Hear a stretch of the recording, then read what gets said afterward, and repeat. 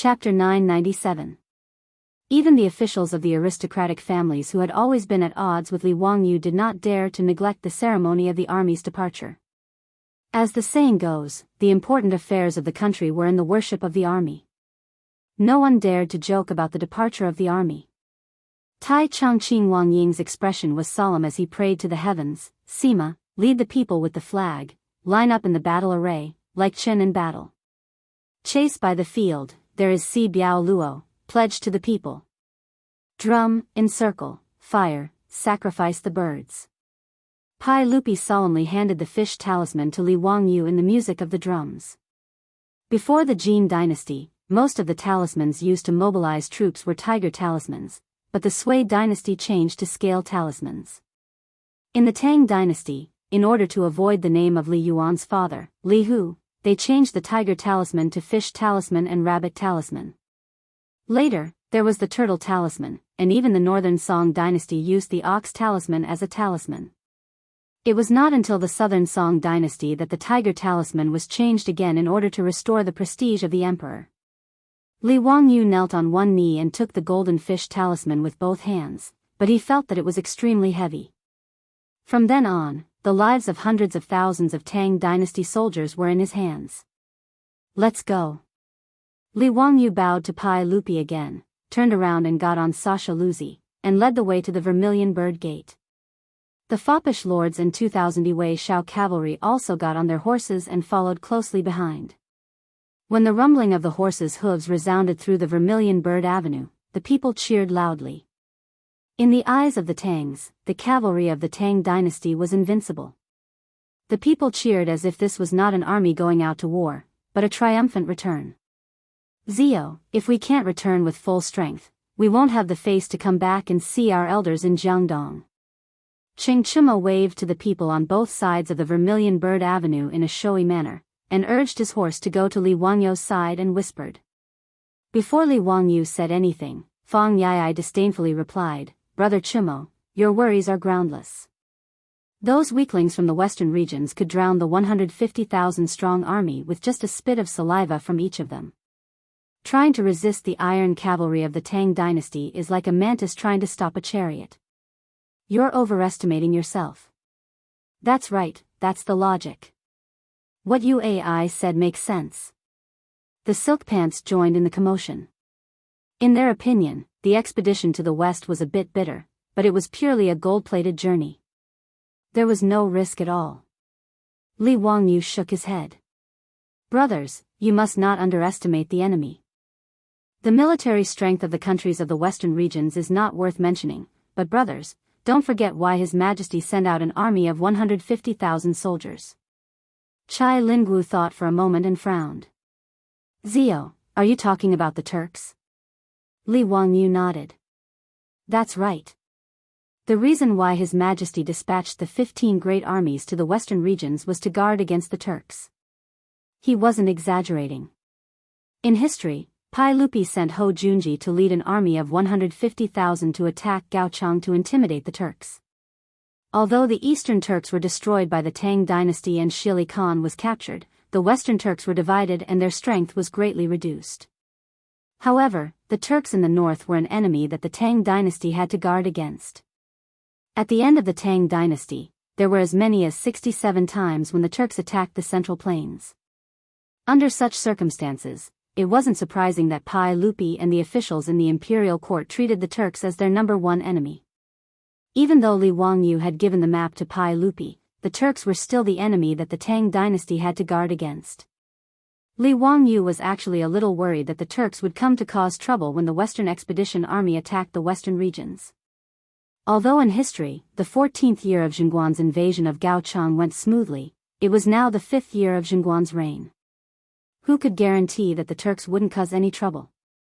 Although he was anxious to flatten Gaochang and return to Chang'an to accompany his wife, he couldn't be careless since he had taken on such a heavy responsibility. If the cavalry of the Tang dynasty were to suffer heavy casualties because of him, Li Wangyu wouldn't be able to rest easy for the rest of his life. After instructing the wastrels to not let down their guard, the 2,000 men galloped toward the northwest. The distance between Chang'an and Jingzhou was only 500 miles. Li Wangyu and the others also had the new military rations with them, so they didn't need any heavy supplies. Thus, they were able to travel at lightning speed and arrive at Jingzhou in just 3 days. Niu Jinda and Xue Wanjun had already received the news and left the city 30 miles early to welcome Li Wangyu and the others. Li Wangyu couldn't help but feel a little terrified. Although the two of them were now deputy chiefs in name, Niu Jinda and Xue Wanjun were both his elders. Niu Jinda, his legitimate son Niu Jingping, Li Wangyu, and the other wastrels were all brothers. Niu Jinda only had one legitimate son, but because of his foot injury, there was basically no possibility for him to develop an official career. In the future, he could only inherit Niu Jinda's title and muddle along. Therefore, Niu Jinda could see very clearly that if his son wanted to live a good life after his death, the key would be Li Wangyu and the other wastrels. Since Li Wangyu had appeared out of nowhere, and in just a few years, he had risen from a commoner to a duke who had founded a country. Niu Jinda and those who knew Li Wangyu admired him even more. In Niu Jinda's opinion, if it weren't for Li Wangyu being so young, he should at least be the founding duke based on his achievements. Although Xue Wanjun wasn't familiar with Li Wangyu, he also understood Li Wangyu's ability and status. To Xue Wanjun, Li Wangyu was more important as the crown prince's teacher and the emperor's nephew. But no matter what, neither Niu Jinda nor Xue Wanjun put on the airs of an elder in front of Li Wangyu. Instead, they truly treated themselves as his subordinates. After seeing Li Wangyu, Niu Jinda and Xue Wanjun immediately bowed and cupped their fists in greeting. This startled Li Wangyu so much that he immediately jumped off his horse and supported the two. "Uncle Niu, General Xue, please don't be so courteous. I really don't deserve this." Niu Jinda laughed loudly and said, "This is not like Chang'an City. The army has its own rules. General Manager, please don't be so courteous. Just give us your orders." "Uncle Niu, you are too courteous. You also know that I was forced by the emperor to be the marching general manager. I had no choice. But when it comes to marching and fighting, it is the first time for me to get involved. Therefore, if there is anything wrong with me, please feel free to point it out." Li Wangyu's attitude was very humble. He wasn't the kind of person who had his eyes on the top of his head. He knew what his strengths and weaknesses were. When it came to marching and fighting, he was a layman. Even if he was the marching general manager, it was better for him not to get involved. Professional matters should be left to the professionals. This was also the management method that his beautiful superior had taught him before he left. In Su Changqing's opinion, managing the 150,000 people of the Western Expedition Army was no different from managing a large company. Even if Li Wangyu didn't understand anything as chairman, as long as he used the right person, there was nothing to worry about. For Li Wangyu, the simplest thing was to delegate power. He could leave all military matters to Niu Jinda and Xue Wanjun. Moreover, an army of 150,000 couldn't possibly march all at once. It had to be divided into the vanguard, the center, and the rear, all of them working together. When the time came, Xue Wanjun would lead the vanguard, Niu Jinda would oversee the center, and Li Wangyu would lead the rear to slowly hold the line. In history, before Ho Junji's army had even arrived, Xue Wanjun's vanguard had already scared King Gaochang to death and attacked Gaochang. After Li Wangyu's army arrived at Jing province and rested for a day, the army of 150,000 finally set out for the western regions. Chapter 998. The journey from Jingzhou to Dunhuang Prefecture was more than 3,000 miles. The 150,000 West Expedition Army traveled smoothly and arrived at Dunhuang Prefecture in just over a month. The army traveled within the Tang dynasty and set up camp along the way. With the help of the various prefectures, there was naturally no trouble. However, after setting off from Dunhuang Prefecture and heading west, the army did not have any more convenience. This long journey had tormented Li Wangyu and the group of wastrels. Even though Li Wangyu was used to riding a horse, the bumpy ride on the back of a horse for over a month made him complain incessantly. Unlike him and Su Changqing, who left home to travel to the center of Shu, they went sightseeing and did not rush. Naturally, it was not as tiring. As for the army, there was a fixed number of miles they traveled and how long they set up camp each day. Although all the soldiers, including Nyojinda, Shue Wanjun, and the group of wastrels were full of praise for the new military rations, Li Wangyu definitely did not like to eat them. Who would want to eat instant noodles, luncheon meat, rice balls, and other military rations every day? Over the past month, Li Wangyu felt nauseous whenever he saw the new military rations. He hated himself very much. Why did he have to invent such disgusting food? Thinking about how he still had to eat those damn military rations for a long time, Li Wangyu felt that his life was gloomy. Every day, he did not eat well or sleep well. Plus, he was worried about his pregnant wife at home. Li Wangyu had a hard time over the past month.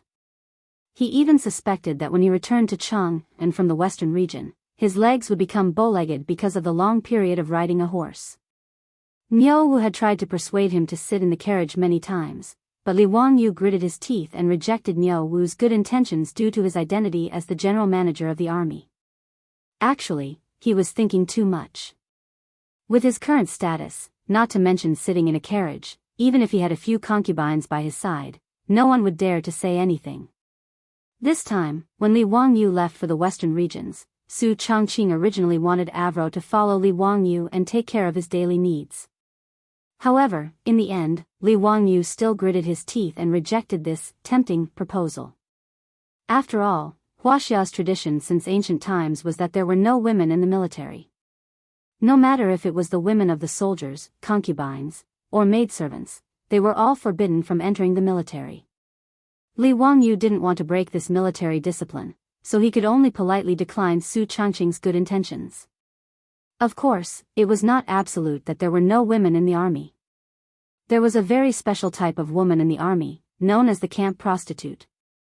During the spring and autumn warring states period, the king of Yu, Go Jian, had to endure hardships.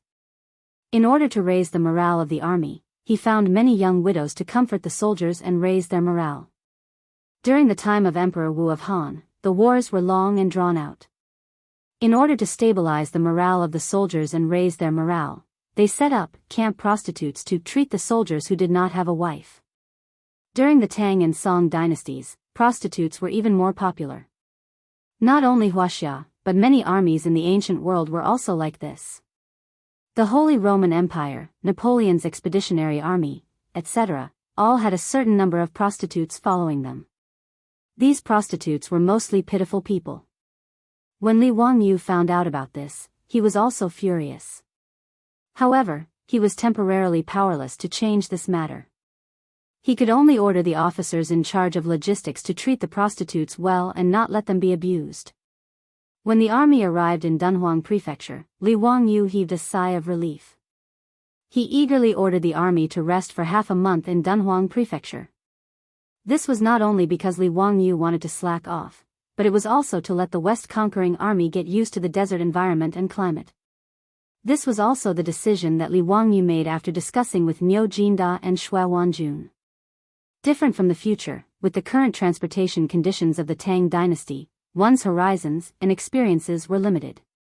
Out of the 150,000 West conquering army, the number of people who had personally seen the desert could be counted on one hand. Even Niu Jinda and Shue Wanjun, these two old generals, had never come into contact with the desert before. To the West conquering army, the danger of attacking the countries of the western regions was not worth mentioning compared to the desert. Be it quicksand, sandstorms, disorientation, lack of water, to the army, they were all fatal threats. Furthermore, the sand dunes in the desert were not static. As such, even the most experienced guides did not dare to guarantee that the army could safely pass through the desert. Every year, there were many merchant groups that went missing in the desert. In the future, Li Wangyu had actually come to Dunhuang to travel. He had also ridden camels in the desert and played with desert cars. However, that was it. He had only been at the edge of the desert and experienced the charm of the desert. As for the desert, he was also unfamiliar with it. Even his experience and knowledge from the future could not provide much help for the West conquering army to pass through the desert. Without satellite navigation and communication equipment, if they wanted to pass through the desert, they could only rely on camels and guides that were familiar with the desert. Therefore, the two old generals, Niu Jinda and Xue Wanjun, in order to ensure that the army could pass through the desert smoothly, ordered the soldiers to enter the desert under the guidance of the guides every day and undergo training. The group of wastrels was even more unfamiliar with the desert. This was the first time they had seen such a boundless desert.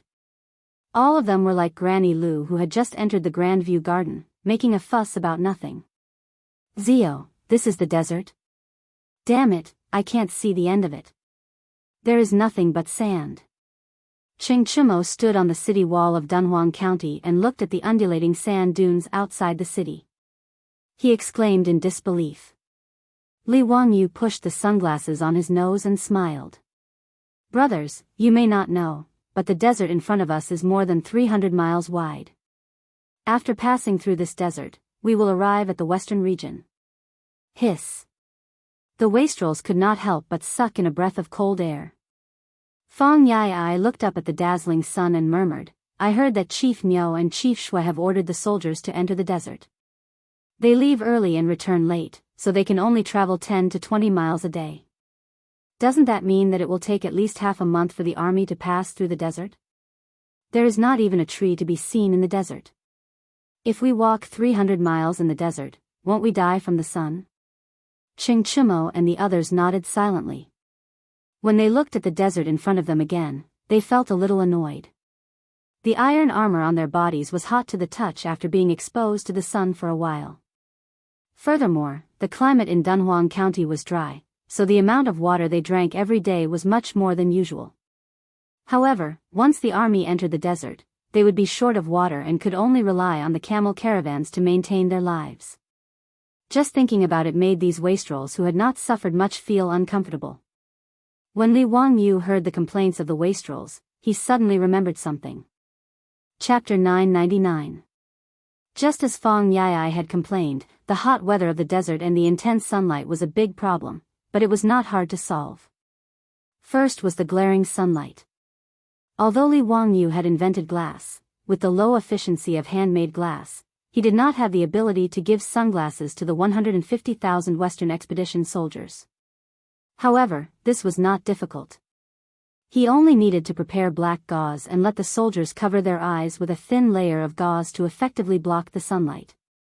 As for the problem of sunscreen, he could only learn from the Arabs. Using white linen to make headscarves not only blocked the sun, but also the wind and sand.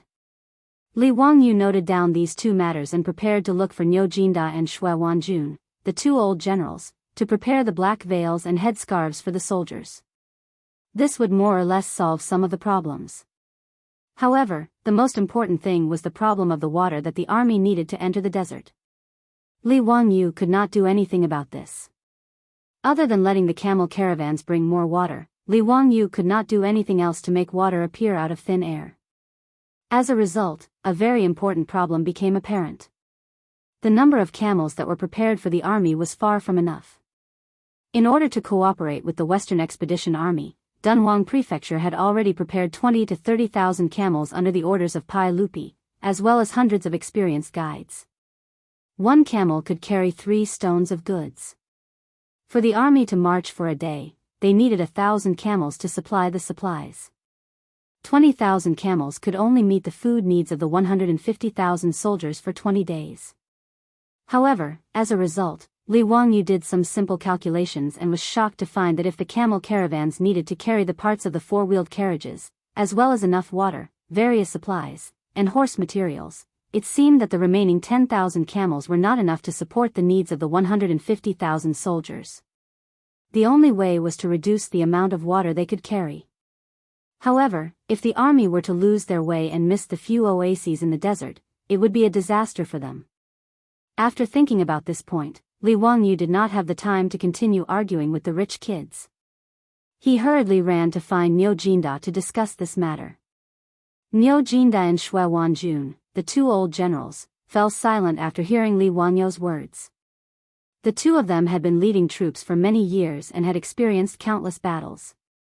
However, they had never come into contact with the desert, and did not know what to pay attention to when marching in the desert. Niu Jinda sighed and said, "Head chief, if it is as you say, this is a big problem. Now, it was impossible to recruit more camel caravans. His Majesty and the officials of the court have already done their best to recruit these caravans for the army. Niu Jinda and Shui Wanjun were very stubborn and insisted on calling Li Wangyu by his official position, which made him very uncomfortable. However, since the two old generals insisted on doing so, he could only accept helplessly.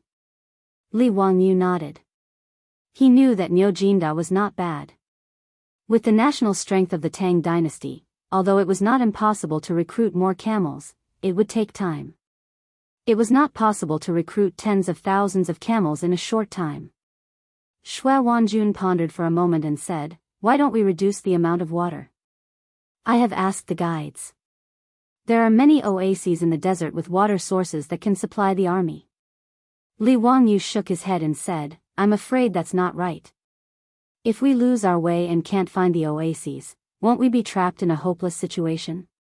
He wasn't trying to frighten them.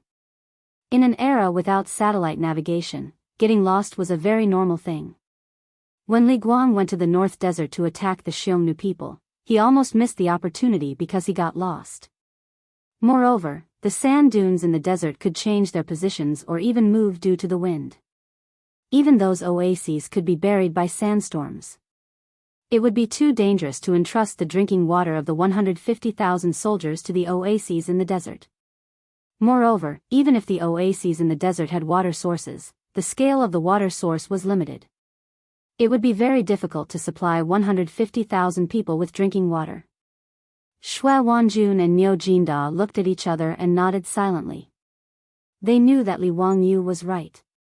The three of them were silent for a while.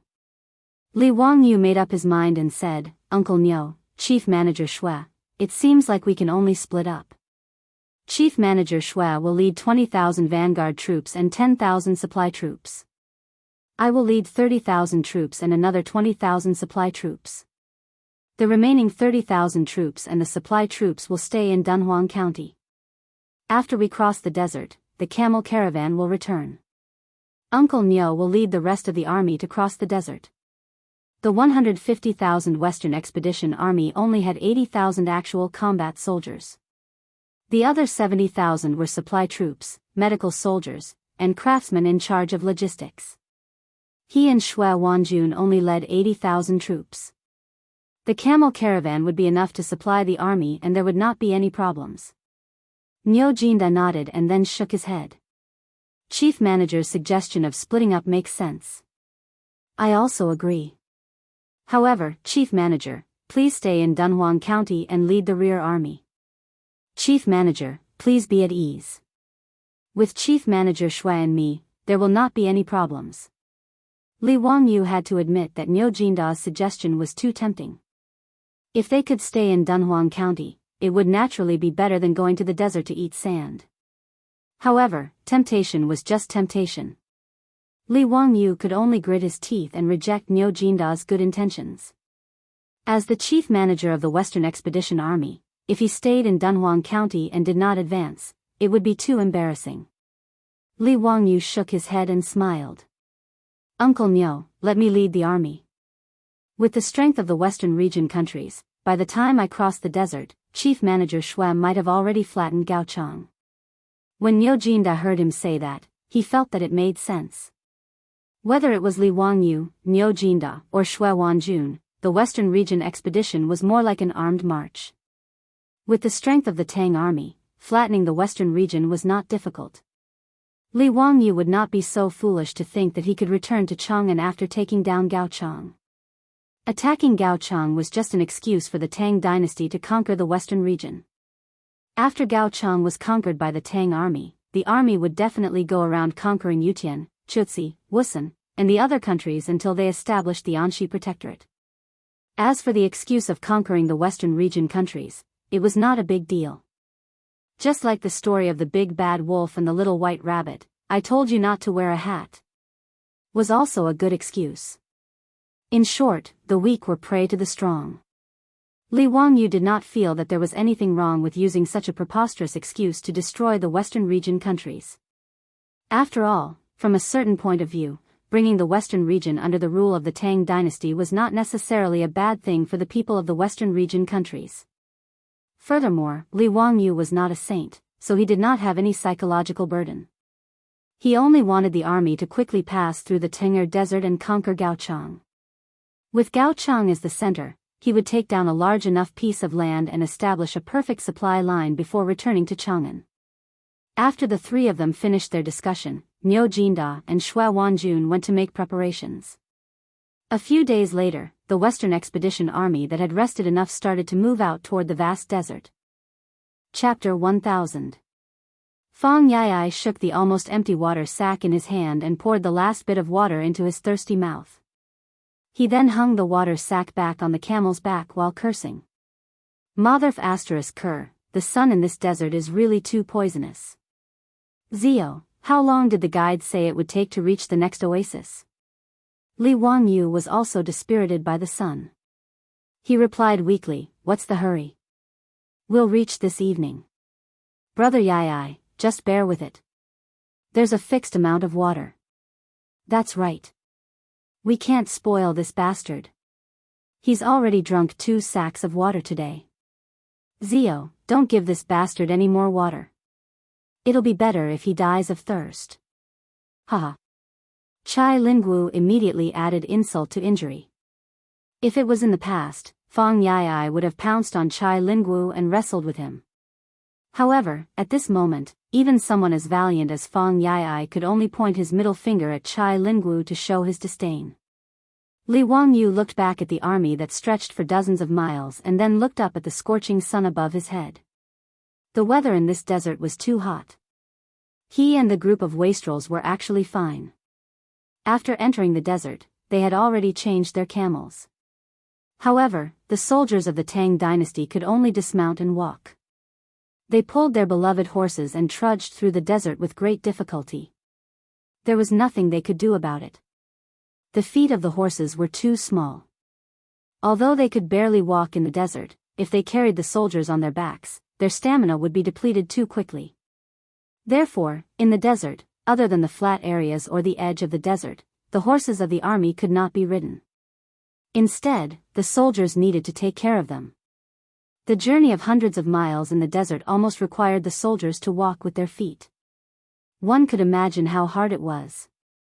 The only thing that made Li Wangyu feel fortunate was that they did not encounter any bad weather along the way. Although it was a bit tiring, there was no danger.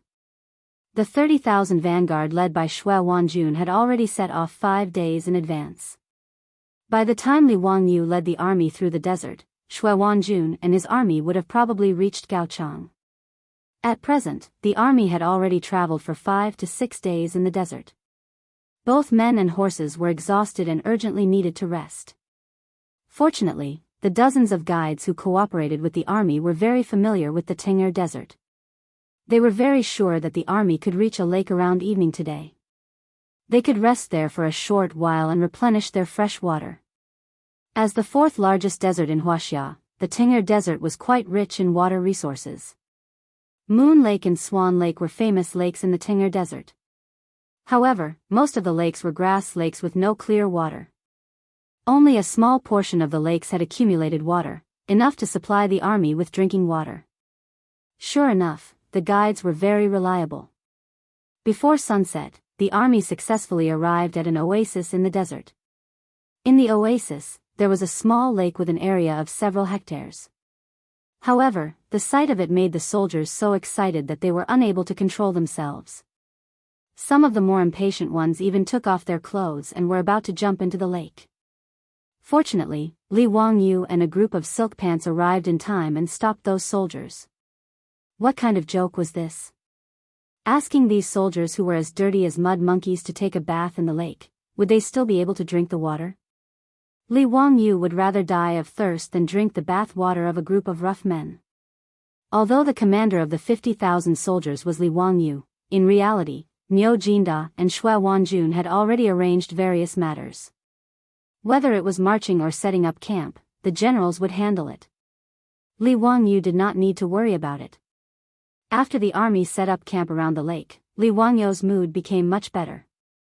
Around the lake was a rare desert meadow due to the existence of a water source.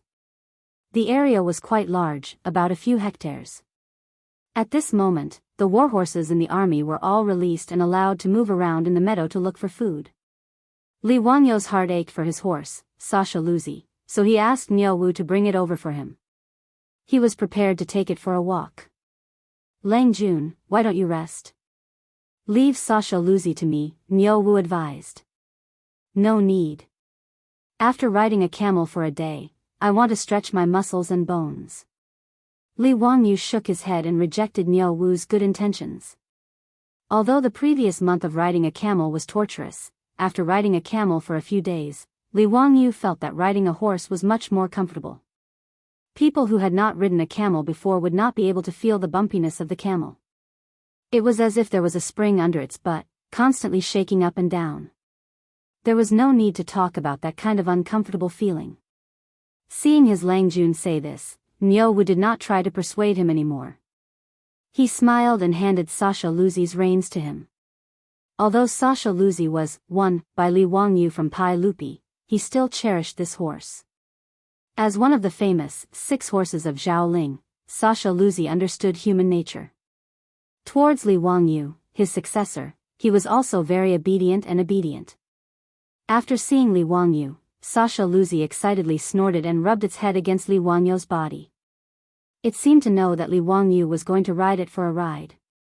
Its 4 hooves constantly kicked the sand under its feet, seeming to be impatient.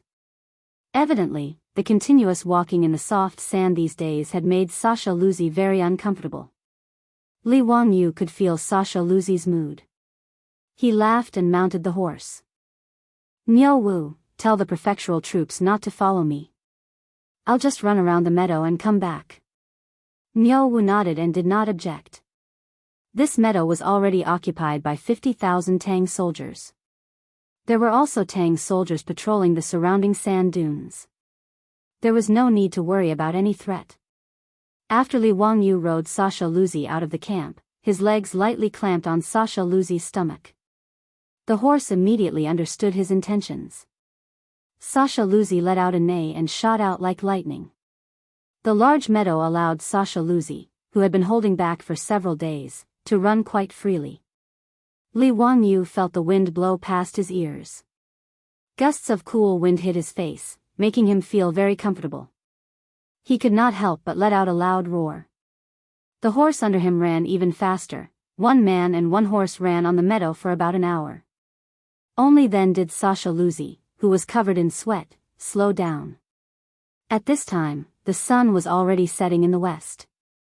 Li Wangyu looked at the orange sunset on the horizon. He could not help but feel moved. He urged the horse to go to the sand dunes beside the meadow. He wanted to see the beautiful scene of smoke rising from the desert and the setting sun on the long river. Although there were sunsets like this every day for the past few days, he who ate sand every day did not have the mood to appreciate any beautiful scenery. Today, it was rare for the army to find such a beautiful meadow. They were also prepared to rest for a day. They were not in a hurry to travel. Only now did Li Wangyu have the mood to enjoy the scenery. He led Sasha Luzi and spent more than 10 minutes climbing the sand dunes beside the meadow. The Tang dynasty sergeants patrolling the sand dunes bowed to Li Wangyu when they saw him. No need to be polite. You go patrol. I will return to the camp after watching the sunset. Don't worry. Li Wangyu refused the sergeant's protection with a smile and waved his hand to indicate that they did not need to care about him. The sunset in the desert was the loneliness. What was the meaning of being surrounded by a group of people? Li Wangyu, who looked slightly hipster, stood on the top of the sand dunes and gently stroked Sasha Luzi's soft mane beside him. Just as he was immersed in the beautiful sunset, he was surprised to find that there seemed to be something strange in the sky. Li Wangyu was a little surprised. He looked carefully. After a while, he suddenly realized what the strange thing in the sky was. Li Wangyu did not have time to care about Sasha Luzi. He directly jumped on the horse and urged it to rush down the sand dunes. He kept calling out to the nearby Tang dynasty sergeants. Run! Return to the camp! Return to the camp! Sandstorm! It's a sandstorm! Unknowingly, 1,000 chapters have passed. Chapter 1001. Half a month later, a few fast horses rushed into Chang'an, covered in dust and exhaustion. They were messengers sent by Niu Jinda. They rushed 800 miles and exhausted several post horses. They changed horses all the way back to Chang'an from Dunhuang County in just a few days. The messengers did not disturb others and went straight to Taiji Palace. They handed over the waist token of the Deputy General Manager of the Western Expedition Army and asked to see Pai Lupi. However, they brought a shocking piece of bad news. The General Manager of the Western Expedition Army, Li Wangyu, Commander Duke of Fufeng, was attacked by a sandstorm when he led the army through the desert. His whereabouts were unknown. The army of 50,000 had searched the desert for several days and still did not find any trace of him. In a panic, they could only send people back to Dunhuang County to report to Niu Jinda. When Niu Jinda heard about this, he was also shocked and could not control himself. Li Wangyu had disappeared without a trace for several days because of the sandstorm, and in an environment like the desert. This made Niu Jinda feel a chill that shot from his tailbone to the top of his head. Although he had seen the power of a sandstorm with his own eyes, he knew that under such circumstances, the situation was not optimistic. The desert was not like other environments. If no trace of Li Wangyu was found for 5 or 6 days, even if he was not buried by the sand, he would have died of hunger and thirst. If something happened to Li Wangyu, Commander Duke of Fufeng, it would cause a huge earthquake in the court. His identity was too important and too sensitive. However, at this point, no matter how terrified Niu Jinda was, he did not dare to be negligent. He hurriedly sent people 800 miles away to report to Chang'an. Fortunately, he also knew that this was a serious matter and did not dare to spread it. He only repeatedly told the messengers to keep it a secret and not let anyone know except to report it to His Majesty. In the Sweet Dew Hall of Taiji Palace, several tired messengers covered in dust knelt in the hall with their heads close to the ground. They did not dare to look directly at the furious Pai Lupi. Bastard, bastard. What kind of bullshit news is this? How dare he, Niu Jinda, spout such nonsense in front of me? I will order people to chop off his head. How did Zio die? How could he go missing? He was the Tao ancestor's personal disciple. How could a mere sandstorm do anything to him? Men, drag these bastards out and beat them to death for lying about the military intelligence. The furious Pai Lupi did not believe the news brought by the messenger at all. He immediately ordered his men to drag them out and beat them to death. Mitua, who was serving beside Li Er, was also extremely shocked, but he still had some rationality, and immediately advised, everyone, let's invite Minister Fong and the others into the palace to discuss. The County Duke of Langyi probably wouldn't. Shut up. Even you want to deceive the emperor? How could Pai Lupi listen to these words at this moment? In a fit of rage, he reached out and slapped Mitua. Get out, all of you. Get out. I don't want to see you. Mitua covered his face and did not dare to say anything. He hurriedly ordered the palace maids and the trembling messengers to leave the Sweet Dew Hall. He hesitated for a moment, then stretched out his hand to summon a few eunuchs, asking them to immediately invite Fang Xianling, Zhang Sun Wuji, Gao Shilian, and the others into the palace. He also ordered people to arrange for the few messengers who were still in a state of panic to rest. If Li Wangyu really died in the desert, Chang'an City would really be in chaos. Looking at the palace maids hurriedly leaving, Mitua could not help but sigh. After Fang Xianling and the others entered the palace, they still did not know what had happened. After Mitua whispered what had happened, the 3 leaders of the imperial court all trembled. Mitua, is this true? How could this be possible? Zio had 50,000 soldiers to protect him.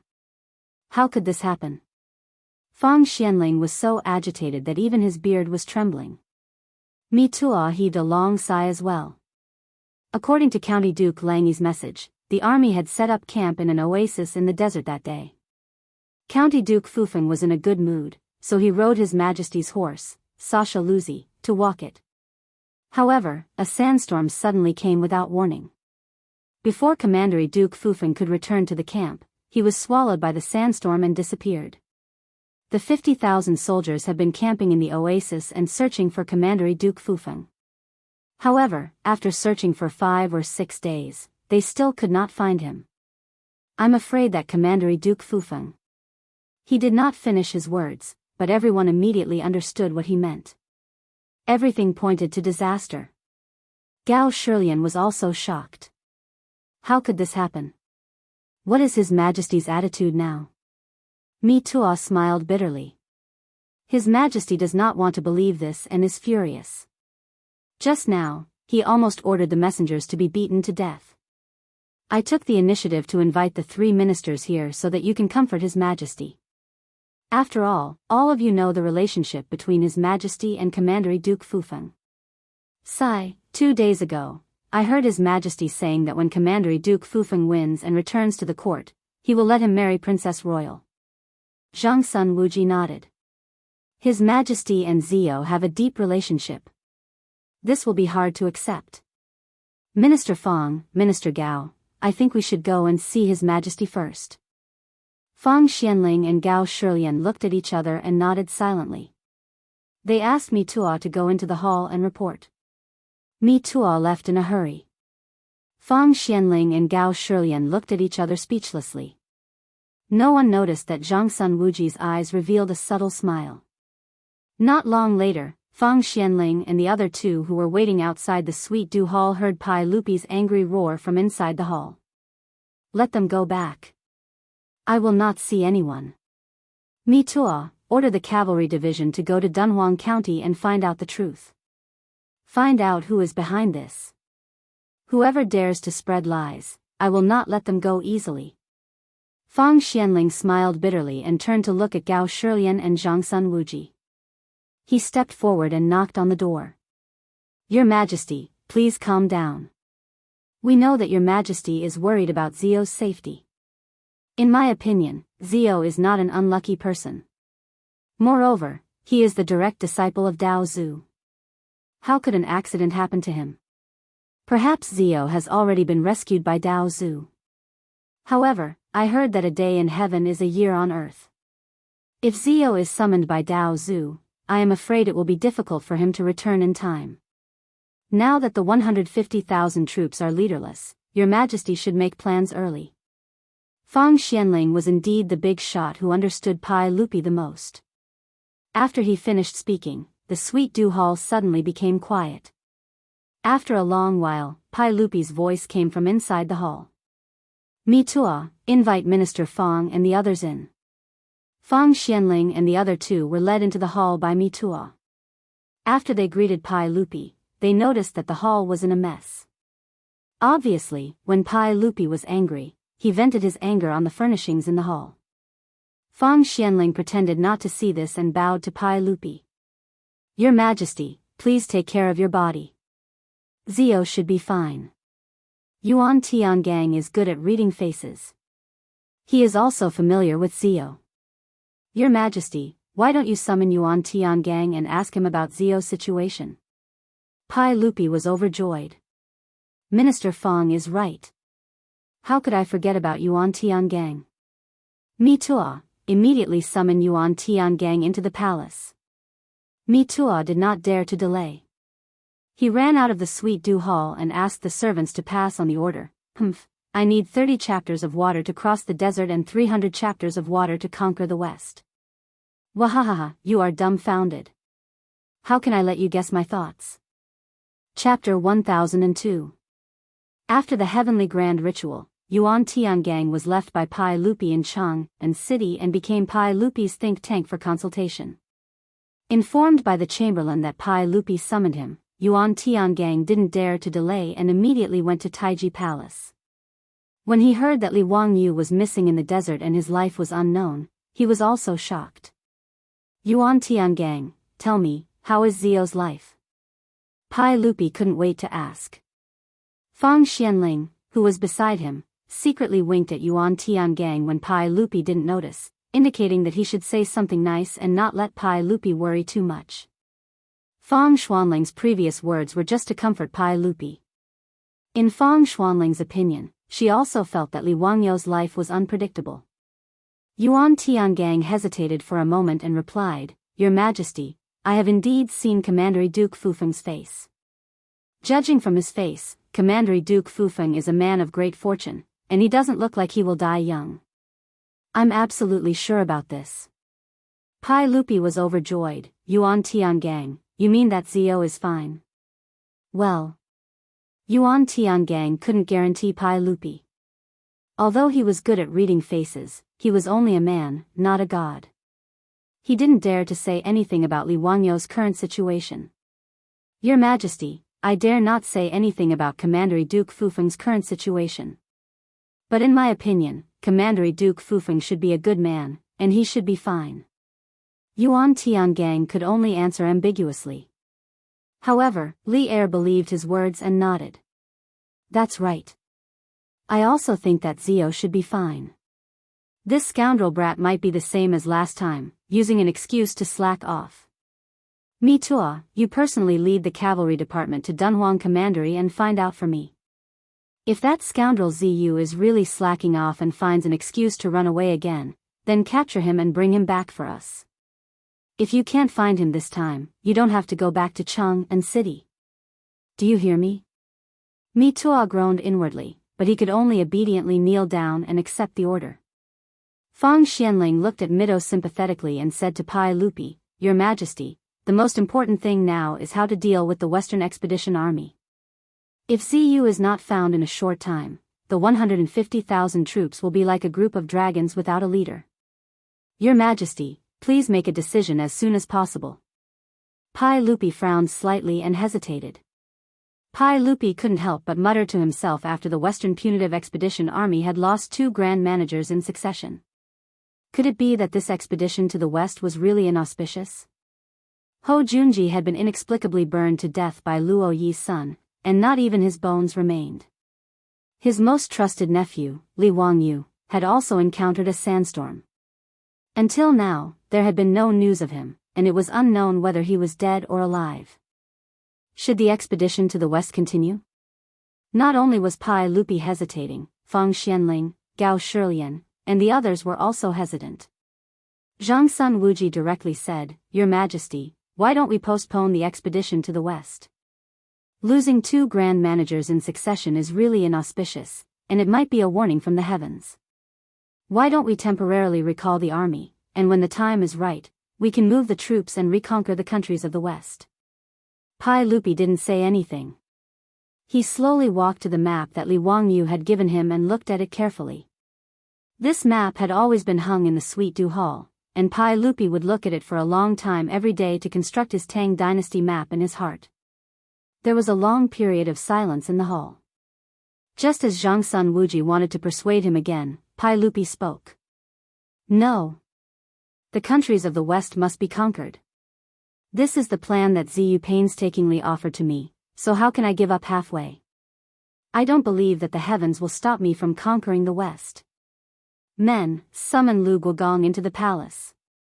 Pai Lupi quickly made up his mind and summoned Cheng Yaojin into the palace. It was obvious that he was prepared to use Cheng Yaojin as the 3rd grand manager to continue the expedition to the west. Seeing that Pai Lupi had made his decision, Fang Xianling and Gao Shilian looked at each other and didn't say anything to dissuade him. Zhang Sun Wuji was a little disappointed, but he also kept his mouth shut. However, there was some dissatisfaction in his eyes. After Cheng Yaojin was summoned into the palace, he heard that something happened to Li Wangyu. Without waiting for Pai Lupi to speak, he immediately stood up and said, Your Majesty, I will go to Dunhuang now and bring that brat Ziyu back in one piece. Jijia, are you really willing to take over the position of Grand Manager? Pai Lupi asked. Although he had the intention to let Cheng Yaojin take over the Western Punitive Expedition Army, no matter what, the experience of the previous 2 Western Punitive Expedition generals and Zhang Sun Wuji's words made Li Er feel a little uncomfortable. He was also worried that something would happen to Cheng Yaojin after he took over. Cheng Yaojin didn't hesitate and said, Your Majesty, don't worry.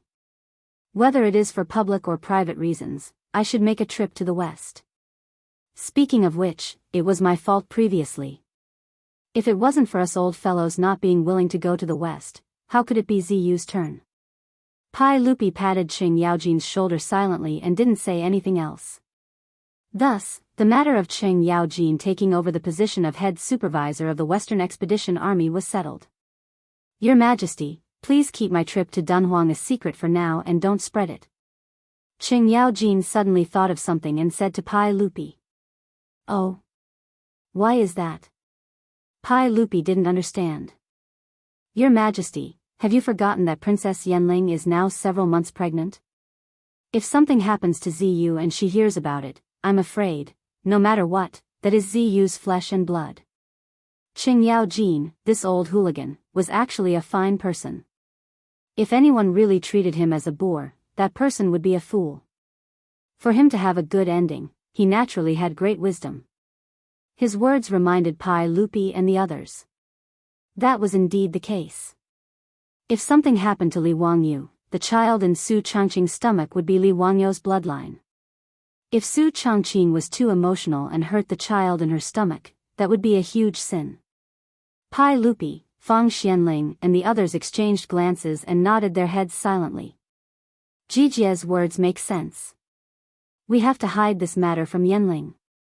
At least before Ziyu's Qilin son is born, we can't let him know about this. Zhang Sun Wuji and the others nodded their heads in agreement. Everyone discussed the matter of the Western expedition before Qing Yaojin left the palace and returned to his residence. He packed his bags and prepared to rush to Dunhuang Prefecture. Not mentioning how Qing Yaojin would rush to Dunhuang Prefecture to clean up the mess left by the Western Expedition Army, Zhang Sun Wuji returned to his residence after leaving the palace and ordered someone to call his eldest son, Zhang Sun Chong. Chong, if you have time, go to the palace more often to visit your aunt. Also, get closer to Changle. Zhang Sun Chong didn't understand and asked, Father, why do you say so? It's natural for me to visit my aunt, but Changle has already been betrothed to Li Zio. Even if I'm her cousin, it's still inconvenient, right? Zhang Sun Wuji twirled his beard and smiled, that was then and this is now. You just have to listen to me. Zhang Sun Chong asked, Father, did something happen? I originally planned to ask His Majesty to marry Changle as your wife. But I didn't expect that His Majesty would betroth Changle to Li Zio before I even said anything. I also miscalculated back then. I didn't expect Li Zhou to give birth to such an amazing son. In just a few years, this kid has skyrocketed and gained His Majesty's trust. In the long run, I'm afraid our Zhangsun clan will really be suppressed by others. Fortunately, Li Zio is like his father, a short-lived ghost. Haha. Zhang Sun Wuji couldn't help but twirl his beard and laugh. Zhang Sun Chong was stunned and quickly asked, Father, why do you say so? Did something happen to Li Zio? Yes. Zhang Sun Wuji nodded his head proudly. Obviously, he had already treated Li Wangyu as a dead man. Chapter 1003. Zhang Sun Wuji had always been a person with strong ambitions. However, he also understood that he did not have the ability to shake Li Tang's empire. Therefore, Zhang Sun Wuji had always been very careful in hiding his intentions in front of Pai Lupi. Pai Lupi indeed regarded Zhang Sun Wuji highly. Zhang Sun Wuji was ranked first among the 24 meritorious officials of the Lingyan Pavilion. In history, Pai Lupi had even married his eldest daughter, Princess Changle, to Zhang Sun Wuji's eldest son, Zhang Sun Chong. His favoritism towards Zhang Sun Wuji had already reached the extreme. However, it was clear that Zhang Sun Wuji was not satisfied with being a powerful relative. After Li Qingxian was involved in a rebellion and was deposed, Zhang Sun Wuji realized that there was a glimmer of hope for him to seize power. Therefore, although they were both his blood-related nephew, Zhang Sun Wuji did not choose to support Li Tai, who was already an adult and known for his intelligence. Instead, he chose Li Ji, who was only 15 years old. At that time, Pai Lupi had once considered passing the throne to Li Tai. However, under Zhang Sun Wuji's persuasion, he ultimately chose Li Ji. The reason why Zhang Sun Wuji chose to support Li Ji was naturally because Li Ji's abilities were mediocre and even somewhat cowardly. In Zhang Sun Wuji's opinion, it would be easier for him to control and seize power if such a nephew ascended the throne.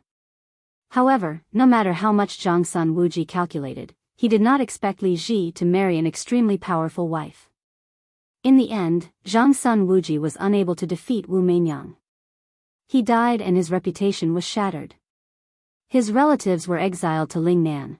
Although Zhang Sun Wuji did not have such ambitions, he still felt a deep fear and unease towards Li Wangyou's rapid rise. He was different from the 5 surnames and 7 hopes. All of his power originated from Pai Lupi. As a result, Zhang Sun Wuji, who was originally close to Li Wangyou, became increasingly dissatisfied when Li Wangyou's nobility rank became higher and he became closer to Li Qingqian, Li Tai, and the others. When Li Wangyou's grievous news arrived, Zhang Sun Wuji was secretly delighted. He felt that a stumbling block had disappeared just like that. Therefore, when he returned to the mansion, he immediately instigated his son, Zhang Sun Chong, to steal Li Wangyou's wife. There was no need to talk about Zhang Sun Wuji's despicable acts. Time flew by like a white horse, and 8 months passed in the blink of an eye. It was early summer in the 5th month of the 6th year of Zhenguan. In these 8 months, many things had happened. After Qing Yaojin rushed to Dunhuang County to take over the Western Expedition Army, he immediately led the rear army into the desert to meet up with the 50,000 soldiers who were still in the desert oasis searching for Li Wangyou. Together with the hundreds of elite cavalry led by Mito, the 120,000 soldiers searched the desert for dozens of days. They almost razed the surrounding sand dunes to the ground, but they still couldn't find any trace of Li Wangyou. Helplessly, Qing Yaojin could only leave behind 10,000 soldiers to meet Tuo while he led the army to the west. With the demon king Qing Yaojin taking action, in addition to the Tang army's valiant fighting strength, there was naturally no suspense in the west expedition. When the Tang army appeared outside of Gaochang city, just like in history, the Gaochang king was scared to death, and his successor directly opened the city gates and surrendered. After the Tang army took down Gaochang city without bloodshed, they used Gaochang as the center and sent Niu Jinda and Shui Wanjun to attack everywhere. They continuously took down Xiuzi and other countries, and a large piece of land in the west region was included in the Tang dynasty's territory. However, the victory of the west expedition did not make Pai Lupi feel excited or happy. There was still no news of Li Wangyou. Mi Tuo had almost turned the desert upside down, but he still couldn't find any trace of Li Wangyou. Now, even Pai Lupi had silently accepted this fact in his heart. He felt that Li Wangyou should have died in the sandstorm. It was also because of this that Pai Lupi felt even more guilty and blamed himself for sending Li Wangyou to the west region. He also paid more attention to the unborn child in Su Changqing's womb. In Lai Hot, Pai Lupi had already sent countless female officials, palace maids, and palace midwives to take care of Su Changqing's labor. Even Lu Shenwei, the imperial physician of the Shangyao Bureau, was sent to Dingzhou village. Sun Simiao and Zhang Baozong were also summoned to the palace by Pai Lupi. He revealed to them that Li Wangyou might have died, and ordered them to take care of Su Changqing without the slightest mistake. That child was Li Wangyou's last bloodline in the world. It could be said that with Sun Simiao, Zhang Baozong, and Lu Shenwei's care, this degree of importance was even greater than when Empress Zhangsun gave birth. Su Changqing was an incomparably intelligent woman. Ever since Pai Lupi sent so many palace maids to her residence, as well as Sun Simiao and Lu Shenwei's attitudes, she vaguely had some bad guesses. In addition, Li Wangyou had been away for several months, but he hadn't sent back a single letter. There wasn't the slightest bit of news, which made her feel even more uneasy. However, Su Changqing didn't say anything. She also didn't ask about Li Wangyou's whereabouts. She only stood on the castle's balcony every day, gazing into the distance with a sorrowful expression. Today, Su Changqing once again came to the balcony. Her hands gently stroked her swollen belly as she softly muttered to herself, "Darling, your father might have returned to that world." Humph, he actually didn't bring mommy and darling. Next time you see daddy, darling, you must teach him a lesson for mommy. Elder sister, why did you come out again? Old immortal son already said that elder sister will give birth in these 2 days. Why are you still running around? What if the injured person has a child? Aphrodite and Perrin's figures appeared behind Su Changqing as 2 beautiful figures appeared behind him. Su Changqing reluctantly revealed a smile. Don't worry, I'm fine. Old Immortal Sun also said that appropriate exercise is good for the child. Elder sister Mrs. Lang Jun again, doesn't she? Perrin gently supported Su Chongqing and pouted. Lang Jun is really too much. He's been in the western regions for 8 months and didn't even send a letter back. Humph, he even said that he would definitely return within 8 months. Su Chongqing reached out to stroke Perrin's hair and smiled. Alright, don't blame him. Wang Yu might be entangled with something. Avro also held Su Chongqing's arm and smiled. That's right. The western regions is so far away from Chang'an. It took me an entire year to come to Chang'an with the caravan. Perrin, don't blame Lang Jun. Humph, both of you are speaking up for Lang Jun. I can't argue with you. Perrin smiled and stuck out her tongue. Elder sister, let's go back. Su Chongqing nodded and looked up at the western regions again. Just as she was about to turn and leave, she suddenly clutched her belly and let out a soft cry. Avro and Perrin were startled. Elder sister, what's wrong? But the child kicked you again. A few drops of sweat rolled down Su Chongqing's pretty face. She slowly shook her head. The amniotic fluid seems to have broken. Maybe the child is about to be born. These words shocked the two girls. After a long while, they let out a cry of surprise and hurriedly called for the palace maids. They carefully helped Su Chongqing back to her room and ordered someone to immediately invite Sun Simiao and the others over. Sun Simiao and the others hurried over. After a round of diagnosis, the midwife in the palace also checked Su Chongqing's body. Quick, immediately report to the palace that Princess Yanling is about to give birth. The news was immediately sent back to Taiji Palace. Pai Lupi and Empress Jiangxuan's imperial carriage, under the protection of a large group of imperial guards, quickly brought Changle, Li Qingxian, Li Tai, and the others to Dingzhou village Lai Hot. Is it a boy or a girl? Chapter 1004. The news that Su Chongqing was about to give birth to a child soon spread throughout half of Chang'an.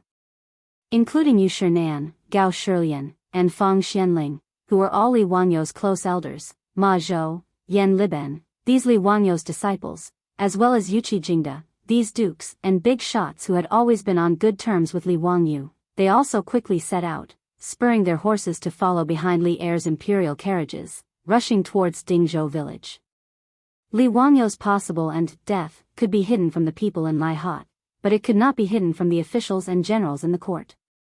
Almost everyone knew that the child who was about to be born today might be Li Wangyou's posthumous child and would inherit Li Wangyou's title in the future.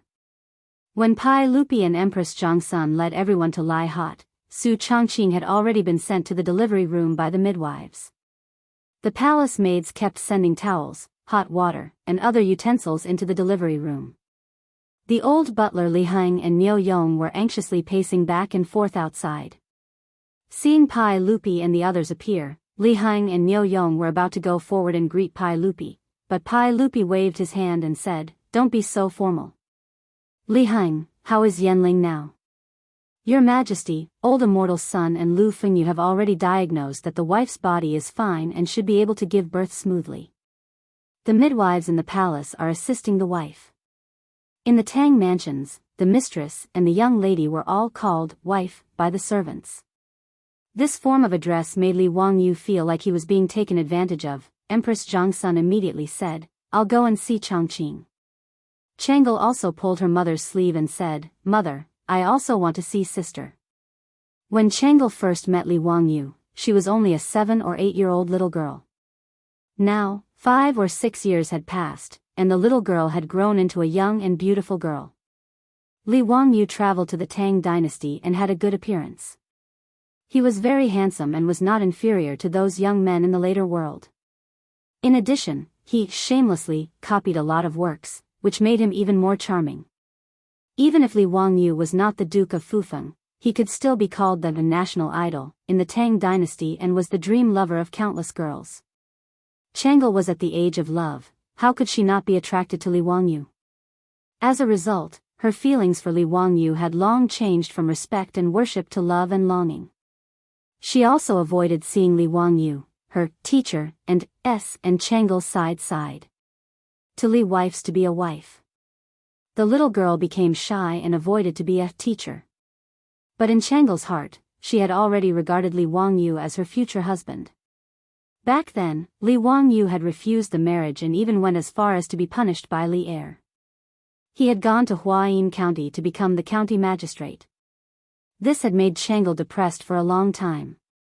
She often hid in the palace and cried secretly. This was also the reason why Pai Lupi was so angry with Li Wangyu. His precious little cotton-padded jacket was actually crying because of this bastard Li Wangyu. He really deserved to die. Pai Lupi was an emperor, but first of all, he was a father. His good cabbage was despised by a pig. It was really annoying. Fortunately, in order to marry Su Changqing, Li Wangyu finally agreed to marry Changel, which satisfied Pai Lupi a lot. Changel was looking forward to Li Wangyu's grand wedding and joining the Lai Hot after he returned victorious from the western regions. Therefore, Changel had already changed her way of addressing Su Changqing as sister. She had already regarded herself as a member of the Lai Hot. But who would have thought that the heavens didn't fulfill people's wishes? Li Wangyu actually died in the desert. This made Pai Lupi feel sad. He also felt that he couldn't face his eldest daughter. Pai Lupi and Empress Zhongsun still didn't know about Li Wangyu's accident from Changel. They didn't know how to tell her this cruel truth. Changel's words made Empress Zhongsun hesitate for a moment. But she still nodded and agreed. She took her daughter's hand and went to the delivery room. In the delivery room, Su Changqing had already turned pale because of the prenatal pain. Her forehead was full of bean-sized sweat. Her long hair was wet and scattered on her forehead. Seeing her like this, Changel hurriedly went up. She carefully took the warm towel from Perrin's hand and carefully wiped Su Changqing.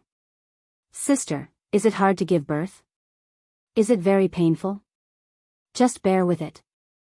I heard from my mother that it will be fine after the baby is born." Su Changqing reluctantly gave Changel a smile. "Changel, I'm fine." Changel slightly twisted the corner of her clothes. But Changel is a little afraid of pain. Will Changel be like this in the future? Without waiting for others to speak, Changel seemed to have made up her mind. "But if it's for my husband, Changel is not afraid of pain." Her words made Su Changqing and Empress Zhongsun's faces turn dark at the same time. Neither of them spoke, nor were they in the mood to make fun of the little girl. Empress Zhongsun hesitated for a moment. After comforting Su Changqing with a few words, she took Changel out of the delivery room. Her eldest daughter was still looking forward to the future. As a mother, she felt more and more uncomfortable and didn't know what to do. Empress Zhongsun couldn't help thinking of what her brother said to her in the palace these days. Perhaps, for Changel's good, it was time to arrange a new marriage for her. Zhongsun Chong, as her nephew, seemed to be a good choice. While Empress Zhongsun was thinking absent-mindedly, Su Changqing's painful cry came from the delivery room, interrupting her thoughts. Pai Lupi and others also became nervous at this time. In the Tang dynasty, women giving birth was really like breaking through the gates of hell, and they couldn't be careless. Even Sun Simiao, just in case, had prepared an operating room in Lai Hot early. If Su Changqing had a difficult birth, they might have to do another caesarean section. Ma Zhou, Yan Liben, and other disciples, as well as Li Heng, Niu Yong, and others, were so nervous that they almost held their breaths. Fortunately, it didn't take long before a baby's loud cry came from the delivery room, which eased the tension of everyone a little. "Congratulations, Your Majesty. Commandery Princess Yenling gave birth to a little girl successfully. Both mother and daughter are safe." Immediately, a female official in the palace hurried out to report the good news. Everyone breathed a sigh of relief at the same time, and immediately felt a sense of loss. A girl couldn't inherit Li Wangyu's title of nobility. Pai Lupi shook his head. When he was about to let the chamberlain read the decree, he heard a baby's cry again from the delivery room. 2 babies? Twins? Immediately, a female official rushed out again. "Congratulations, Your Majesty. Commandery Princess Yanling gave birth to another Prince Xiaolang. They are twins, twins of a dragon and a phoenix. Both mother and child are safe. This news shocked everyone. Old butler Li Heng's knees went soft, and he knelt on the ground.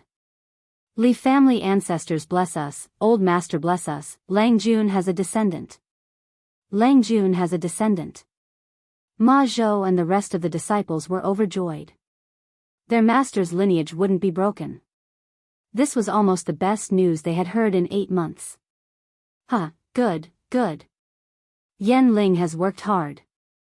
Pass my decree. Commandery Princess Fufeng, Li Wangyu, has worked hard and made great contributions to the country. He should return to the imperial family. Pai Lupi was so happy that he didn't even bother to let the chamberlain read the decree. He directly announced it in front of everyone. When old butler Li Heng heard that his Lang Jun could return to the imperial family, he was so excited that he almost had a stroke. He immediately knelt down again and kowtowed to Pai Lupi 3 times and 9 times. Old slave thanks your majesty on behalf of Lang Jun. Before Li Heng could finish, Pai Lupi's next sentence almost made the old man faint. Commandery Princess Fufeng, Li Wangyu, will be conferred the title of Prince of Qin. His eldest son will be conferred the title of Commandery Prince of Fufeng, and his eldest daughter will be conferred the title of Commandery Princess of Fufeng. Once this was said, everyone was shocked. What a genius!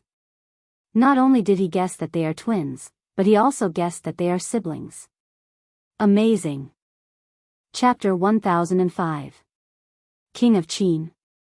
Fang Xianling, Gao Shilian, and the others were about to dissuade him, but they immediately shut their mouths again. Obviously, this title was Pai Lupi's compensation to Li Wangyu. Although it was somewhat inappropriate, Fang Xianling and the others did not want to cause more trouble and make Pai Lupi unhappy. For them, it was not unacceptable that Li Wangyu would be conferred the title of King of Qin. This was a posthumous title given by Pai Lupi to Li Wangyu. It was a sad honor. But King of Qin was not an ordinary prince. Before Pai Lupi's rebellion at the Xuanwu Gate, his title was King of Qin. King of Qin represented the state of Qin during the spring and autumn and warring states period. The titles of Qin, Jin, Qi, and Chu were the most honorable. And King of Qin represented Pai Lupi. Therefore, in the Tang dynasty, except for Pai Lupi, no one else was conferred the title of King of Qin. Now that Pai Lupi had given the title of King of Qin to Li Wangyu, it could be said to be a sad honor to the extreme. Pai Lupi chose to announce Li Wangyu's posthumous title in public because he did not intend to continue hiding Li Wangyu's death.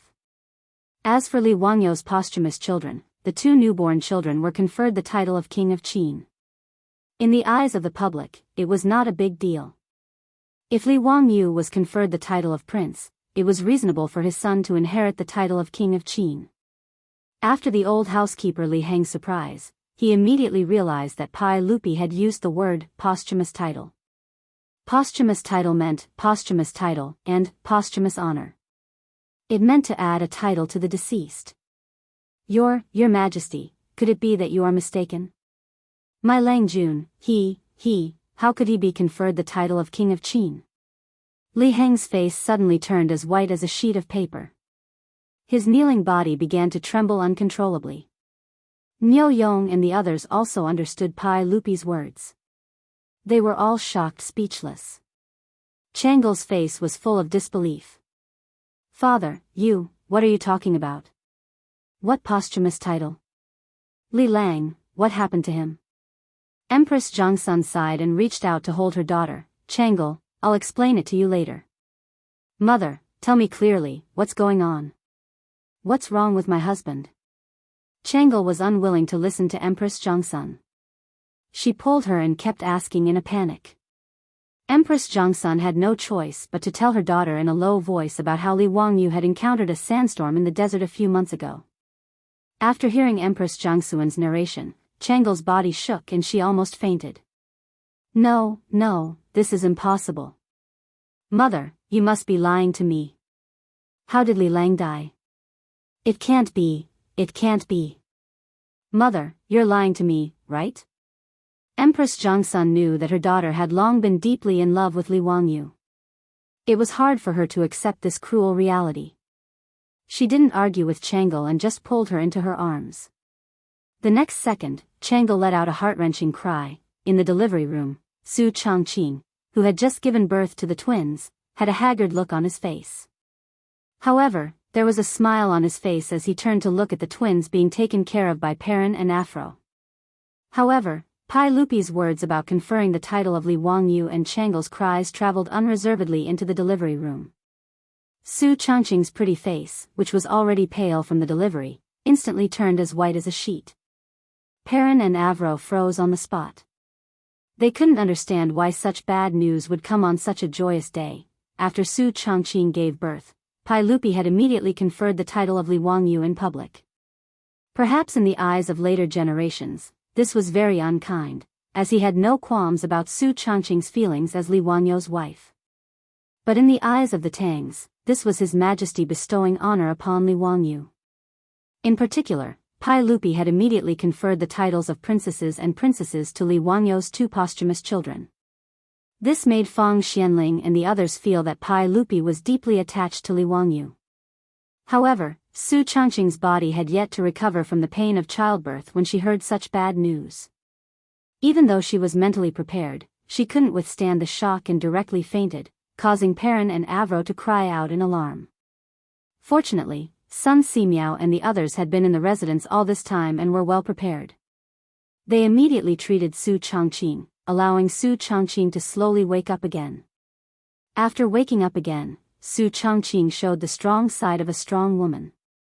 She stretched out her hand to summon Pei Lan and ordered, "Let Li Heng go and express his gratitude to His Majesty. Then, close the door and see the guests out. From today onwards, the Fufeng Commandery Duke's mansion will not accept any guests." Perrin didn't correct her mistake. Whether it was the Duke of Qin's residence or the Duke of Fufeng's residence, it was no longer important. If Li Wangyu really wasn't around, what difference would it make to them? The Duke of Qin's residence also closed its doors from this day onwards. Apart from Ma Zhou and the others, Su Changqing refused to see anyone else. Su Changqing also handed over Lai Hat's businesses in Cheng and city to her female army to manage. She shut herself in and focused on raising her children. After the death of Li Wangyu, the Duke of Fufeng, who had been posthumously conferred the title of Duke of Qin, his posthumous children being conferred the titles of Duke of Fufeng and Princess of Fufeng naturally caused a great deal of discussion and uproar in Cheng and city. After confirming that Li Wangyu had died in the desert, the Wang clan of Taiyuan, the Jing clan of Xinjiang, and the other aristocratic families were just short of congratulating each other. These aristocratic families had suffered too many losses because of Li Wangyu. After Pai Lupi posthumously conferred the title of Duke on Li Wangyu, Zhang Sun Chong also ran to Taiji Palace more frequently. Since Li Wangyu had died, the marriage between Changle and Li Wangyu naturally came to an end. Zhang Sun Wuji had already prepared to formally propose marriage to Pai Lupi and his sister Empress Zhang Sun, hoping that Zhang Sun Chong would marry Changle. Pai Lupi and Empress Zhang Sun discussed in private and also felt that this marriage was not bad. In history, Changle married Zhang Sun Chong in the 7th year of Jingguan. However, Pai Lupi and Empress Zhang Sun did not expect that when they tactfully proposed this marriage to Changle, Changle vehemently opposed it. "Father, mother, what are you talking about? I am the princess consort of Qin. It was father who bestowed this marriage to Li Wangyu. How can you let me marry cousin? Changle, don't be ridiculous. Zio is no longer in this world. How can you marry him? No, I don't care. In this life, I am a member of the Duke of Qin's residence. In death, I am a ghost of the Duke of Qin's residence. Father, mother, please grant me my wish. I would rather die than marry someone else." Nonsense.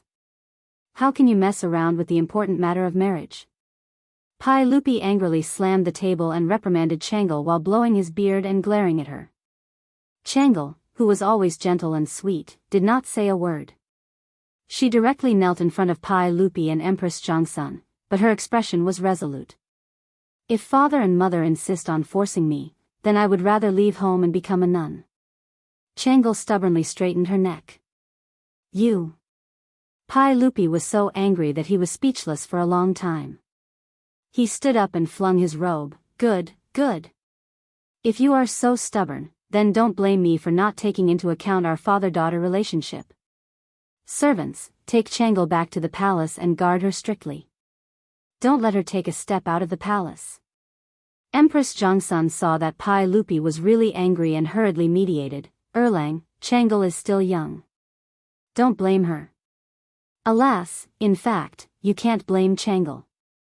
Who would have thought that Zio would have such an unlucky life? Hearing Empress Jongsun mention Li Wangyu, Pai Lupi could not help but feel his heart soften. He sighed deeply and sat back down. Changle, don't blame me for being cruel. I am doing this for your own good. If it were not for Zio. Alas, how could I dissuade you? You also know how much effort I and your mother put in to make that boy agree to marry you. Changle bowed down gracefully. Father, mother, please forgive me for being unfilial. Li Lang had also been ordered by his father to go on an expedition to the western regions. That was why he had fallen in the desert. Under such circumstances, if I marry someone else, where will Li Lang's reputation be? Where will the royal family's reputation be? Father and mother, please forgive your daughter's willfulness. I will not marry anyone except Li Lang in this life. I would rather keep chastity for Li Lang and never regret it. Father and mother, please grant my wish. Changle's words moved Pai Lupi and Empress Jongsun a little. Hurry up. You say it's too fast. You want me to write a few chapters after giving birth. If I write slowly, you say I am too weak. I am too difficult. Why do you all ask where Li Wangyu went? Don't worry, it's definitely not a melodramatic plot like transmigrating back to the modern world or cultivating divine skills. However, some people have already guessed most of it. In addition, it is said that twins are unlucky in ancient times. That's just a rumor. Twin births of God and Bear, auspicious and radiant, is a praise for twins. Emperor Xuanzong of the Tang dynasty, Li Longji's first wife, Wang Clan, is a pair of dragon and phoenix twins. His brother, Wang Shi, also married Princess Qingyang. In Dream of the Red Chamber, there is also a drinking game, daughters are happy, and their first child is a pair of twins. This shows that twins are definitely auspicious. Old Long will not make it up. In addition, names, what are the names of the twins? Useless naming. Chapter 1006. Pai Lupi wasn't a heartless person. He also felt guilty about Li Wangyu's death. That was why he conferred Li Wangyu the title of Prince of Qin and conferred the titles of Prince and Princess of Qin as compensation. Pai Lupi's heart softened when he heard his most beloved daughter cry like this. Among his many children, he loved Changle the most. Even as early as the 5th year of Zhengguan, after Li Wangyu agreed to marry Changle, he began to prepare a dowry for Changle. The scale was several times that of Pai Lupi's sister, Princess Yongjia. For this reason, Wei Zheng even wrote a memorial to ridicule Pai Lupi with the story of Emperor Ming of Han. However, Pai Lupi didn't care how Wei Zheng, the sheep nose, stomped his feet. He still did his own thing and prepared a large amount of dowry for Changle. It was also because he cared too much for Changle that he wanted to find another husband for Changle and find a new husband. Whether it was Pai Lupi or Empress Jongsun, making such a choice was a normal decision for parents. However, Changle's resolute words made Pai Lupi reconsider Changle's opinion. As a mother, Empress Jongsun naturally disagreed with Changle's words. Changle, do you want to be a widow for Zio for the rest of your life? Have no children and be alone for the rest of your life? No, I won't agree with you doing this. Mother, how can I have no children? Qin Wangfei just gave birth to a pair of dragon phoenix twins, aren't they my children? Nonsense. How can that be the same? After Pai Lupi calmed down, it was Empress Jiangxuan's turn to be anxious. She glared at Changle. I won't agree with you doing this. Maid Guanyin, I think Changle's words are reasonable. Sigh, now that Zio just passed away, it's really inappropriate for us to rush Changle to remarry. Pai Lupi pondered and persuaded Empress Jiangxun. if Changel is willing to remarry, then let her. Erlang. How can this be? Empress Jiangxuan's face suddenly became quite ugly. She never would have thought that her husband would actually allow their daughter to jump into the fire pit. Maid Guanyin, don't be impatient. Let me finish. Pai Lupi indicated for Empress Jiangxun to calm down. Changel, if you want to marry into the Duke of Qin's mansion, that's not impossible. However, you have to wait for 3 years. 3 years later, I will let Yan Ling come forward and represent the Duke of Qin's manor in our separation. At that time, your father and mother will choose a good man for you.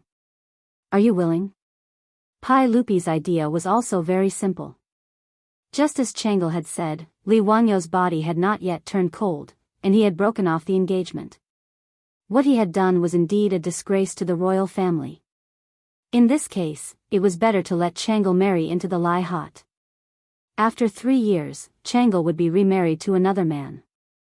In this way, he would be able to preserve the reputation of Li Wangyu and the imperial family, and would not delay his daughter's life. In any case, the emperor's daughter did not have to worry about marriage. Moreover, in the Tang dynasty, it was nothing new for a woman to remarry after a divorce. 3 years later, Changel would only be 15 years old. It would be a good age for marriage. In Pai Lupi's opinion, his daughter was currently grieving over Li Wangyo's sudden death. Her feelings were at their deepest.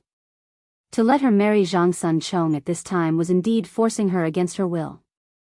It was better to wait for 3 years. As time passed, his daughter's passionate feelings would naturally fade. At that time, he could let Changel remarry. Wouldn't that be the best of both worlds? Empress Jiangxun immediately understood her husband's intentions. She couldn't help but nod to herself. She felt that this method was really good. All right. If Changel can agree to this condition, then I will agree to let you marry into the Duke of Qin's manor. Changel also understood the meaning in Pai Lupi's words. She hesitated for a moment, but in the end, she gritted her teeth and agreed. However, Changel had other thoughts in her mind. In her opinion, as long as she married into Lai Hot, whether or not she would divorce 3 years later was uncertain. Pai Lupi, Changel, and Changel each harbored their own thoughts. Just like this, the marriage was decided. When Su Chongqing learned of this matter, he didn't know whether to laugh or cry. Her husband, Li Wangyu, had perished in the desert. While the entire family was in mourning, Pai Lupi actually wanted Changel to marry into the Duke of Qin's manor and have her take her husband's place. What was this? A ghost marriage? To Su Chongqing, this matter was incomparably absurd. Naturally, he was unwilling to agree.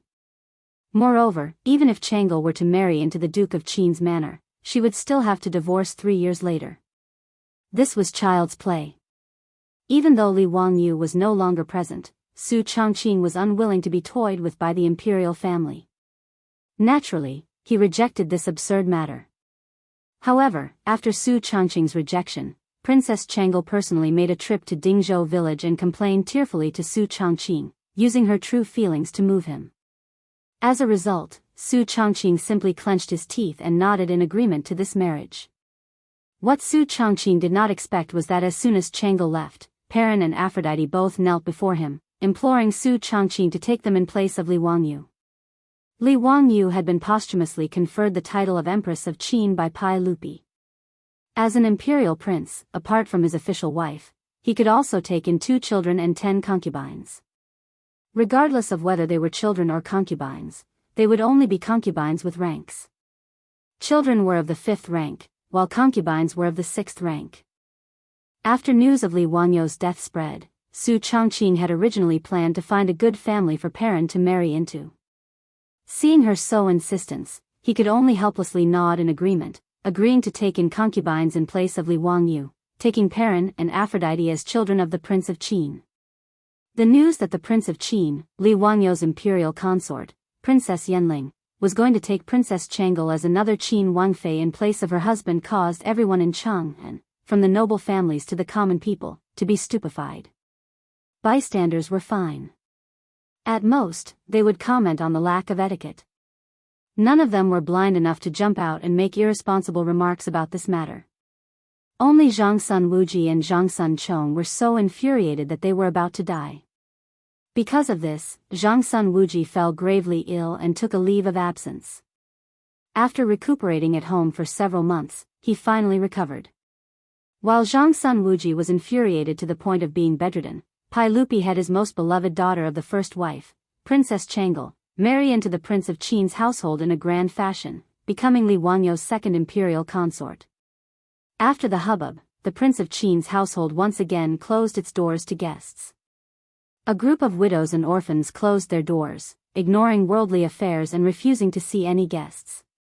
However, not long after, Li Wangyou's foreign disciple, the Prince of Persia, Balusi, came to bid farewell to his master's wife, Su Chongqing. He had studied abroad in the Tang dynasty for several years. Originally, he had no intention of returning to Persia. However, after Li Wangyou's death, Balusi was deeply saddened. After taking care of Li Wangyou's funeral, he had no intention of continuing to stay in Chang'an. After bidding farewell to his master's wife and reluctantly bidding farewell to Ma Zhou and his other friends, everyone sent Balusi off at Ba Bridge. The capital of the Sassanid dynasty of Persia was located at Ardashir by the Red Sea, which was later known as Firuzabad in Iran. It was very far away from Chang'an. Balusi's group traveled lightly on horseback. However, they still traveled for half a year before finally arriving at their hometown. After learning that his son had returned from studying abroad, the Persian monarch, Yazdegerd III, was overjoyed. He personally went out of the city to welcome Balusi. "My dear child, the gods bless you. You have finally returned safely from the distant east." Yazdegerd III hugged Balusi, whom he had not seen in a long time. Balusi's elder brother, Arohan, also tightly hugged his brother. After a few words of reminiscence, Yazdegerd III pulled his son onto his horse, preparing to return to the castle. "Balusi, come. Ride my horse." Arohan asked his servant to bring his horse over. "Look, this is a precious horse that I recently got. It also comes from the east." Balusi smiled and shook his head. Just as he was about to reject his elder brother's kindness, his expression froze in the next second. After a long while, he squeezed out a sentence from between his teeth. Saw Luzi. God above, it is Saw Luzi. Chapter 1007. As Pai Lupi's favorite mount, Sasha Luzi's appearance was naturally quite handsome and unique. The purple swallow leaps, the bone-tinged divine steed, the spirit of the three rivers, the might of the eight formations, this was Li Er's praise for Sasha Luzi. A pure purple steed was extremely rare. On the other hand, Aloran, Bilo's brother, had someone bring over a fine horse that was completely purple in color and did not have a single strand of other hair. Aluo dared to swear with his own eyes that the purple horse in front of him was definitely the mount of his master, Li Wangyu of the Tang dynasty, Sasha Luzi. There was a very conspicuous scar on Sasha Luzi's chest. It was an arrow wound that Pai Lupi had received when he rode Sasha Luzi into battle. Aluo had been learning from Li Wangyu, so naturally, he was quite familiar with Sasha Luzi. Sure enough, when he called out Sasha Luzi's name in Han Chinese, Sasha Luzi, the psychic horse, also recognized him. It snorted intimately, stretched out its big head, and rubbed against Pelos's body. "Big brother, where did you get this fine horse?" After that, Barrows pulled Arlaham over and asked in a hurry. Aluo's voice was trembling because he was too nervous. In Chang'an City, everyone thought that his master, Li Wangyu, had been buried in the desert. When Li Wangyu had the accident, he rode Sasha Luzi out for a walk. Unexpectedly, he encountered a sandstorm and disappeared. His whereabouts were unknown. It had been a year and a half since Li Wangyou's accident. If Sasha Luzi was safe and sound, but mysteriously appeared thousands of miles away in Persia, then did that mean that his master, Li Wangyu, was not killed? Aluo and Yazdegerd III were shocked by Aluo's reaction. They did not understand what he meant. "What do you mean, Aluo? Do you know my horse?" Aluo asked, puzzled. "Brother, Yes, I know this horse. It's called Sasha Luzi. Quick, tell me, where did you get this horse from? This is very important, no, very important. Aurora scratched his head in confusion. I spent a lot of silver coins to buy this horse from a caravan a few months ago. Berlussi quickly asked, is the caravan still in the city? Of course, the owner of the caravan is a citizen of Elam. Arahan nodded and gave an affirmative answer. Elan was the name of the Persian Sassanid dynasty. Barrows pulled Arlaham over and said, Brother, take me to the owner of the caravan. Yazdegerd III was bewildered by his son's reaction. What happened, Barrows? Is there something wrong with this horse? Facing his father's question, although Berlussi was extremely anxious, he could only patiently explain, Father, this horse is called Saliuzi. It was originally the imperial horse of His Majesty, the Emperor of the Tang dynasty. Later, His Majesty bestowed it to my master, His Highness Duke of Qin of the Tang dynasty. What? Yazdegerd III and Arlaham exclaimed at the same time and turned to look at Saliuzi in disbelief. This horse is the imperial horse of His Majesty, the Emperor of the Tang dynasty? Which prince of the Tang dynasty is the Duke of Qin? He's your master? Then why would this fine horse appear in my Elan? Yazdegerd III and Arlaham were confused at this moment. Barrows's words made them even more confused. Barrows could only roughly explain the cause and effect of this matter to his father and brother. His Highness Duke of Qin led 150,000 troops into the desert and was unexpectedly attacked by a sandstorm. My master's whereabouts were unknown because of this, and everyone thought that he had fallen. But his mount appeared in Elan and was bought by brother. This means that my master may not have fallen in the desert. That's why I'm anxious to ask the owner of the caravan where he got Saliuzi. After hearing Barrows's explanation, Yazdegerd III was also anxious. He also felt respect and admiration for the Great Tang, a great power in the East. Otherwise, he would not have sent envoys to the Tang dynasty several times, and even sent his son Barrows to the Tang dynasty to study.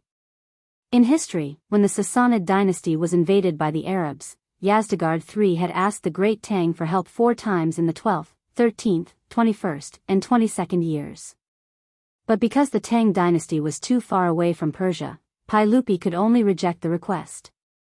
Although it was now the 6th year of Xinguan, the 2 golden ages of the Persian Sassanid dynasty had passed. Because of the constant war with the Eastern Romans, the Persians had suffered greatly, and their economy had declined. The Arabs' hooves had already appeared at the southern border of the Sassanid dynasty. Yazdegerd III was already worried about the situation of the Sassanid dynasty. Asking for help from the Tang dynasty in the east was already in Yazdegerd III's mind. If he could use this opportunity to find the whereabouts of the Tang dynasty's Prince Qin, it would naturally be very beneficial for him to establish a good relationship with the Tang dynasty. Thinking of this, Yazdegerd III immediately ordered Arohan, this is no small matter. Arohan, immediately take Barrows to find the owner of the caravan. Make sure he tells us the origin of Saliuzi. Arohan also understood the importance of this matter and immediately nodded. He ordered Barrows to get on the horse and led dozens of soldiers to gallop into the city. The owner of the caravan who sold the horse to Arohan was also a rich man in the Sassanid dynasty. Unlike the Tang dynasty, the Persians did not focus on agriculture and ignored commerce, so his family had a lot of influence in the Sassanid dynasty. However, Arohan had received his father's order and did not care about the status of the owner. He directly led a group of Persian soldiers into the merchant's residence. That merchant had originally been hesitant to answer Arohan and Barrow's question directly. He only said that the horse was bought by the caravan from the western region and that he did not know its origin. It was not until Barrows was so angry that he pulled out a scimitar from the waist of the accompanying Persian soldiers and placed the shiny steel blade on the merchant's neck that the merchant was forced to tell the truth. After learning why Saliuzi ended up in Persia, Belus was so angry that he kicked the merchant to the ground and hurriedly returned to the palace to find his father, Yazdegerd III. Father, please immediately send a messenger to Chang and to inform the emperor of the Tang dynasty. This matter cannot be delayed. I will immediately lead people to the western region to seek help from Lu Guogong of the Tang dynasty. Barrows did not care that he had just returned to his hometown and prepared to set off again. The distance from Ardashir in Persia to Gaochang was 7,000 to 8,000 miles. Moreover, there were no well-equipped relay stations along the way like in the Tang dynasty. No matter how fast they traveled, it would still take a month or two to get there. Barrows was worried about Li Wangyo's safety, so he did not care about his own fatigue. Yazdegerd III hugged his son and said, "My child, go. The gods will protect you and your master." Barrows knelt down on one knee and said goodbye to his father. Then, he led the people that Yazdegerd III had prepared for him and mounted Saliuzi. They set off again toward the east. Amnesia? That's impossible. This old dragon is not writing a drama about Xiong Yao's bitter love. Amnesia, my ass. What system, cultivation, time travel, all of that is impossible. Chapter 1008. In human history, during the Cold Weapons era, the record holder for the fastest speed was the Mongol cavalry during Genghis Khan's era. The Mongol cavalry could maintain an average speed of 90 to 95 kilometers a day. When Huatsubing and Wei Qing chased the Xiongnu, they could reach 80 to 100 kilometers a day. As for the record holder, it was the Eight Banners cavalry who set a record of 180 kilometers a day during the Shun rule of the Qing dynasty. As for Belusi's group, they were all like the Mongol cavalry, each of them being given 3 horses. Under Belusi's constant urging, they traveled day and night toward the east. 7,000 to 8,000 miles took Belusi just a month to reach Gaochang city. His speed was comparable to the Mongol cavalry. Qing Yaojin naturally recognized Belusi. When he learned that Li Wangyo's disciple, the Persia Prince Belusi, wanted to meet him, he was a little stunned. When Qing Yaojin ordered his men to bring in Belusi, who was so thin that he was almost out of shape after a month of hard work, he couldn't help but be shocked. "Belusi, how did you end up like this? Why didn't you stay in Chang'an City? Why did you come to Gaochang City?" Qing Yaojin did not know that Belusi had returned to Persia, so he asked. "Duke, half a year ago, I said goodbye to His Majesty and Master's wife and returned to Persia," Belusi explained. "Then why did you come to Gaochang City instead of Persia?" Qing Yaojin did not understand. Belusi did not explain, directly ordering people to bring Sasha Luzi in. "Duke, look at this horse." Due to rushing for 7,000 to 8,000 miles, even a horse like Sasha Luzi was so tired that its fur was not as bright. However, Qing Yaojin was able to recognize it right away. The old hooligan jumped up like he had seen a ghost. "Isn't this Sasha Luzi?" "Belusi, tell me, where did you find Sasha Luzi?" "Since Sasha Luzi is still alive, then is Zio okay? Where is he now?" Belusi smiled bitterly. "Duke, this is the reason why I rushed from Persia to Gaochang City. After I returned to my homeland, I accidentally discovered that someone had sold Saliuzi to my homeland. Moreover, it just so happened that it was sold to my elder brother. It was a long story, so Belusi did not keep Qing Yaojin in suspense. He told Qing Yaojin everything that he knew, spilling the beans from a bamboo tube. It turned out that back in the city of Ardashir, the Persian merchant was forced to reveal the truth as he had no other choice. Shaluzi was indeed brought back from the western regions by his caravan. However, it wasn't purchased through any proper channels. It was stolen goods.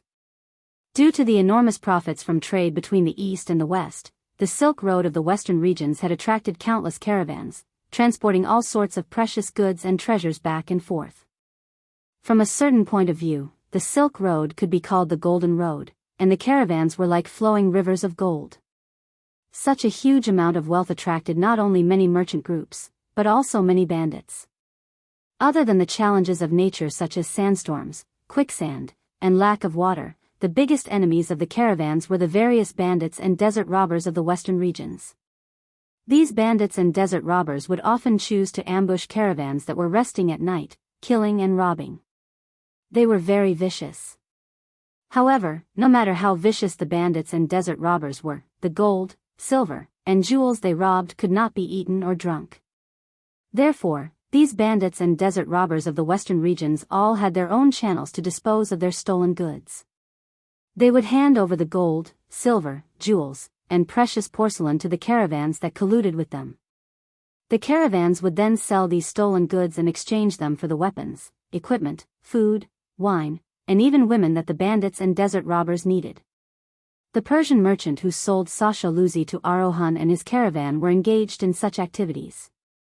According to him, Sasha Luzi had been acquired by his caravan from a group of desert bandits named Black Sand, who were entrenched in the desert.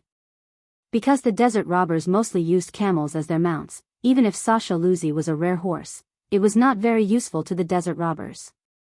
Therefore, it was handed over to the caravan for them to dispose of the stolen goods. The owner of the caravan would never have thought that after more than 10 years of colluding with the desert robbers to dispose of their stolen goods, he would be overthrown because of a horse. He also did not expect that Prince Belus would recognize the horse from the east 7 to 8,000 miles away from the western regions, not to mention how regretful the owner of the caravan was and how Yazdegerd III would punish him. After hearing Belus' words, Qing Yaojin's mouth was so wide open that his fist could be stuffed in. Damn it, Sasha Luzi actually fell into the hands of the desert robbers? Is Zio also in the hands of the desert robbers? Belus shook his head. I don't know about this. That merchant also did not know the whereabouts of Master. He only received the stolen goods from the desert robbers. As for the origin of the stolen goods, they did not care at all. However, I suspect that Master lost his way because of the sandstorm and was accidentally captured by the desert robbers. Sasha Luzi was handed over to the caravan to dispose of their stolen goods, and Master might still be imprisoned in the desert robbers' lair. Duke, I rushed here from my homeland to ask you to immediately send troops to attack the desert robbers' lair and rescue Master. He rushed to Gaocheng in such a hurry because he was worried that something would happen if he delayed. In fact, Belus also did not know whether Li Wangyu was still alive or not. With the way the desert robbers did things, they did not have the habit of leaving people alive. Moreover, it had been 15 to 16 months since Li Wangyu went missing. Even if Li Wangyu was still alive, he must have suffered a lot. Thinking of this, Belus was secretly anxious. Qing Yaojin's face was fierce as if he was about to devour someone. He roared angrily, "Where is the lair of the Black Sand desert robbers? Belus, do you know where it is?" Belus nodded. That merchant did tell me. It is said that it is in the desert, in an oasis called Swan Lake. That is the lair of the desert robbers. He reached out and took out a roll of parchment. Duke, this is the map I asked the merchant to draw. This is Swan Lake. Qing Yaojin snatched the parchment and looked at it carefully. He could not help but curse, damn it, they actually hid so far away. No wonder the army of more than 100,000 couldn't find them after searching for so long. The Ting'er Desert was the fourth largest desert in Huaxia. It was nearly 500 miles long from north to south and 300 miles wide from east to west. The Swan Lake on the map was 200 to 300 miles away from the place where Li Wangyu was killed. It was already in the territory of the Shui-Intua Khanate in the north of the desert. The army searched everywhere in the desert, but they only searched about 100 miles around the starting point. They did not expect Sasha Luzi to run so far away to the desert robbers' lair. Qing Yaojin immediately ordered people to call a few guides and asked them to identify the specific location of the desert robbers' lair on the map. The guides said that they were not familiar with the location marked on the map and could only try to lead the army forward. This was actually very normal. In an era without satellite navigation, even the most experienced guides were only familiar with a few routes across the desert. In the vast desert, there were forbidden areas for life everywhere. In addition, the desert robbers were rampant. It was normal for these guides not to know the specific route. Qing Yaojin saw that the guides were also not able to determine the specific location of the desert robbers' lair and could not help but feel a little annoyed. Damn it, I don't care so much. Send someone to deliver the news back to Cheng and at once. I will personally take a trip there. I don't believe that those damn desert robbers can rebel. Qing Yaojin was worried about Li Wangyu's safety. After handing over the affairs of the western region to Niu Jinda and Shui Wanjun, he personally led 10,000 cavalry and returned to the desert, preparing to attack the desert robbers' lair and rescue Li Wangyu. Chapter 1009. Ever since Li Wangyu's accident, Niu Wu, and the Lai-hot troops that followed Li Wangyu, Qing Chumo and the other playboys, as well as Mi Tuo and the others who came from Chang'an, led 10,000 Tang soldiers and stayed in the oasis. Everyone's mood was different. Niu Wu and the Lai-hot troops did not want to return to Chang'an because they felt guilty and regretful. As Li Wangyu's troops, they were unable to protect their Langjun. This made Niu Wu and the others feel ashamed to return to Chang'an and see Su Chongqing. Therefore, even though they were sure that Li Wangyu had died in the desert, Niu Wu and the Lai-hot troops still searched the desert every day in vain. Rather than saying that Niu Wu and the others were searching for Li Wangyu, it was better to say that they were exiling themselves. Qing Chumo and the other playboys were sad because of their brotherly love and planned to pay respects to Li Wangyu at the place where he died. When the army returned from the western region, they were ready to leave. In comparison, the most depressed person was Mi Tuo. Pai Lupi had said that if he could not find Li Wangyu, he did not need to return to Chang'an. This meant that he wanted to see Li Wangyu if he was alive, and his corpse if he was dead. But in this vast desert, where could he find Li Wangyu's corpse? Therefore, the miserable Mi Tuo could only lead the spies of the 100 Cavalry Department and eat sand in the desert in vain. The camp where 10,000 Tang soldiers were stationed was lifeless every day. There was not a trace of cheerfulness to be seen. Even if the Western Punitive Expedition Army was unstoppable in the western region, it would not affect this place. But when Qing Yaojin led Bei Lucy and 10,000 Tang cavalry back to the oasis, the whole camp was in an uproar. Niu Wu, the one-eyed man, hugged Sha Luzi's neck and cried. He never thought that his Langjun would still have a chance to live. After Niu Wu vented his emotions with everyone, he immediately knelt down with red eyes in front of Qing Yaojin. "Duke, please give the order immediately. I'm willing to be the vanguard of the army and flatten the lair of those damn bandits." The Lai-hot troops all gnashed their teeth and knelt down on one knee, asking Qing Yaojin for permission to fight. "Please give the order, Duke, so that we can avenge our previous disgrace." Qing Yaojin understood the intentions of Niu Wu and the others, and naturally nodded in agreement. The army stayed in the oasis for a day to replenish their water. Then, under the lead of dozens of guides, they headed toward the north of the desert. Actually, Qing Yaojin's decision was very risky. After all, the guide wasn't familiar with the desert and might get lost. It was also hard to guarantee that they would find a water source along the way. If it were not for the desert, the army would have been able to cover the distance of 200 to 300 miles in 1 or 2 days. But in the desert, even though it was an unfamiliar desert, a journey of 200 to 300 miles would take more than 10 days or even longer. The safest way was to send out a large number of scouts and guides to find the exact location of the desert bandits before the army set off. But whether it was Qing Yaojin, Bei Lucy, Niu Wu, Qing Chumo, or even Mi Tuo, they didn't want to wait any longer. Therefore, the army of 20,000 directly carried enough supplies and plunged into the vast desert. While the army of 20,000 was still searching for the lair of the desert bandits, the news of Bei Lucy finding Sasha Luzi in Persia had already been sent back to Chang'an and presented to Pai Lupi. This incredible news instantly caused an uproar in Chang'an. Pai Lupi was so shocked that he slapped the table and stood up. Li Wangyu's disciples were all crying tears of joy. In King Qin's mansion, Su Chongqing hugged his son and daughter and cried again. Since Sasha Luzi is still alive, then maybe Li Wangyu is still alive. This was the unanimous thought of everyone who cared about Li Wangyu. Qing Yaojin led the 20,000 cavalrymen of the Tang dynasty and suffered a lot in the desert. After getting lost several times and almost dying of thirst in the desert, the scouts in front finally came back with good news. Swan Lake had been found. Speaking of which, finding Swan Lake was also due to luck. According to Bei Lucy, the reason why Swan Lake was called Swan Lake was because the lake covered a large area. Every spring and autumn, swans would fly to the lake and stay there, hence the name. And the scouts happened to find flocks of swans flying in the air. Following the tracks of those swans, they accidentally found the lake and the desert bandits' camp hidden in the sand dunes. According to the scouts' observation, this desert bandit group called Black Sand was indeed very large. There were no less than 2,000 desert bandits gathered in the camp. Of course, 2,000 desert bandits was a disaster for the caravan, but in front of the 20,000 cavalrymen of the Tang dynasty, it was not worth mentioning. After Qing Yaojin received the report from the scouts, he immediately led the army to attack. When the black mass of Tang cavalry appeared from the sand dunes in all directions, the desert bandits at Swan Lake were horrified to find that they were surrounded and could not escape even if they had wings.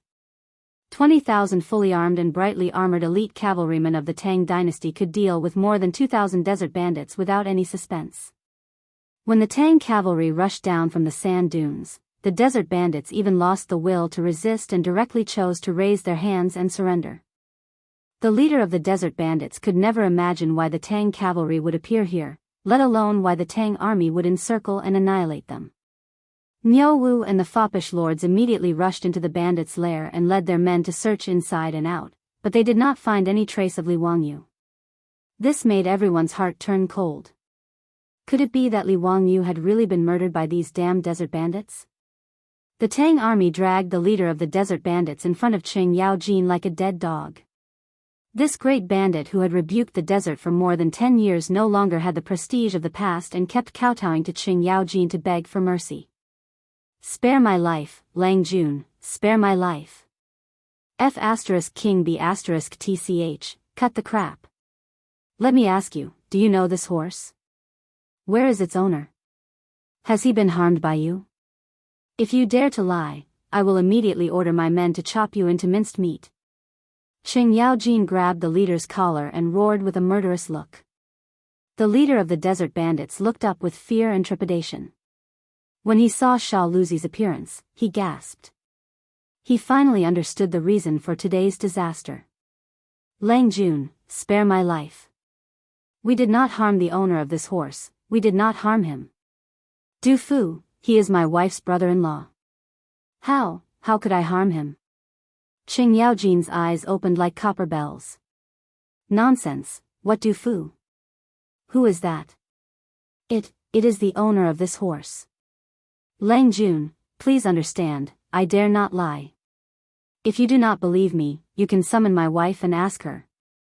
In order to survive, the leader of the desert bandits kept kowtowing and begging for mercy. His intestines were now green with regret.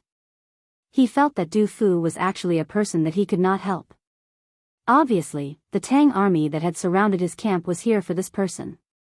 Qing Yaojin was a little suspicious and immediately ordered the soldiers to summon the wife of the bandit leader for questioning. Not long after, a young woman was brought in front of Qing Yaojin. The woman bowed to Qing Yaojin. "Du Qing greets Lang Jun. Let me ask you, are you the wife of this bandit?" The woman immediately shook her head and cried. "I dare to let Lang Jun know that I am not his wife. I was originally from Lizhou and my name is Du Qing. I was kidnapped by this group of bandits. In order to survive, I was forced to give myself to the bandits. I have been hoping day and night to be rescued from the sea of bitterness." When Qing Yaojin and the others heard this, they understood that this so-called wife of the leader was the wife of the bandit leader who was kidnapped. Niu Wu suddenly walked in front of the woman. "I feel that you look very familiar, as if I have seen you before." After the woman raised her eyes to look at Niu Wu, she immediately bowed again. "Lang Jun, did you forget that in Lizhou, you and Li Gong saved me and my father?" Niu Wu suddenly realized that the woman in front of him was the father and daughter that he and Li Wangyu had saved from Wu Shiqiang's 2 disappointing sons at Lizhou restaurant. "Little Miss Du, who is the Du Fu that the bandit was talking about?" "It is Li Gong." Li Gong was really not harmed by these bandits? Niu Wu asked the question that everyone was most concerned about. Du Qing immediately shook her head. No, I lied and said that he was my brother. Li Gong changed his name to Du Fu and these bandits did not know his identity." When she said this, everyone's spirits were lifted. Li Wangyu was really still alive. Niu Wu quickly asked, "My Lang Jun, where is he now?" Du Qing shook her head again. "I also do not know." Chapter 10:10. Back to a year and a half ago, on a whim, Li Wangyu rode Sasha Luzi to the sand dune to watch the sunset in the desert, but he did not expect to be attacked by a sandstorm. This sandstorm was extremely fierce. Before Li Wangyu rode back to the camp, it had already swept over with the power to destroy the world. It was difficult for people who had not been to the desert and experienced a sandstorm to understand how powerful the sandstorm in the desert was. The man and the horse were immediately shrouded in the sandstorm. As far as the eye could see, there was only yellow sand in the sky. It was almost impossible to see the 5 fingers of one's hand, and breathing became difficult. Li Wangyu was shocked, but he could only rely on his impression to urge Sasha Luzi to run in the direction of the camp.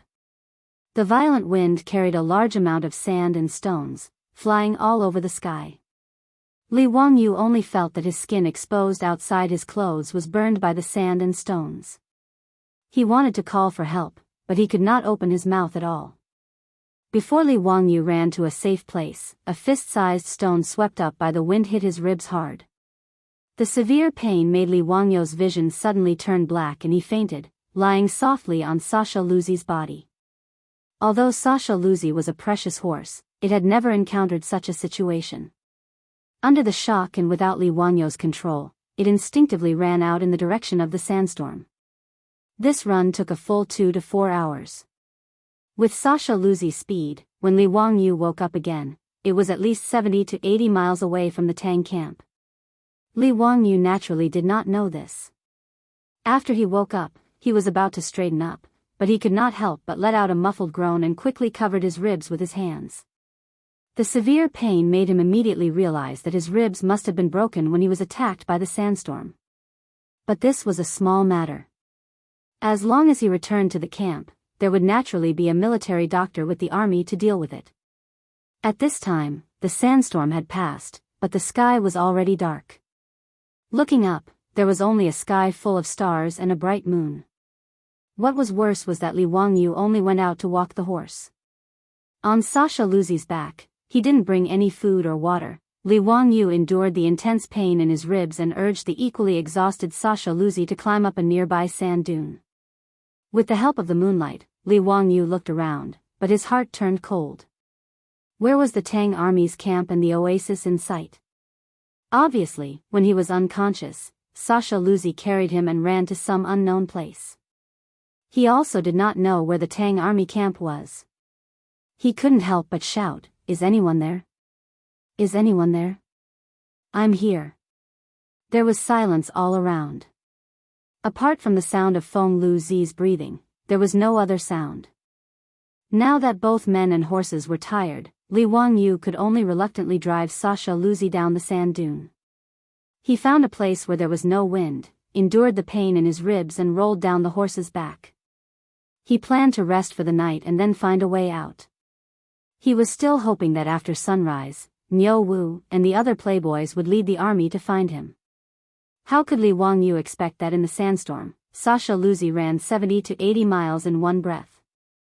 Moreover, the horse's hoof prints were completely covered by the sandstorm. Niu Wu and the others searched everywhere, but found nothing. This night, Li Wangyu was awakened by the cold several times. He curled up beside Sasha Luzi, relying on Sasha Luzi's body temperature to ensure that he would not freeze to death. As a person who had died once, Li Wangyu was more and more afraid of death. It was not that he was afraid of the consequences of death, but he was afraid that he would never see Su Changqing and his unborn child again. Relying on his strong will to live, Li Wangyu endured the pain and hunger. He survived this long night and welcomed the rising sun. Thirsty, hungry, and tired, he managed to climb onto Sasha Luzi's back and urged Sasha Luzi to quickly find the way back to the camp. In fact, Sasha Luzi's current situation was not much better than Li Wangyu's. Yesterday evening, because of fear, it ran 70 to 80 miles in the sand. Now, like Li Wangyu, it was thirsty and hungry. Therefore, even if Li Wangyu kept urging it on horseback, Sasha Luzi could only slowly walk on the sand with difficulty, looking for the way back to the camp. Li Wangyu did not know that the direction he and Sasha Luzi were walking in was exactly the opposite of the Tang army camp. One man and one horse were exhausted as they trudged through the desert with great difficulty. When the sun set in the west again, Li Wangyu could no longer hold on because of his injuries and the fact that he had not eaten or drunk water for an entire day. His body was limp as he lay on Sasha Luzi's body that was also swaying. His eyes were lifeless as he looked into the distance. Just before Li Wangyu was about to lose consciousness, he seemed to see a few blurry figures on the distant horizon. Li Wangyu's dry throat barely spat out a sentence, "Save me." Then his head tilted and he completely fainted. When Li Wangyu was once again stimulated by the severe pain and woke up, he was shocked to find that his hands and feet were tied, like a commodity placed horizontally between the humps of a camel. Every time the camel bumped, it stimulated the wound on his waist. It was so painful that the beads of sweat on his forehead immediately fell down. Li Wangyu immediately realized that before he fainted, the figures he saw were not the reinforcements he expected. It seemed to be different from what he imagined. He resisted the pain and did not let himself groan. He pretended to be unconscious and secretly looked around. He saw that he was in a camel caravan. His beloved horse, Sasha Luzi, was also tied behind the camel and was moving forward with the camel caravan. The people on the camels around him were obviously not good people. Their ferocious appearance, the weapons at their waists. In addition to his current tied-up appearance, Li Wangyu immediately thought of a word: desert bandits. Li Wangyu could not help but secretly complain in his heart. He was too damn unlucky to fall into the hands of these vicious desert bandits. He was afraid that he would suffer. While he was thinking about how to get away, he heard someone talking in the camel caravan. "Big brother, this kid doesn't have a single copper coin on him. But this golden token should still be worth some money. In addition, his horse is a good horse. I estimate that it can be sold to those profiteers for a lot of money." Li Wangyu's heart skipped a beat. He knew that things were not good. The golden token that the man mentioned was most likely the goldfish talisman that represented his identity as a county duke of the Tang dynasty. His identity information was on it. If this group of desert bandits knew his true identity, he was afraid that it would be even more troublesome. Li Wangyu did not think that these lawless desert bandits would treat him with courtesy just because he was the county duke of the Tang dynasty. Before he led the army into the desert, he had heard about these desert bandits from the guides in Dunhuang County. Not only were they not afraid of the government army, but even the officials of the Tang dynasty had been attacked and kidnapped by them. Anyway, if the Tang army wanted to encircle them, they would retreat to the vast desert. As long as they could not find their nest, even the Tang army would find it difficult to exterminate them in the desert. While Li Wangyu was worried, he heard the man continue to say, "Big brother, what is written on this golden token?" "Damn it, you're asking me, but who am I supposed to ask? Do you want me to tie you up and bring back a poor man to teach you how to read?" When Li Wangyu heard this, he suddenly felt relieved. Thanks to the poor education level of the Tang dynasty, illiterates were everywhere. It seemed that it was not without benefits. A group of desert bandits actually did not have a single literate person. This saved him a lot of trouble. Chapter 10-11. Just as Li Wangyu was rejoicing that the group of desert bandits were all illiterate, the conversation between the desert bandits made his chrysanthemum tighten. "Big brother, why do you want to bring this kid back? Why don't you just kill him?" The desert bandit who spoke before spoke again. The bandit leader spat at that person. "Bah, what do you know? This kid's skin was soft and tender, and his appearance was delicate and pretty. He was also a valuable commodity. After a while, when those barbarian merchants come to collect the goods, we'll sell this kid and his horse to those merchants. This kid can also be sold for money. Why would those barbarian merchants buy him? Huh, you don't know, the Persians like men, even more so than the Tang dynasty. Moreover, this kid is exotic in Persia, he's even more popular.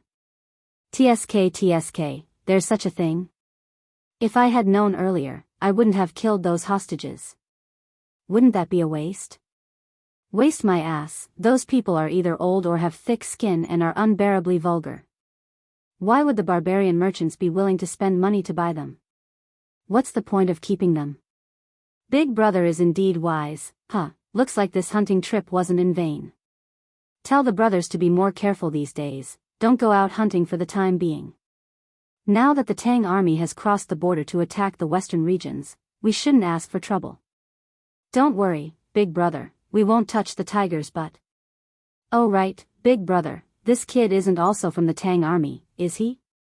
The bandit leader shook his head. that's impossible. The scouts reported that the nearest Tang army is still 100 miles away.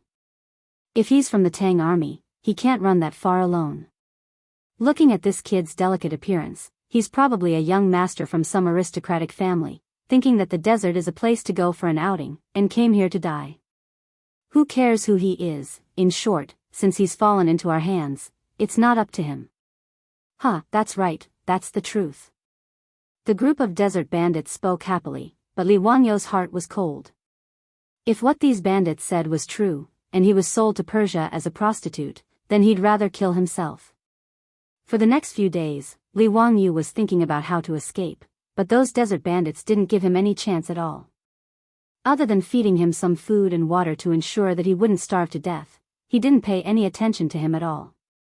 When the desert bandits were resting, they would tie him up like a dumpling with cowhide rope, making him unable to move at all. In the eyes of the desert bandits, Li Wangyou was just a commodity. This made Li Wangyou, who had prepared a bellyful of excuses to fool these desert bandits, unable to use them. He felt aggrieved and uncomfortable. The desert bandits wandered around the desert for a few days before returning to their lair. Li Wangyou was still tied up and thrown on the camel's back like a cargo. When he crossed the top of the last sand dune, the scenery in front of him made Li Wangyou feel refreshed. What a tranquil and serene desert lake. Below the sand dune, tens of thousands of malin flowers were in full bloom around the lake. The lake water was clear and bright, and wild ducks, gray cranes, and swans were flying up and down on the lake, adding a bit of vitality. There was a camp by the lake, which was obviously the lair of the desert bandits. Li Wangyou cursed in his heart. It was a pity that such a magnificent desert lake was actually occupied by these damn desert bandits. It was really a waste of God's gift. Now that Li Wangyou couldn't even take care of himself, he could only say a few words of regret in his heart. As for what would happen next, he had no idea. But as the saying goes, there is no story without coincidences. Li Wangyou didn't expect that in the desert bandits' camp, he would actually meet the father and daughter that he and Su Chongqing had saved from the hands of Wu Shiqiang's two disappointing sons when they left home to travel to Lizhou. And it was precisely this father and daughter pair that had temporarily saved Li Wangyou, preventing him from being sold to the Persian merchants like Shah Luzi. This father and daughter pair, after leaving Lizhou, took the 10 taels of gold that Wu Shiqiang had given them as compensation and prepared to seek refuge with their relatives. But their relatives died unexpectedly, and the father and daughter pair had no choice but to run to Dunhuang County, planning to make a living here. Ever since Dunhuang County was established as a trade hub, it became more and more prosperous. There was an endless stream of people from the Central Plains who came to make a living here. In the end, this father and daughter pair didn't even have time to settle down in Dunhuang County before they met with desert bandits halfway. That woman was called Du Qing, and she was harassed by Wu Shiqiang's two sons back then. Naturally, she had some beauty. Du Qing was valued by the leader of the desert bandits and was directly snatched back to be his wife. As a weak woman, Du Qing could only helplessly enter the bandits' lair to protect herself.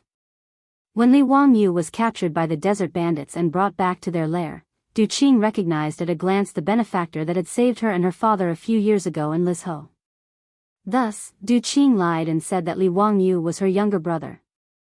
Li Wangyou also took advantage of the situation and named himself Du Fu, acknowledging this sister. The leader of the desert bandits doted on the woman he had snatched, so he didn't continue to make things difficult for Li Wangyou and allowed him to stay in the desert bandits' camp beside Swan Lake. Of course, even if Li Wangyou escaped the fate of being sold to Persia, his life in the desert bandits' camp was also difficult.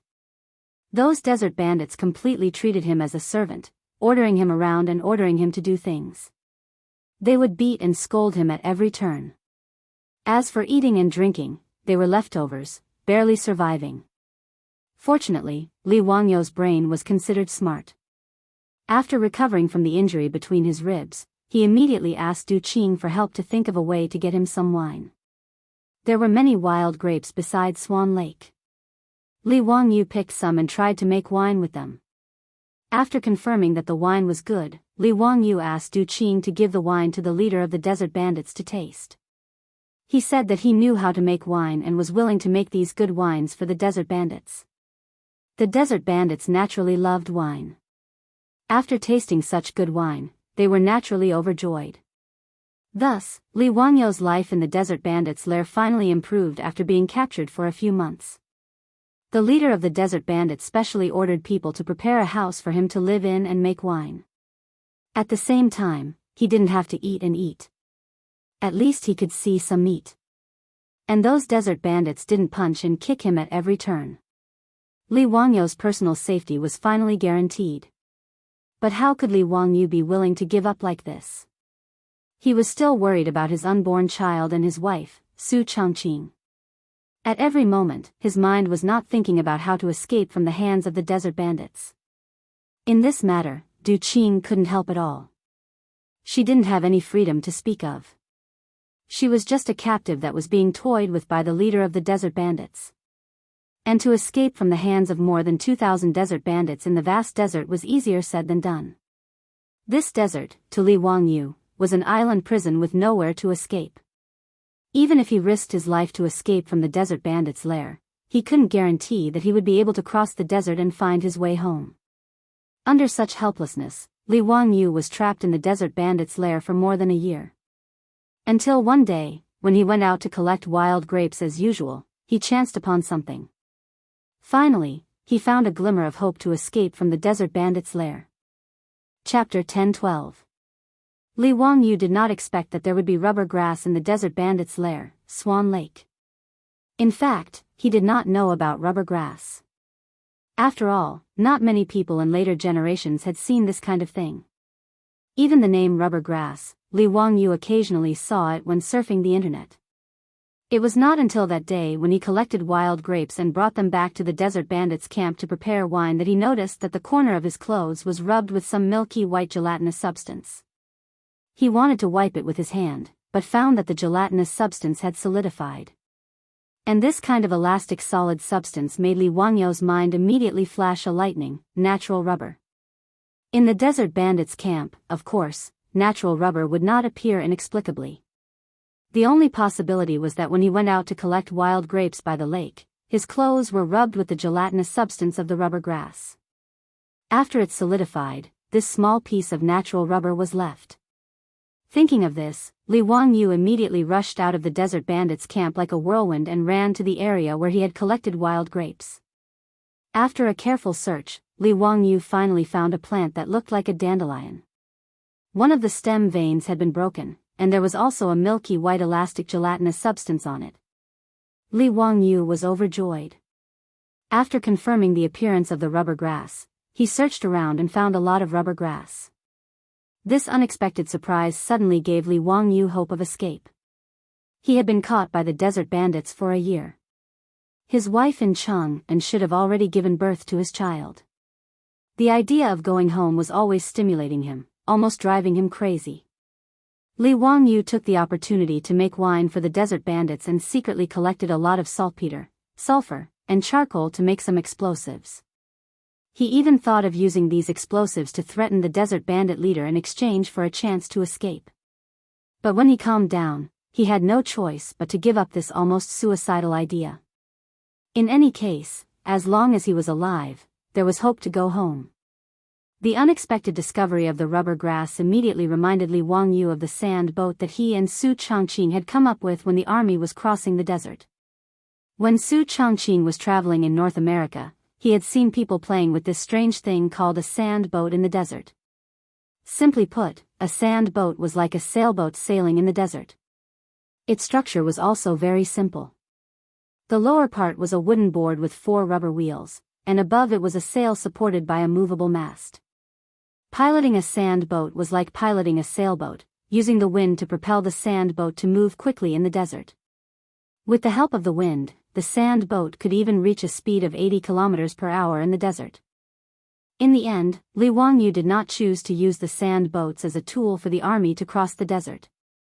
However, because they did not have rubber tires, they could only give up. Now that he had found rubber grass in the desert robbers' camp, it meant that he could collect natural rubber to make tires and use the sand boat as a tool to escape the desert robbers' camp. As long as he grasped the right timing, even if those desert bandits died of exhaustion, they would not be able to catch up to him. After all, when a camel ran, its fastest speed was only about 40 kilometers per hour, and it did not last long. As long as there was wind, the sand boat could travel with the wind and quickly escape. Now, there were only two problems that needed to be solved. The first was how to collect rubber to make tires. The second was that he did not know how to operate a sail, so he needed to slowly figure it out. However, these two problems were not difficult. First, he did not need the inflatable tires of the future. He only needed to make 4 elastic solid tires. Although natural rubber that had not been treated was not resistant to aging, this did not affect Li Wangyu. He made the tires only for escaping and did not need to use them for a long time. The only way he could think of was to make a few tire molds, and then collect rubber grass glue every day and inject it into the molds to let it solidify into natural rubber. When the glue filled the molds, the result would be a round natural rubber tire. Although the tire made this way would definitely be very weak in terms of strength and durability, Li Wangyu did not care so much. As for learning how to operate a sail, he had also thought of a way. Swan Lake covered a large area and there was a large amount of fish resources in the lake. However, these desert bandits were lazy people. Otherwise, they would not rely on robbery for a living. Therefore, they naturally would not do something like fishing. Therefore, Li Wangyu asked Du Qing to help plead with the desert bandit leader. He was willing to go into the lake to fish for the desert bandits to improve their meals. Naturally, the desert bandits would not refuse such a thing. In any case, Swan Lake was surrounded by a vast desert, so there was no need to worry about Li Wangyu escaping with the boat. The desert bandit leader happily agreed to Li Wangyu's request. He also asked the artisans they had captured in the camp to build a small boat according to Li Wangyu's request. Unlike the traditional boat of the Tang dynasty, Li Wangyu asked the artisans to install a sail on the boat. His goal was very simple. He wanted to use the opportunity of helping the desert bandits fish to practice how to operate a sail. Li Wangyu had never touched a sail before. When he first started practicing, the sailboat was not obedient at all and kept spinning in the water. This made the desert bandits treat it as a joke. They pointed at it and made fun of it. He did not care about the desert bandits' mockery. Every day, he repeatedly went to the lake to practice steering the boat. He also collected rubber grass by the lake and injected it into the tire mold. After practicing for almost half a year, Li Wangyu's ability to operate a sail had reached the point of perfection. The 4 rubber tires had also been completed. The conditions for escaping were finally ripe. He originally wanted to take Du Qing and his daughter with him to escape. However, after Du Qing learned of his escape plan, he shook his head and refused. "Duke, if you take me and my father, you will have 2 more burdens. We may not be able to escape from the hands of the desert bandits. I am willing to stay behind and cover for Duke and wait here for Duke to lead the army to save me." Li Wangyu knew that Du Qing's words were not wrong. If the sand boat carried 3 people, its speed would inevitably be slowed down a lot. Moreover, they would have to prepare food and water for 3 people, which would be heavier. Du Qing's father was also missing a leg. If he wanted to escape with them, it would be very inconvenient. Li Wangyu was not a hypocritical person. He immediately promised Du Qing, "Qingmiang, don't worry. I, Li Wangyu, swear to the heavens that after I successfully escape back to the Tang dynasty, I will immediately lead the army to eliminate the desert bandits and rescue Qingmiang. If I violate this oath, may I be struck by lightning and die a horrible death." Du Qing quickly bowed and said, "Duke, you are too serious. I naturally believe in Duke." Therefore, Li Wangyu finally chose to escape alone. But neither he nor Du Qing could have expected that less than 10 days after Li Wangyu successfully escaped from the desert bandits' camp, Qing Yaojin, that old scoundrel, would lead the great Tang Iron Cavalry, like divine soldiers descending from the heavens, swiftly exterminating the desert bandits and rescuing Du Qing and his daughter. In other words, if Li Wangyu had continued to stay in the desert bandits' camp, he would have been rescued and could return to Cheng and to see his wife and child. However, fate made fools of people. Li Wangyu did not expect that because he had escaped 10 days earlier, he had escaped from the wolf's mouth and entered the tiger's den. Chapter 10:13. When Li Wangyu was ready, he used the excuse of going out to fish as an excuse and drove the small sailboat, which was very unusual in the eyes of the desert bandits, down the lake as usual. However, this time, the desert robber who was in charge of keeping watch at the bandit camp was shocked to find that Li Wangyu had actually steered the sailboat straight past Swan Lake and landed on the opposite shore. This kind of thing was naturally absolutely forbidden. The desert bandits immediately blew their copper whistles and loudly warned their companions in the desert bandits' camp. Not long after, hundreds of camels rushed out of the desert bandits' camp, went around Swan Lake, and rushed straight to the opposite shore. Li Wangyu also knew that his whereabouts would be exposed immediately, but he did not panic. He had carefully calculated that from the time the desert bandits rushed out of the camp to the time they drove the camels to the other side of the lake, it would take at least half an hour. And this time was enough for him to assemble the sand boat and escape with the help of the wind. After familiarizing himself with the sail, it became easy to drive the sand boat. When Li Wangyu had asked the craftsman to build the small sailboat, he had secretly installed 2 axles at the bottom of the boat. When he dragged the small sailboat up the sand, he directly installed the rubber tires and the sand boat was assembled. With the sail raised, the sand boat began to slowly accelerate under the push of the wind, and then it went faster and faster.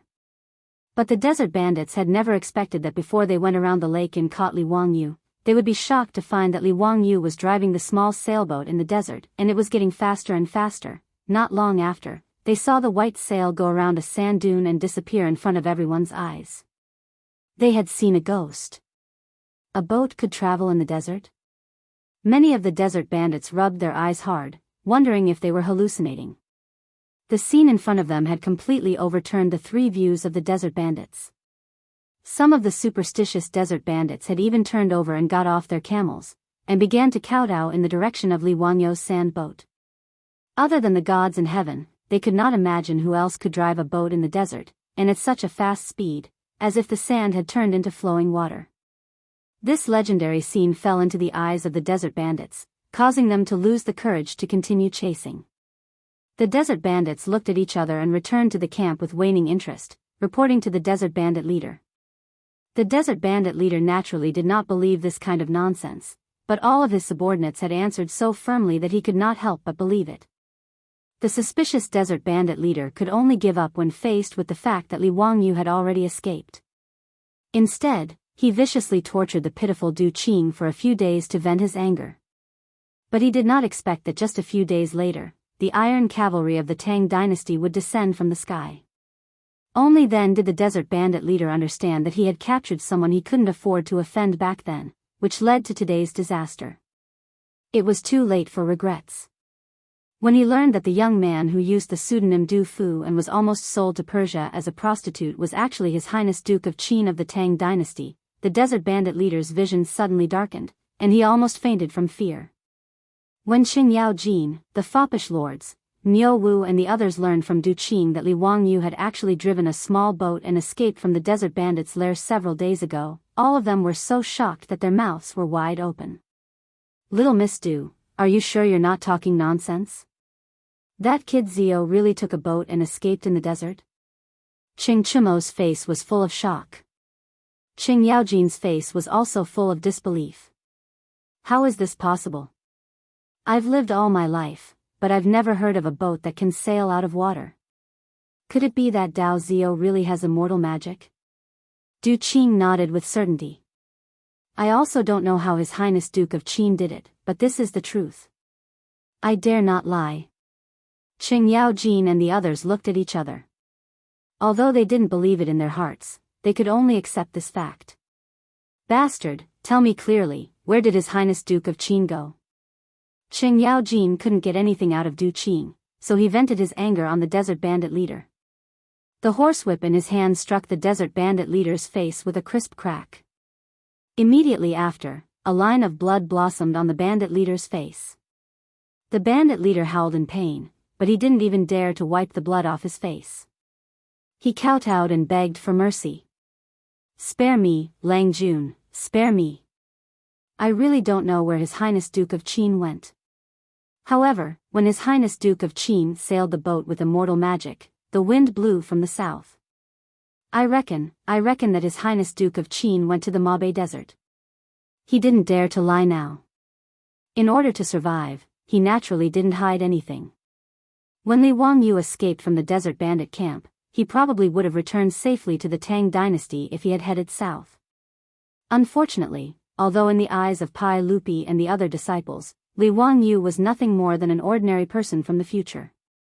At the very least, Li Wangyu didn't know how to survive in the wilderness or how to use the stars in the sky to determine one's position.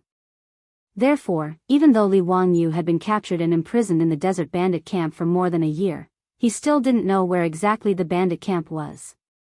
Therefore, when he escaped that day, he didn't deliberately choose the direction of the wind. And when he chose to escape, the wind blew from the south. Li Wangyu's sand boat sailed with the wind, and the direction he left in was indeed the north. Qing Yaojin raised his head and looked towards the north, his expression uncertain. North of Swan Lake was the territory of the Shui-Intua Khanate. Strictly speaking, including Swan Lake, it was under the influence of the Shui-Intua Khanate. If Li Wangyu really went to the Shui-Intua Khanate, then it would be troublesome. At the very least, Qing Yaojin couldn't lead 20,000 troops to the Shui-Intua Khanate to find Li Wangyu. Mi Tuo also saw Qing Yaojin's hesitation and immediately said, "Lu Guogong, I'm afraid we can only quickly report this matter to His Majesty and ask His Majesty to send an envoy to ask Shui-Intua to help find Qin Wang." Qing Yaojin pondered for a moment and nodded in agreement with Mi Tuo's suggestion. The army rested for a day at Swan Lake. Qing Yaojin ordered people to burn down the desert bandit camp and escorted the bandits back to the Tang dynasty. Actually, with the temperament of Niu Wu and the other playboys, they couldn't wait to chop off the heads of all the desert bandits. However, Qing Yaojin stopped them. A year ago, if Li Wangyu wasn't accidentally captured by the desert bandits, he might have died in the desert with Sha Luzi. From this point of view, these desert bandits could be considered meritorious. It was also because of this that Qing Yaojin spared the lives of these desert bandits. Of course, although they could avoid death, they couldn't escape punishment. These desert bandits would definitely be exiled to hard labor. To a certain extent, it could be said that they were better off dead.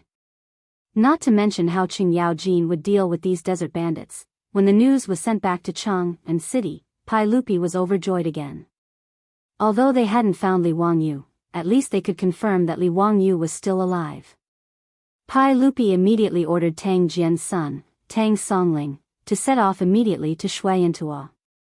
He ordered the Shui-Intua Khanate to send people to search for Li Wangyu in the North Desert and safely send him back to the Tang dynasty. Currently, the relationship between Shui-Intua and the Tang dynasty could be considered harmonious.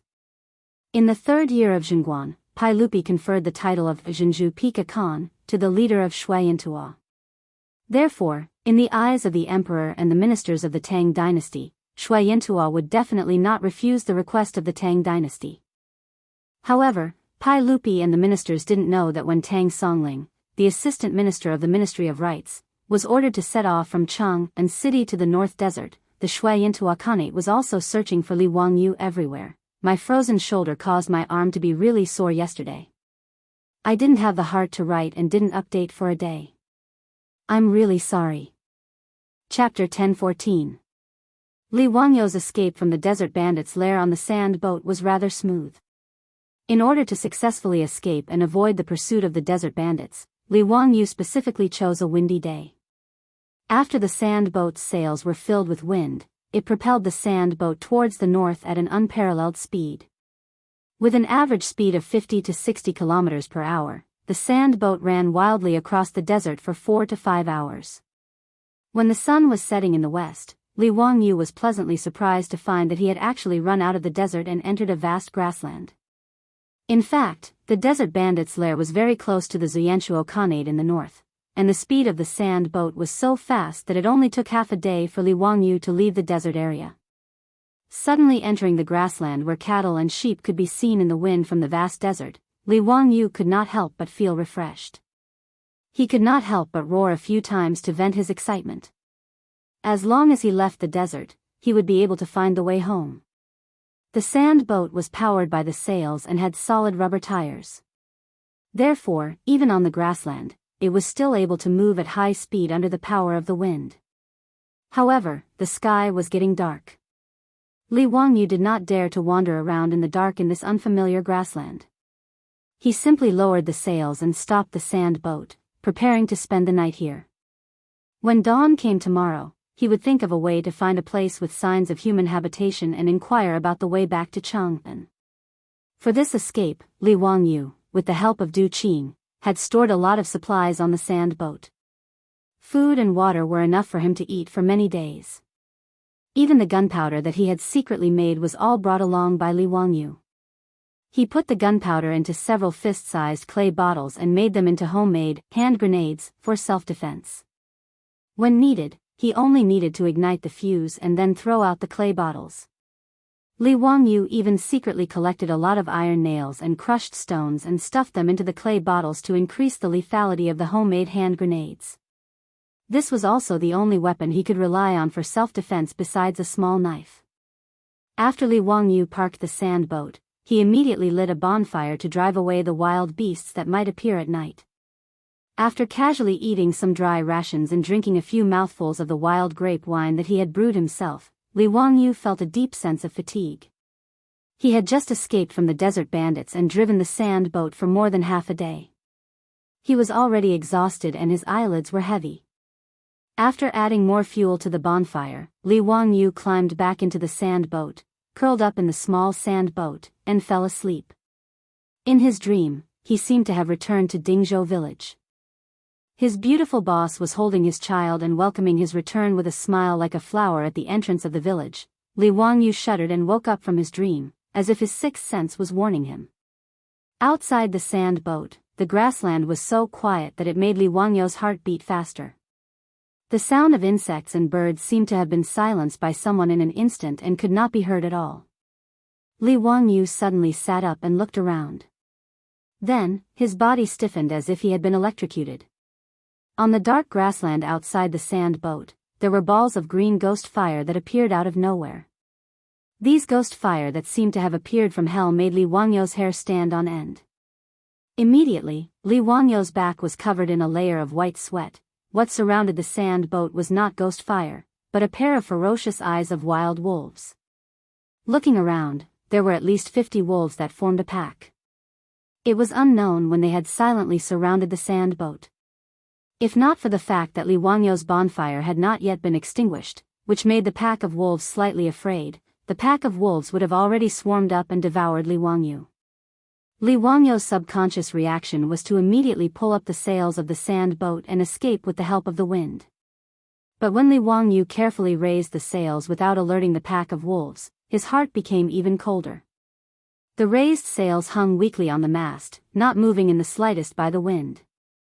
Li Wangyu then noticed that the wind on the grassland had stopped at some point. His heart almost jumped out of his throat. After silently cursing in his heart, he grabbed a few pottery bottles and took out a match, ready to fight with his life. Li Wangyu did not have the slightest confidence that a few homemade grenades would be able to scare away the pack of wolves. Even if he was given an assault rifle from the future, he would not dare to say that he could escape from the wolves.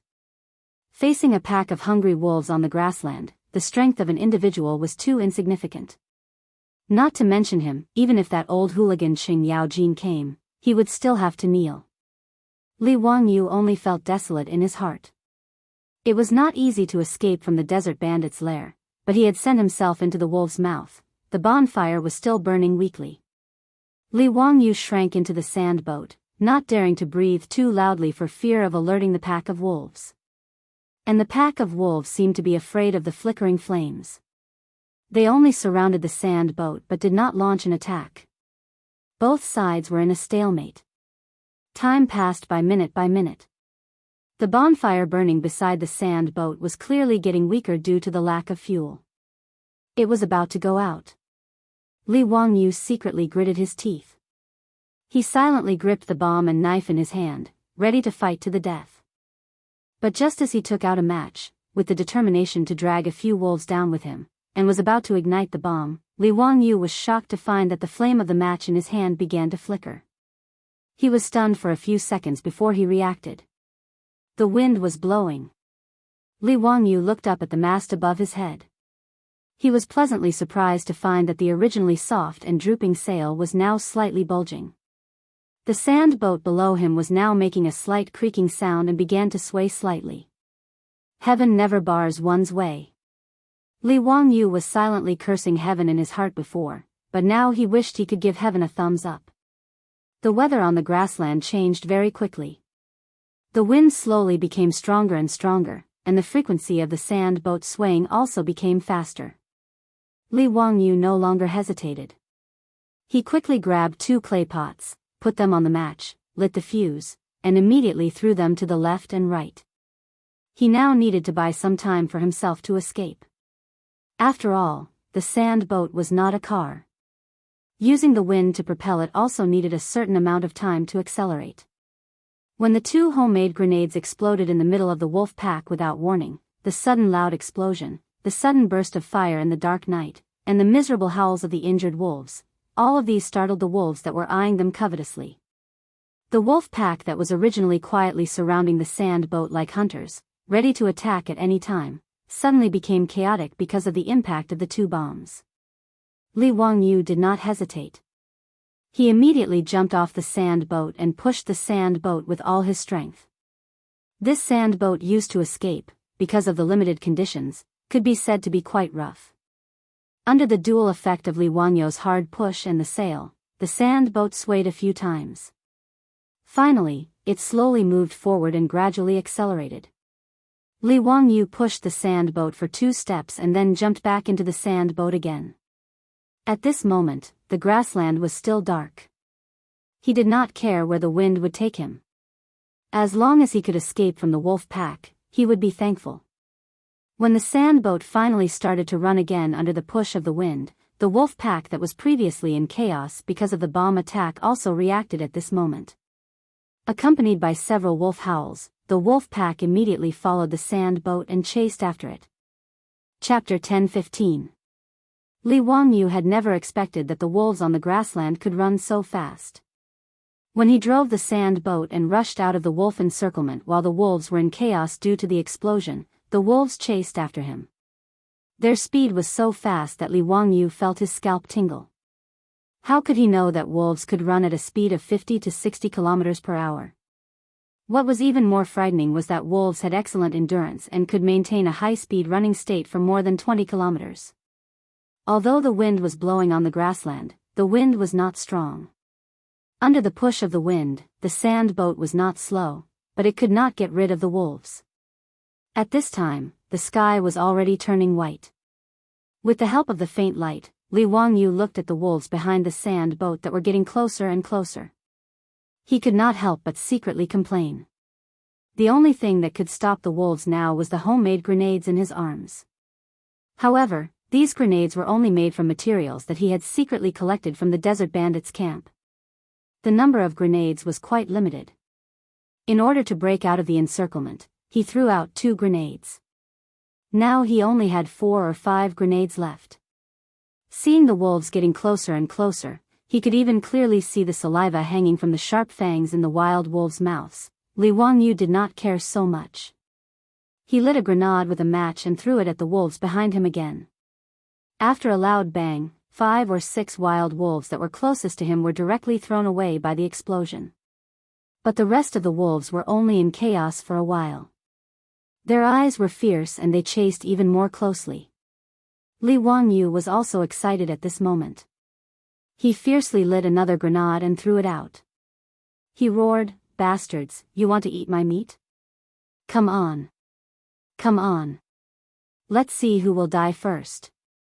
After throwing out several grenades in succession, until there was only 1 grenade left, the wolves finally stopped chasing so closely. After killing more than a dozen wild wolves in a row, even the ferocious wolves had a trace of fear. But even so, the wolves still did not intend to give up. They only slightly distanced themselves from the sand boat and stayed far behind. Li Wangyu finally heaved a sigh of relief when he saw that the wolves were no longer approaching. At this moment, he felt his legs go soft. He leaned against the mast of the sand boat and sat down. As long as the wolves didn't chase too closely, Li Wangyu was confident that he could escape the wolves' pursuit. After all, the sand boat wouldn't get tired. As long as there was wind, it could keep running. No matter how ferocious the wolves were, they were still made of flesh and blood. Even if he could run for a long time, the wolves would not be able to bear it and would have to give up on chasing him. However, Li Wangyu had overlooked one point, and that was the weight of the sand boat. The sand boat under his feet was just a modified version of a small sailboat. The craftsmen in the desert bandit camp were asked to install the axle at the bottom of the ship. It was only a wooden axle made by the craftsmen themselves. It was already a miracle that such a simple sand boat could carry Li Wangyu across the vast desert. At this moment, the sand boat continued to move at high speed on the grassland under the push of the wind. The wooden axle could no longer hold on. When the sky began to brighten, Li Wangyu rejoiced that he had managed to escape. But then, the sand boat beneath him emitted a light cracking sound. The wooden axle broke. The sand boat that was moving at high speed immediately capsized. Caught off guard, Li Wangyu was directly thrown out. The violent impact almost made Li Wangyu faint. Fortunately, the grassland soil was soft. Coupled with the thick pasture as a buffer, he didn't suffer too serious injuries. Li Wangyu was dizzy from the fall. It took him a long time to react to what had happened. He turned his head to look at the broken axle and the overturned sand boat. After cursing in his heart, he grabbed the last grenade. The sand boat overturned. There was no possibility of escape. The only thing he could do was to wait for the wolves to pounce on him and ignite the grenade. It was better than being bitten to death by a group of wolves. The wolves naturally wouldn't let go of such a good opportunity. They immediately rushed toward Li Wangyu. Looking at the wolves getting closer and closer, Li Wangyu was silent. He took out a fire roll from his arms and stared at the wolves getting closer and closer. Seeing the wolves rushing toward him like lightning, Li Wangyu could even vaguely smell the stench of the wolves. "Wife, see you in the next life. Take care of our children." Li Wangyu glared at them. The veins on his neck bulged. After a roar, he was about to ignite the grenade in his hand and die together with the wolves.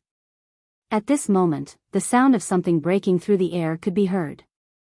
In the next second, the few wild wolves that were running at the front fell to the ground headfirst. And on their bodies, there were a few quivering arrows stuck in their bodies. Li Wangyu was pleasantly surprised. He turned his head to look and saw 7 or 8 horses galloping over. There were several riders on the horses. They were drawing their bows and shooting arrows at the wolves. "I'm saved." When this thought popped up in Li Wangyu's mind, his originally tense mind relaxed. After that, his entire body was filled with pain and extreme fatigue. Li Wangyu's vision couldn't help but turn black before he fainted. When he opened his eyes again and came to his senses, he realized that he was in a tent. The injuries he had suffered from the overturned sand boat had also been carefully bandaged with medicine. To be able to escape from the jaws of a wolf, Li Wangyu was extremely grateful to the person who had saved him. But even now, he still didn't know who had saved him. Before he fainted, he vaguely saw that the person who had saved him wasn't dressed like a Tang. He was probably a nomad from the grassland. Li Wangyu drove the sand boat out of the desert. After entering the vast grassland, he wondered if he had run to the grassland of Inner Mongolia. Now, it seemed that he was right. He recalled that in the early years of the Tang dynasty, Mabe still belonged to the Shui Intua Khanate. So, the person who had saved him should be someone from Shui Intua. Thinking of this, Li Wangyu couldn't help but feel happy. After all, in the early years of the Tang dynasty, Shui Intua had a good relationship with the Tang dynasty. The leader of Shui Intua was a barbarian. He often offered horses, cows, sheep, camels, and minks as tribute to the Tang dynasty. If he had run to the territory of Shui Intua, it would be easy for the barbarian to ask for help from Shui Intua and return to the Tang dynasty. While he was thinking about these things, the tent lit up. Someone opened the tent and walked in. Li Wangyu immediately struggled to get up and thank the person. "Thank you for saving me. I'm a Tang. My surname is Wangyu. How should I address you?" He didn't dare to report his identity directly, so he was still cautious. Although the other party had saved him and bandaged his wounds, Li Wangyu still had some reservations because he was in an unfamiliar environment. The person who had come was a capable middle-aged man. Just by looking at his hairstyle, Li Wangyu could confirm that his previous guess was correct. Shave hairstyle, which was characterized by shaving all or part of the hair on the top of the head, leaving only a small amount of hair on the temples or the forehead. This was the traditional hairstyle of the Tiela people. And Shui Yantua was a khanate formed by the Tiela people. Seeing that Li Wangyu had woken up, the middle-aged Tiela man was also happy. He quickly went forward to support Li Wangyu and motioned him not to get up in case his wounds reopened. However, the first thing he said made Li Wangyu gloomy. Chapter 10:16. And, yen at yen %, and. Li Wangyu couldn't understand a single word from the Tiela man, which made him depressed. There was still a long way to go to promote Mandarin. The two sides couldn't communicate with each other because of the language barrier. Li Wangyu suddenly thought of something. Why didn't Su Chongqing encounter any language barrier when he transmigrated to the Tang dynasty? After all, his soul had transmigrated to the Tang dynasty and inherited the memories of the original owner of the body. However, Su Chongqing's physical body had transmigrated to the Tang dynasty. Why could he understand the language of the Tang people? The official language of the Tang dynasty was based on the Sui dynasty's Chiayun, which was called Hanin, or Qinin. The difference between the Mandarin of the Middle Ages and the Mandarin of the future was almost like a foreign language. However, Su Chongqing didn't have any language barrier when he transmigrated. This was very interesting. Did transmigration come with a translation system? While Li Wangyu's imagination was running wild, the Tiela man saw that the two of them were like chickens and ducks, unable to communicate at all. He stood up, lifted the tent flap, and walked out. Not long after, the middle-aged Tiela man brought back a young Tiela man. Honorable guest, the Huertas welcome you. The young Tiela man could speak fluent Hanin, which made Li Wangyu overjoyed. You can speak Hanin? That's great. I'm a Tang person, surnamed Li, and my name is Wangyu. Thank you for saving me. Li Wangyu struggled to get up again and saluted the two Tiela men. The young Tiela man quickly helped him up, his eyes shining with admiration and respect. Honorable guest, please don't be so polite. It's our honor to be able to help you. You're a true warrior. Even the strongest warrior of the Tiela people might not be able to kill so many wolves on your own.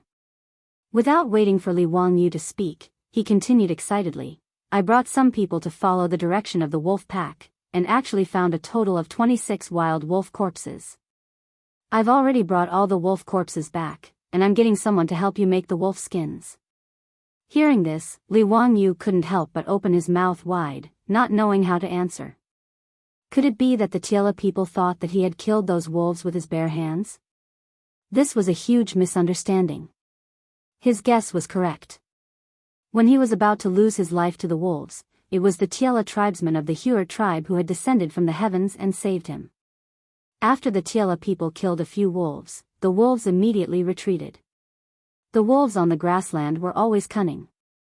They would never fight against the Tiela people in groups. They would only attack the herdsmen, cattle, and sheep that were left behind. After saving Li Wangyu, some of the Tiela tribesmen followed the direction of the wolf pack for a while. To their surprise, they found 26 dead wolves that had been killed by the explosion. When they brought the wolf corpses back to the tribe, it immediately caused an uproar. In the eyes of the Tiela people, Li Wangyu didn't have any weapons other than a small knife. However, he was actually able to kill so many wolves single-handedly under such circumstances. This naturally attracted the admiration of the Huer tribesmen. It was also because of this beautiful misunderstanding that the unconscious Li Wangyu was treated as the most honorable guest by the Huer tribe, who believed in the wolf totem. He also received the best treatment and care. The Tiela people who had never seen the power of firearms would never have thought that someone could use gunpowder to kill so many wolves. The young Tiela people's faces were full of admiration. They didn't even give Li Wangyu a chance to speak as they kept talking. 26 wolf skins are worth a lot of money. It's a pity that many of the skins were badly damaged and even burned by the fire. They'll depreciate a lot. Li Wangyu rolled his eyes in his heart. Wasn't this nonsense? How could a wolf that had been killed by a grenade still have its fur intact? While Li Wangyu was thinking about how to explain this misunderstanding, the Tiela man took out a string of items from his bosom and put them on Li Wangyu's neck without any explanation. Li Wangyu took a closer look and found that it was actually a necklace made of wolf fangs. Tsk tisk, that's amazing. 26 wolf fangs. Even the strongest warriors in the Heart tribe don't have that many wolf fangs. If you go out, the most beautiful girls in the tribe will be willing to enter your tent. Li Wangyu didn't know whether to laugh or cry. He vaguely remembered that the Tiela people seemed to worship the wolf totem. It was the greatest glory to hang the fangs of the wolves that they had killed with their own hands.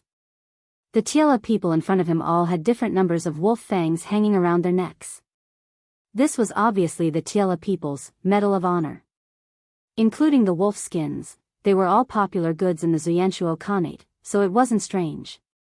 Li Wangyu only felt that since the Tiela people worshipped the wolf totem, why would they take the honor of killing wolves as a form of honor? Why did this logic feel weird? As for the Tiela people's misunderstanding, Li Wangyu didn't plan to explain it clearly for the time being. After all, although these Tiela people saved him and didn't seem to have any bad intentions, he was alone in this unfamiliar environment. It wasn't a bad thing for others to misunderstand his martial arts value. Through this talkative young man in front of him, Li Wangyu understood many things. This tribe called Heart was a small Tiela tribe in the Zuyanshuo Khanate. The middle-aged Tiela man was the leader of the Heart tribe, Shijia. The talkative young man was called Adai. Li Wangyu couldn't help but roll his eyes after hearing his self-introduction. What kind of lousy name is this? Taking advantage of others? Adai? Father? The Tiela people didn't have surnames, only names. Using Adai's words, in the Tiela language, Adai meant boss, the same meaning as the Tang people called him Dalong. Adai. Li Wangyu hesitated, but still didn't want to be taken advantage of by Adai, so he smiled and said, "Why don't I call you Dalong?" "Sure." Gui didn't have any objections as he nodded his head in agreement. "Li Wangyu, we have also towed your car back. However, we didn't find the animal that pulled the carriage. It was probably eaten by the wolves or ran away. But it's okay, our Heart tribe has plenty of horses. Shijia will give you 2 good horses later." He and the other Tiela people all thought that Li Wangyu's sand boat was a strangely shaped carriage. Li Wangyu didn't know how to explain what a sand boat was, so he could only smile and thank Adai. It was a good thing that the sand boat could be found. Presumably, the Heart tribe also had craftsmen who could help him repair the damaged sand boat. On the grassland, as long as there was wind, the sand boat could travel faster and more easily than riding a horse. It was indeed a good means of transportation. The chief of the Heart tribe, Shijia, asked Adai to tell Li Wangyu that he could rest assured and recuperate in the tribe. The Heart tribe welcomed a distinguished guest like Li Wangyu. Li Wangyu thanked Chief Shijia again and accepted the Tiela people's hospitality. No matter how anxious he was and how much he wanted to rush back to Chang'an, falling from the high-speed sand boat did indeed cause him serious injuries. He needed time to heal. While the 3 of them were chatting, the tent flap was opened again. A young lady from the Heart tribe walked in with a ceramic bowl. After exchanging a few words with her, Gui placed the bowl in front of Li Wangyu. "This is my younger sister, Yeruo. She personally cooked the meat soup for you. Quick, try it." Li Wangyu smiled and thanked him. He didn't stand on ceremony and picked up the bowl. He was indeed starving. After smelling the aroma of the food, he drooled even more. He couldn't wait to put a spoonful of meat soup into his mouth. In the next second, Li Wangyu couldn't help but frown. Chapter 10:17. Li Wangyu did not expect that the bowl of meat soup in his hand, which smelled so tempting, did not have any taste of salt. The meat soup without salt was not only not delicious, but also had a strong smell of blood in it. Even though Li Wangyu had suffered a lot in the desert robbers' camp in the past year, eating plain tea and even leftovers, he still found it hard to swallow such a bowl of meat soup. But facing Chief Shi, Gui, and Yeruo's expectant eyes, Li Wangyu could only pinch his nose, resist the feeling of nausea, and gulp down the bowl of meat soup. After Yeruo left happily with the empty bowl in her hand, Li Wangyu asked Addie weakly, "Dalong, why didn't you put any salt in the meat soup? Is it a habit of the Tiela people?" Gui nodded naturally. "Salt? Why should we put salt? When we Tiela people eat, we never put salt. Only you Tangs need to eat salt. You will get sick if you don't eat salt, but we Tiela people are not like that." Then, Gui patted his head in hindsight. "Aya, I forgot that you are a Tang, you need to eat salt. But we don't have any salt in our tribe. What should we do?" Li Wangyu held his forehead and was speechless. He remembered that he seemed to have read a saying in the later generations. It was said that the grassland people did not eat salt. Of course, people could not eat salt.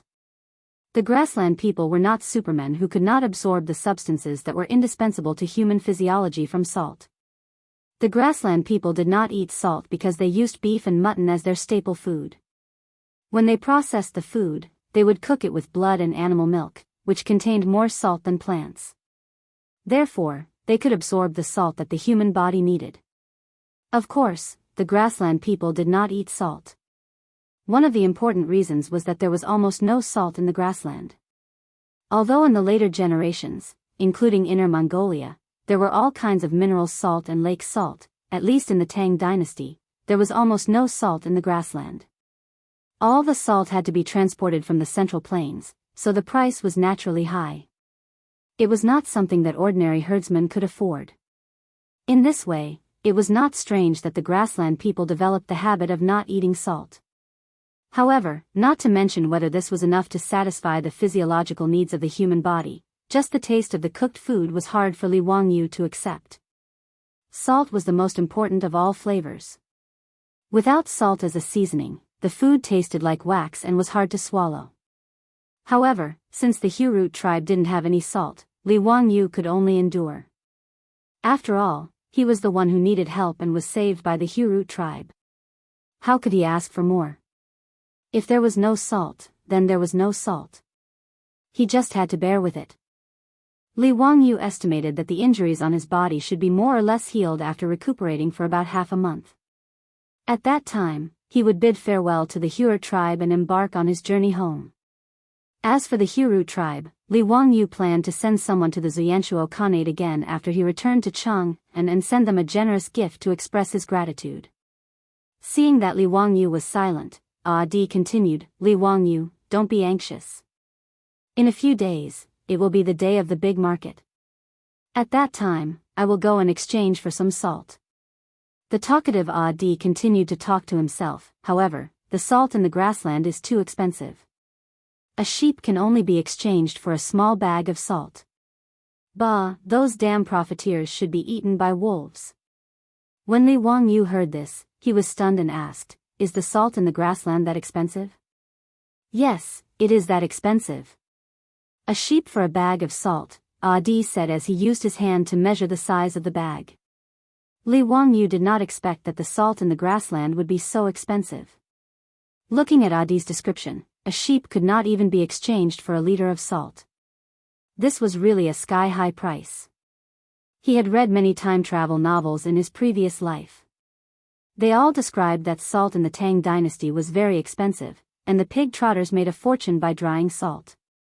However, after transmigrating to the Tang dynasty, Li Wangyu knew that the so-called lack of salt in the Tang dynasty was nonsense. Since ancient times, China did not lack salt. However, since the Han dynasty, there was a policy of salt and iron official camp.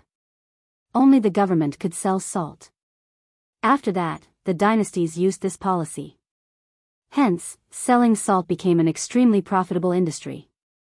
In some dynasties, half of the tax revenue came from salt.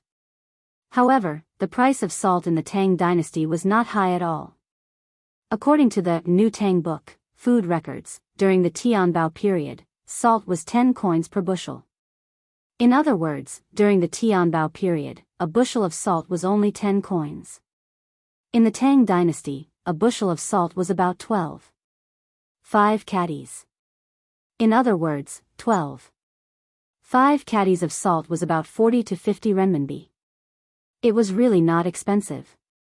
Until the Tang dynasty, when the salt monopoly law was implemented. The imperial court monopolized salt, and the officials bought and sold it. As a result, the price of salt soared to 110 coins per bushel of salt, which was really unaffordable. It was also because of the high price of salt that a large number of illegal salt dealers appeared. Huang Chao, who hastened the demise of the Tang dynasty, was the birth of an illegal salt dealer. Therefore, to a certain extent, the price of salt also determined the fate of a country.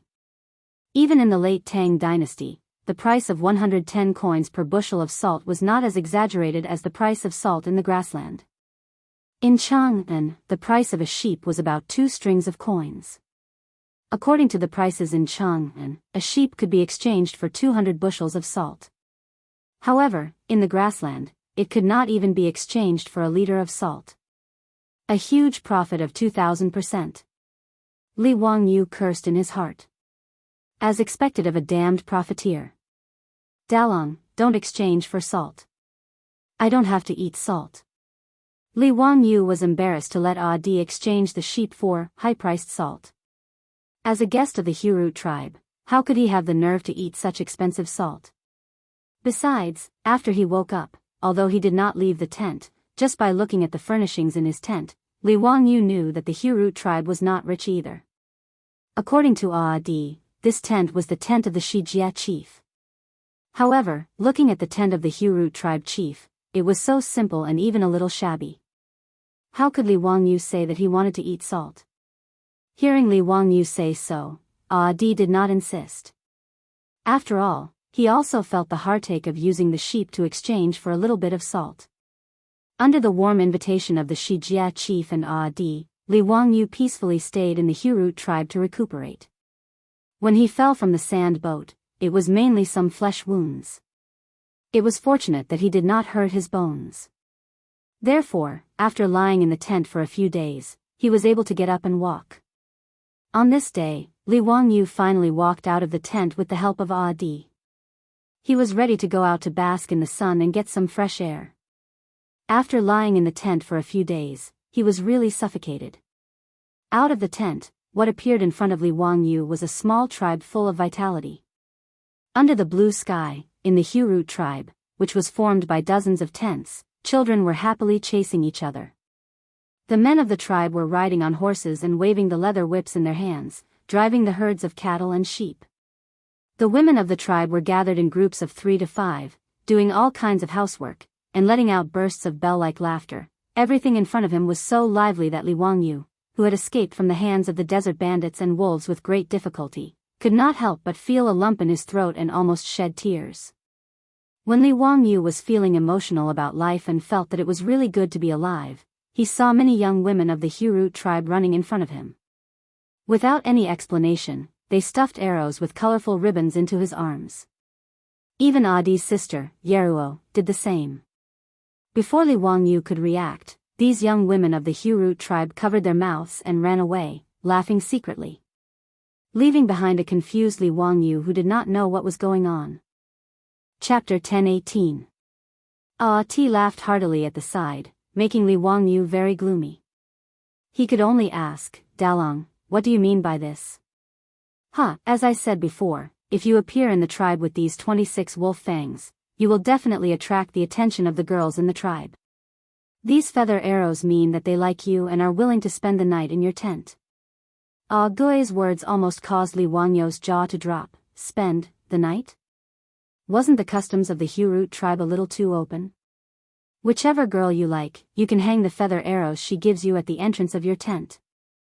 Laughing, Adi pointed at the bundle of arrows in Li Wangyu's hand.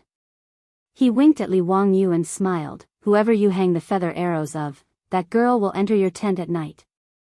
With so many feather arrows, you are the most popular man in the tribe. TSK, when I hunted 3 wild wolves, I only received 5 or 6 feather arrows. Adi threw a tacit smile at Li Wangyu and continued, "This feather arrow belongs to my sister, Yeruo. She is the most beautiful flower in our Hurut tribe. Li Wangyu, hang my sister's feather arrow tonight. She will definitely satisfy you."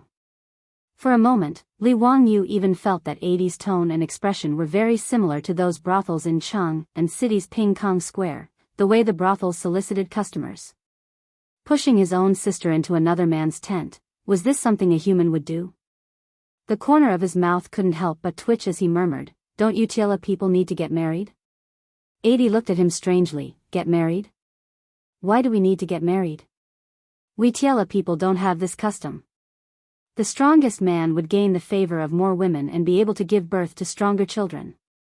This way, the tribe will become stronger and stronger.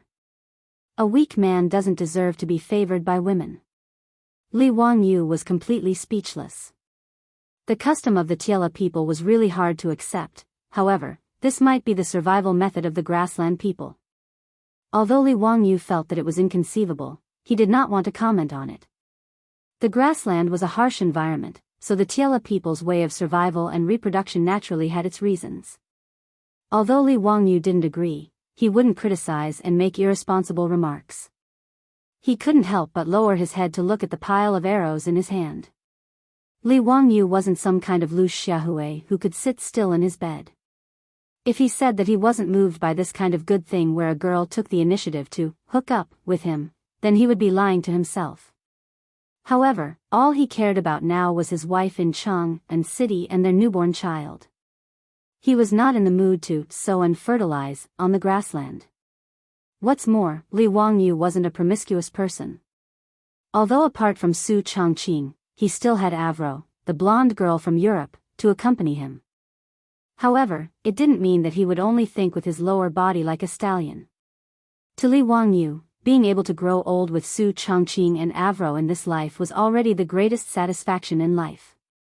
Of course, Li Wangyu didn't know that during this period of time when he was captured by the desert bandits, Su Chongqing had actually taken in a wife on behalf of his husband, and had married another wife for him and a new concubine. He would probably have a headache over this when he returned to Cheng and City. As for whether this fellow would be secretly delighted, that was unknown. Li Wangyu didn't hang those arrows at the entrance of his tent, which made the ladies of the Hurut tribe very disappointed. When Adi's sister Yeruo delivered food to Li Wangyu, her eyes were full of resentment, as though she felt that Li Wangyu didn't understand her feelings. In this regard, Li Wangyu could only pretend to be an ostrich and pretend that he didn't see anything. The ladies of the Hurut tribe were as passionate as fire, but Li Wangyu could only secretly apologize in his heart. He recuperated in the Hurut tribe in peace, and after a few days, his injuries were mostly healed. At least, he could move around without hindrance. One day, Adi ran over excitedly to find Li Wangyu. "Li Wangyu, I've found someone to fix that carriage of yours. Let's go, quickly bring me to try it out. Don't try to trick me. Can that carriage really run without being pulled by animals?" Li Wangyu's sand boat had overturned because the wooden axle of the carriage had broken. Adi and the others had dragged the damaged boat back. Although the Tiela people were nomads of the grasslands, they also had carriages. Moreover, because the wheels of their carriages were very tall, the Tiela people were also called tall carriages by the Han people. Repairing a broken axle was a piece of cake for the Tiela people. Adi knew from Li Wangyu that the sand boat could run at high speed without being pulled by animals. Naturally, he didn't believe it. Therefore, when the sand boat was repaired, he couldn't wait to find Li Wangyu. He wanted to see if Li Wangyu was bragging. Li Wangyu had long been bored to the point that his bones were itching. Although his injuries hadn't fully healed, it didn't affect him from operating the sail. Therefore, when he heard Adi's words, he immediately became interested. When the sail on the sand boat was raised and filled with wind, the sand boat started to glide on the grasslands. Including Adi, all the onlookers of the Hurut tribe who came to watch the show were so shocked that their eyeballs dropped to the ground. There were even some elderly herdsmen who were trembling and kneeling on the ground, kowtowing towards the sand boat. In the eyes of the Tiela people, this sand boat was simply a divine tool. Li Wangyu must be a god in the heavens to be able to drive the sand boat like this. Even Adi and the Shijia chief felt their knees go soft and had the urge to kowtow. Adi even immediately filled in the blanks in his mind. No wonder Li Wangyu could kill so many wild wolves with his bare hands. Moreover, the fur of the wild wolves was full of burn marks.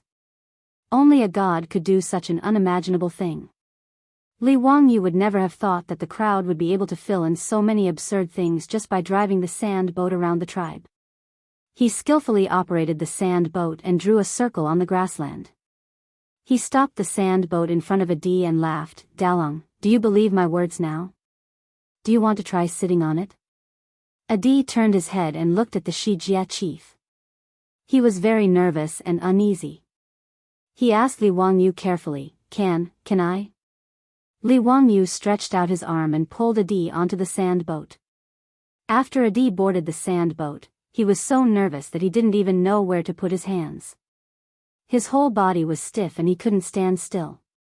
Including the Shijia chief and Adi's sister Yeruo, all the surrounding Tiela people were looking at Adi with envy. What kind of honor was it to be able to board a god's chariot? Li Wangyu didn't know that the people of the Hurut tribe thought of him as a god. After instructing Adi to help him stand steadily, he raised the sail again and drove the sand boat to speed away. In the Hurut tribe, some young herdsmen immediately jumped on their horses and started chasing after the sand boat as if they wanted to race with it. However, the wind on the grassland was quite strong today.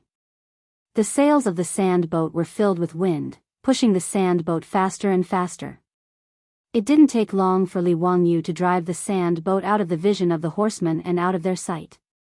This made the people of the Hurut tribe even more certain that Li Wangyu was a god. He didn't need animal power, but even the fastest horse couldn't catch up with him. Other than a god, who else could do it? A group of unruly Tiela people pulled on the reins of their horses and dismounted. They then kowtowed in the direction of the sand boat. "You can say that I'm weak, but you can't say that I'm weak. This is a matter of principle." Chapter 10:19. With Adi on the sand boat, Li Wangyu didn't have to worry about losing his way. Therefore, he drove the sand boat carefreely and dashed across the grassland at lightning speed. In his later life, he had never traveled to the grassland. Now that he was about to return home, he was in a good mood and was intoxicated by the beautiful grassland in front of him. Chile Chuan, under the Een mountain. The sky was like a dome, covering the wilderness. The sky was vast, the wilderness was boundless. Cattle and sheep could be seen when the wind blew through the grass. A Chile song described the magnificent scenery of the grassland. Li Wangyu suddenly roared, releasing all the depression, longing and sorrow that he had felt in the past 1.5 years. After venting for a while, Li Wangyu felt extremely happy. After the initial hesitation and fear, Adi slowly got used to the unparalleled speed of the sand boat. Now that he saw Li Wangyu roaring, he couldn't help but roar as well. The two looked at each other and smiled. Adi finally recovered and didn't revere Li Wangyu as a god like before. Adi used the Tiela language to sing a song of the Tiela people. Although Li Wangyu couldn't understand the simple and resounding melody, he could feel the content of Adi's song. Grassland, fine horses, cattle and sheep, blue sky, white clouds. Li Wangyu drove the sand boat and ran on the grassland for more than an hour. Only when the sand boat reached the vicinity of a lake did he lower the sail and stop the sand boat by the lake. When he and Adi went out, they didn't bring a water bag. Now that they felt thirsty, they prepared to go to the lake to drink. Today's rivers and lakes were all natural and pollution-free water sources. Even if it was a small stream that could be found everywhere, Li Wangyu believed that the quality of the water source would be far better than the sweet and pure water from the portals of nature, in his later life. Therefore, when he saw a lake, he prepared to drink some lake water to quench his thirst. However, Li Wangyu also felt that it was strange that such a large lake didn't have any birds or animals. From what he had seen and heard along the way, whether it was the desert or the grassland, as long as there was a water source, there would always be birds and all kinds of animals. However, he couldn't be bothered to find out what was going on, so he walked towards the lake on his own. When Ajia saw that Li Wangyu actually wanted to drink water by the lake, he couldn't help but reveal a strange smile. However, he didn't say anything. He only looked at Li Wangyu's figure with anticipation. Li Wangyu didn't have eyes on the back of his head, so he naturally couldn't see that mischievous smile on Agui's face. He walked to the lakeside, squatted down, and scooped up a handful of clear lake water with both hands and sent it into his mouth. The next second, Li Wangyu choked. With a pfff, he spat out all the water that he had just drunk. His clothes were also drenched by the lake water, making him look very miserable. Only then did Agui burst out laughing. He held his abdomen and laughed so hard that he couldn't even straighten his back. Ha ha ha, Li Wangyu, you really aren't a god. You don't even know that the water in this bitter salty lake can't be drunk. Agui finally confirmed that Li Wangyu was a living human. He laughed so hard that tears came out of his eyes. Even the children in the tribe know that this bitter salty lake can't be drunk. Didn't you see that even birds don't come to drink this lake water? Huh, I'm dying of laughter. Li Wangyu wiped his mouth angrily and glared at Agui. Dalong, you actually didn't remind me. That's too much. The lake water that he drank just now was bitter, astringent, and salty. It was just like the seawater that he accidentally choked on when he was swimming by the sea in his previous life. It was completely inedible. No wonder there weren't any birds resting in this lake. It turned out that this lake was actually a saltwater lake. It wasn't strange that there were saltwater lakes in the prairie. Li Wangyu stood up angrily and shook off the water stains on his hands. Just as he was about to complain about Agui, this rascal, his body suddenly stiffened. He then turned his head and looked at the lake in front of him again. Saltwater lake? Salt? He suddenly clapped his hands. Ha, Agui, your tribe is going to be rich. Salt, this is salt. If sea salt could be obtained by drying and boiling seawater, then the same method could also be used to obtain natural lake salt. Salt on the prairie was so expensive. If the Hurut tribe learned how to make salt, would they still be afraid of not being able to make a fortune?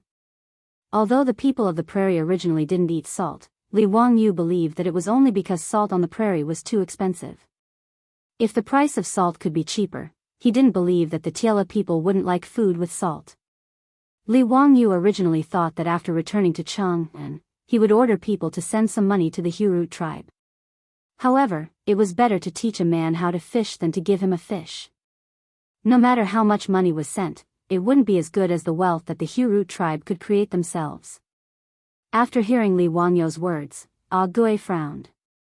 He didn't understand what Li Wangyu meant.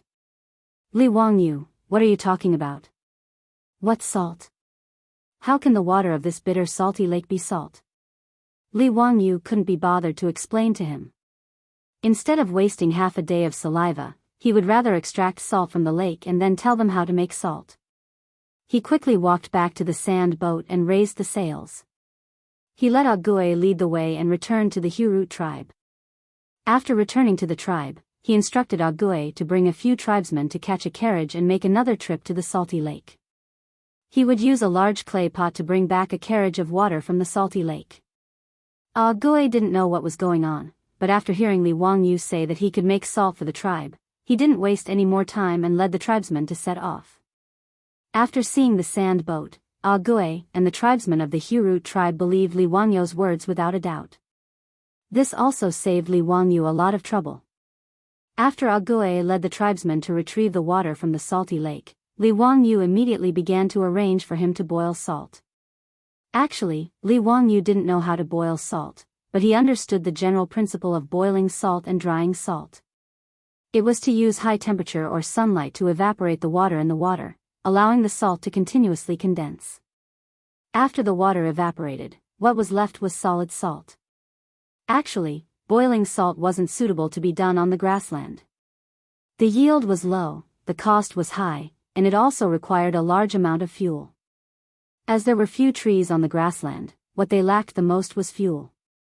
To extract salt from the salty lake, the best way was to dry the salt. Luckily, Li Wangyu was only going to demonstrate to Chief Shijia and Agui. He told them that salt could be collected from the salty lake, so the method of boiling salt was the fastest and most convenient method. Gui and the others didn't know what Li Wangyu was going to do, but they still followed his instructions. They set up the stove, raised the fire, placed the iron pot, poured the salty lake water into it and started to boil it. This cooking took almost 6 hours. The tribesmen who were watching changed batch after batch. Everyone's curiosity turned into whispers. They discussed with each other softly, feeling that Li Wangyu's actions were really baffling. Can salt be produced by boiling the water? Who has heard of this before? Shoo, lower your voice. I heard that the immortals of the Central Plains can turn stone into gold.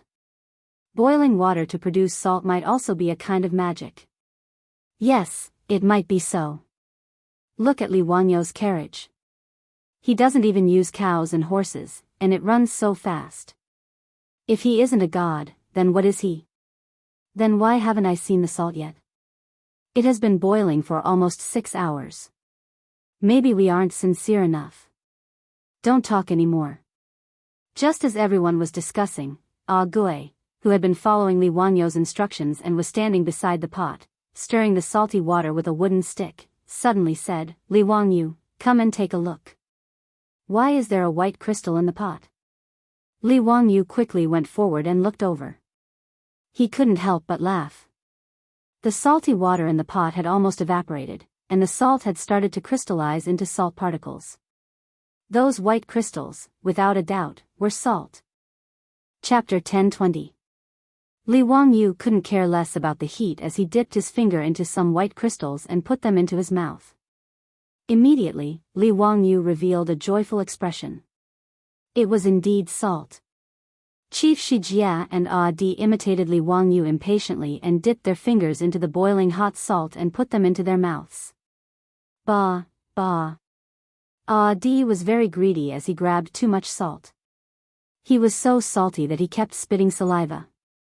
However, his face was filled with joy. Salt.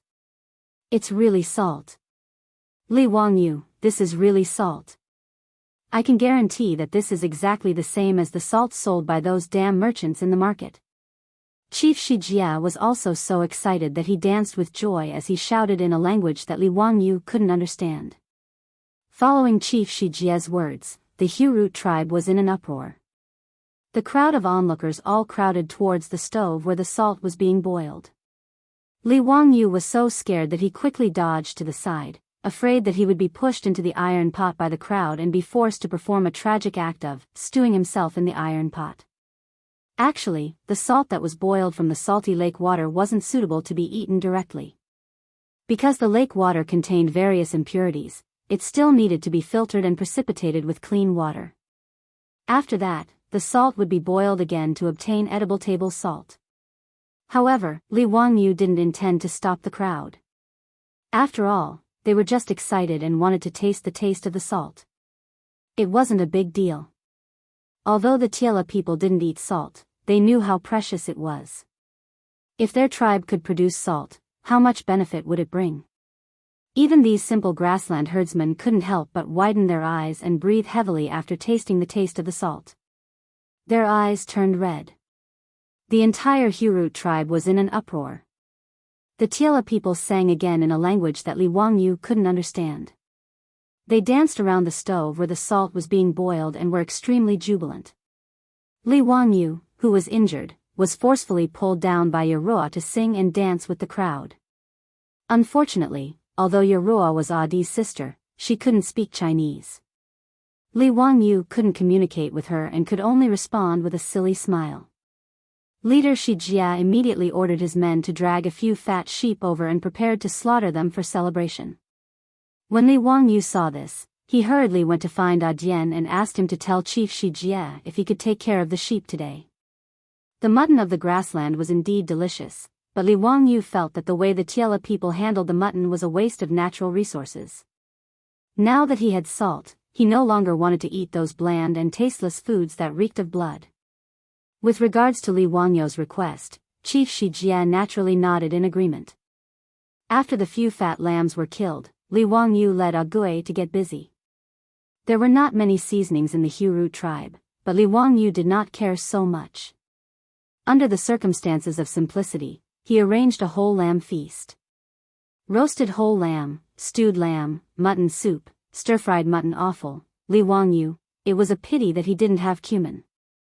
Otherwise, everything would be perfect.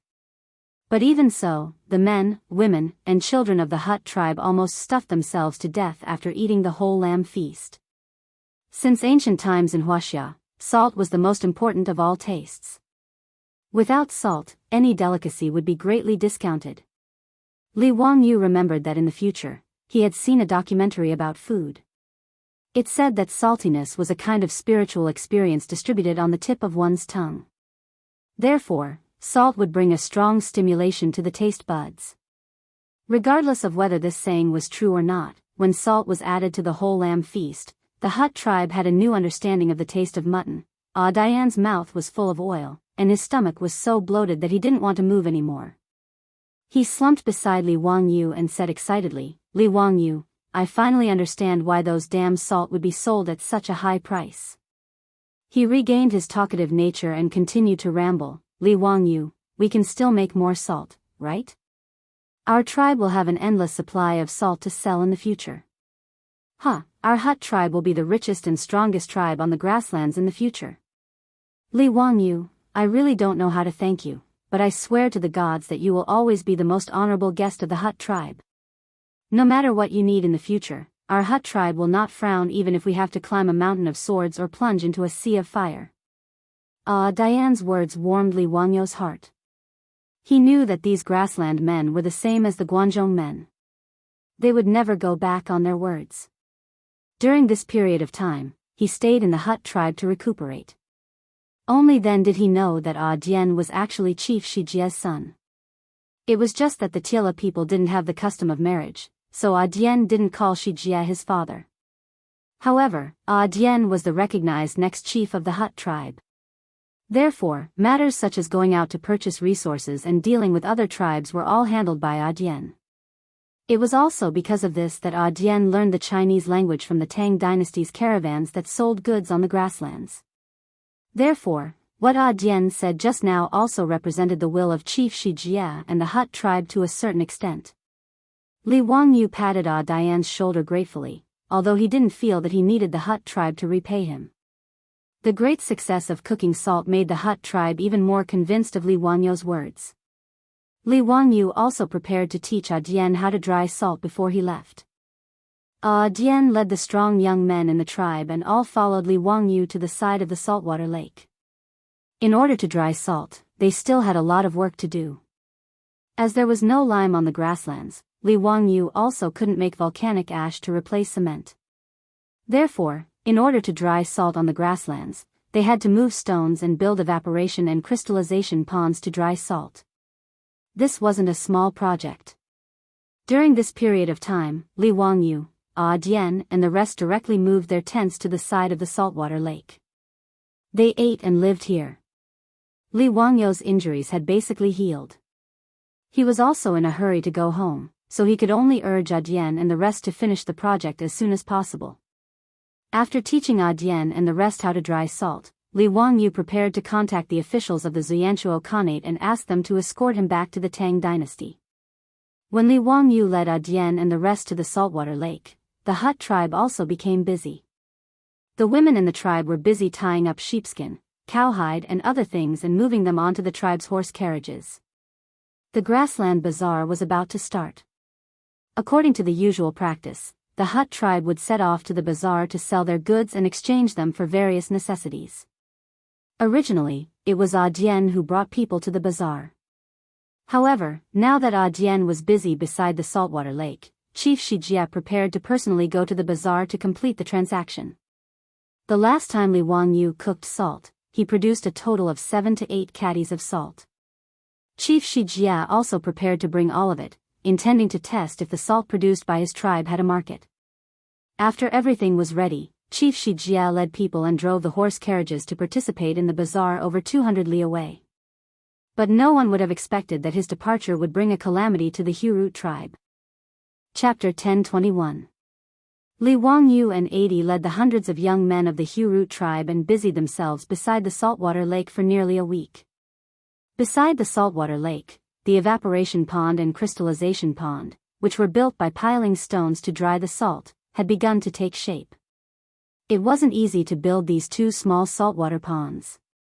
Every day, the young men of the Hurut tribe had to ride horses to the Gobi Desert, which was dozens of miles away, to find stones of suitable size, and then use horses to transport them back. After a certain amount of polishing and cutting, they were pieced together seamlessly. The work was very hard, but none of the men of the Hurut tribe, including Adi, the future leader of the tribe, complained. No matter how much they sweated, these Tila people's faces were always brimming with smiles. Every time they rested, Adi, the chatterbox, would pester Li Wangyu and chatter about his beautiful vision for the future. Li Wangyu, how much do you think we should sell our salt? How about a scoop of salt for a sheep? It will definitely anger those damn profiteers to death. Dalong, from now on, your tribe will have as many sheep as the clouds in the sky, Li Wangyu also hoped that the simple and honest Hurut tribe would have better days. He laughed heartily and patted Adi's shoulder. Adi also laughed heartily. Just as he was about to say something, he saw a fast horse galloping towards them from the grassland. Li Wangyu found the middle-aged Tiela man on the horse's back familiar. He should be from the Hurut tribe. However, his current appearance, which was covered in blood, gave Li Wangyu a fright. Before the man, who was covered in blood, could reach Adi, his body tilted and he fell from the horse's back. Li Wangyu just noticed that the man's body was covered with bloody wounds. Blood had already dyed the clothes of this middle-aged Tiela man and the horse he was sitting on. Adi and the others rushed forward and held the man, preparing to save him. However, the man only had time to say a few words to Adi and the others before he stopped breathing due to his severe injuries. Li Wangyu couldn't understand the Tai language, so he didn't know what they were talking about. However, the reaction of Dai and the others gave him another shock. Including Adhii, all of the Tiela people showed grief and indignation after hearing the words of the person who came. With a furious roar, Adi pulled out the knife on his waist and roared at Tai Lu. All the Tiela people's eyes turned bloodshot. After calling for their mounts, they immediately leapt onto their horses and charged out. Li Wangyu hurriedly shouted at Adi, Dalong, what happened? Our tribe was attacked and we suffered heavy casualties. After Adi threw down these words, he didn't have time to care about Li Wangyu anymore. Gnashing his teeth, he led the group of strong youths from the tribe and galloped towards the direction of the tribe. Hearing this, Li Wangyu's expression changed drastically. After being stunned for a few seconds, he hurriedly ran towards his sand boat, raised the sail, and chased after Adian and the others. In order to build the salt drying pond next to the saltwater lake, Adi took away almost all of the strong youths in the tribe. Now that the Hurut tribe was in the camp, almost all of them were women and children. Now that they were attacked, how could they have the ability to protect themselves? Even Li Wangyu couldn't help but tremble at the terrifying consequences. He didn't dare to imagine it. However, according to his understanding during this period of time, although the Hurut tribe was a small tribe, there weren't any threats within a radius of 200 to 300 li. Although the Xianshuo Khanate was a loose grassland Khanate, ever since the Eastern Turks were defeated by the Tang dynasty, the Xianshuo Khanate had prospered under the rule of their leader, the barbarian Khanate. Although the Tiela tribes weren't rich and even had to pay heavy taxes to the Khanate to let their youths join the Khanate's army, at the very least, the Tiela tribes weren't allowed to kill each other. Now that it was the 6th year of Xinguan, the Xianshuo Khanate had 200,000 elite soldiers. It could be said that the Xianshuo Khanate was at its peak. Under such circumstances, how could the Hurut tribe still be attacked? Who would have the guts to attack a Tiela tribe on the grassland? Weren't they afraid of the Xianshuo Khanate's revenge? Could it be that the desert bandits had followed them all the way here? Li Wangyu shook his head, feeling that this was impossible. No matter how fierce the desert bandits were, they only relied on the desert environment to stir up trouble. Even if they had the guts to leave the desert and enter the grassland to attack a tribe, they wouldn't dare. Li Wangyu couldn't think of a reason, so he couldn't be bothered to think about it. He could only focus on driving the sand boat to catch up with Augui and the others. Actually, he also knew that he didn't have the strength to truss a chicken.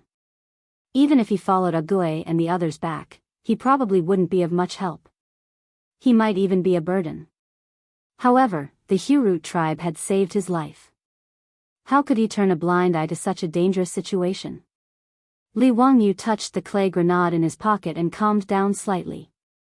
After all, he wasn't completely helpless against the enemy. Unfortunately, this was the last one he had left. When Ague and the group of Tiela tribesmen rushed back to the Hurut tribe anxiously, what appeared in front of them was a miserable scene with smoke rising everywhere and dilapidated walls. The culprits who had attacked the tribe had already disappeared, but the Hurut tribe was dead silent. The tribe that used to be lively and cheerful was now like hell on earth. Countless corpses of the tribesmen were lying everywhere, blood flowing like a river. Ague looked at the scene in front of him, his hair standing on end and his eyes almost popping out of their sockets.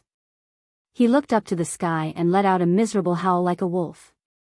His voice was filled with anger, sorrow, pain and regret. The group of Tiela tribesmen were also heartbroken. They roared and jumped off their horses, looking for traces of their loved ones among the dilapidated walls. Li Wangyu stared blankly at the scene in front of him, his body trembling uncontrollably. The Hurut tribe had a total of 369 people. Excluding the 127 people who followed Ague to build the salt-drying pond at the saltwater lake, the remaining 242 people, including the tribe leader, the children, and the women, were all killed. Li Wangyu was like a walking corpse, walking helplessly in hell on earth. He stared blankly at Ague, who was carrying his sister Yeruo's corpse and walking over. This beautiful Tiela girl's eyes were tightly shut, her face was as pale as a sheet of paper, and there were several bloody wounds on her body. Li Wangyu was finally like Ague and the others. He clenched his fists and let out a roar like an injured beast. His eyes were tightly shut, and tears flowed out uncontrollably. Because of the language barrier, he had never spoken to Yeruo before. However, ever since he was saved by the Tiela tribesmen, Yeruo had been taking care of him. Scenes of him interacting with Yeruo flashed in front of Li Wangyu's eyes. This beautiful Tiela girl, who served him meat soup, cleaned and bandaged his wounds, and gave him ribbons and arrows with a sweet smile, had suddenly died in her most beautiful youth. Li Wangyu's eyes were bloodshot. At this moment, he only wanted to pull out his sword and kill. However, the murderers who attacked the tribe had indeed retreated. The group of Tiela men were howling in grief, venting the pain in their hearts.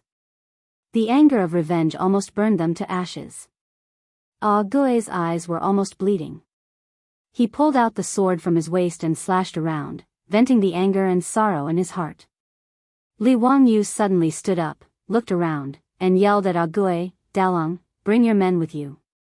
We're going to chase after the murderers and take revenge." "Chase my ass. The murderers have been gone for at least 2 hours. How are we going to chase after them in this vast grassland?" Looking at the cold and stiff corpses of his family members in the tribe, Ague could roughly guess the time when the tribe was attacked. The tribe was 50 to 60 miles away from the saltwater lake. The tribesman who had luckily escaped and risked his life to deliver the message would need at least an hour on horseback. Added with the time they took to get back, how were they going to find the murderers? Li Wangyu silently picked up a sword from the ground and held it tightly in his hand. He slowly shook his head and stared at Ague. "No, they can't have gone far. Author's note, something happened yesterday, so I stopped updating. I'll try to make up for it in the next 2 days." Chapter 1022. Li Wangyu's words made Adi stand up abruptly. "Why do you say so?" Many of the Tiela tribesmen who heard the Chinese voice stopped roaring and looked at Li Wangyu with red eyes, waiting for his explanation. Li Wangyu sneered and pointed to the surroundings of the tribe. "Dalong, how many cows and sheep are there in the tribe? Are they still there? Where do you think these cows and sheep have gone?" Dai was stunned for a moment. After looking around, he immediately understood. He immediately pulled out his knife and said with a ferocious face, "Those bastards, they even took away the cows and sheep in the tribe. They couldn't have left quickly." The Tiela tribesmen also realized that thousands of cows and sheep in the tribe had disappeared. The only possibility was that they had been taken away by the attackers. Cows and sheep were different from horses. Their speed was limited. Even if the attackers had left for more than 2 hours, they couldn't have gone too far. The flame of revenge almost made the Tiela tribesmen lose their minds. Now that Li Wangyu reminded them, they all roared and called their horses. They got on their horses and prepared to set off to chase after the killers. Originally, 80 and the others thought that it was almost impossible to track down the killers. However, since the killers were greedy and took away all the livestock in the tribe, it wasn't difficult to track them down. Not to mention the tracks left by the large group of cows and sheep. The feces that the cows and sheep excreted on the road were the best road signs. After being reminded by Li Wangyu, Dian did not say anything else and immediately led a group of clansmen to chase after them. Li Wangyu also gritted his teeth and drove the sand boat to follow them. His mind was full of Yeruo's cold and pale corpse. At this moment, he was like 80 and the others. Other than revenge, he didn't have any other thoughts. It wasn't until they were far away from the Hurut tribe that was still emitting thick smoke that Li Wangyu's mind became a little clearer.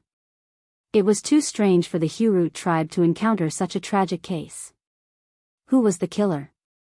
In broad daylight, they actually dared to be so heartless and ruthless as to massacre an entire tribe. What exactly was their confidence? Furthermore, all the cattle and sheep of the Hurut tribe had been driven away, which meant that the murderer was not afraid of being discovered at all. He was completely fearless and did not worry about the revenge and pursuit of the surviving members of the Hurut tribe at all. Looking at the direction in which Jia and the others were chasing, they were also heading towards the hinterland of the Xianchuo Khanate and not towards the border region. Could it be that the murderer who attacked the Hurut tribe was a noble of the Xianchuo Khanate? When Li Wangyu thought of this, he hurriedly drove the sand boat to chase after Dian and told his thoughts loudly to Dian. Adai ceaselessly waved his whip, urging the horse beneath him to speed up, and his eyes were like a hawk as he stared into the distance.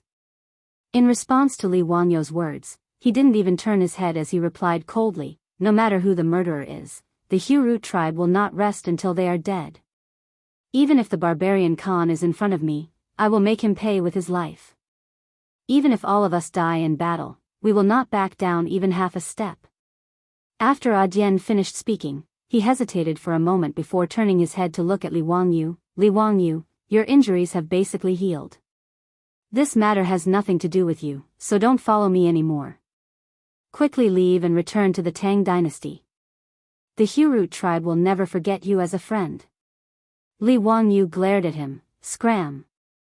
Yeruo is your sister, and she is also my sister. I, Li Wangyu, will definitely avenge her.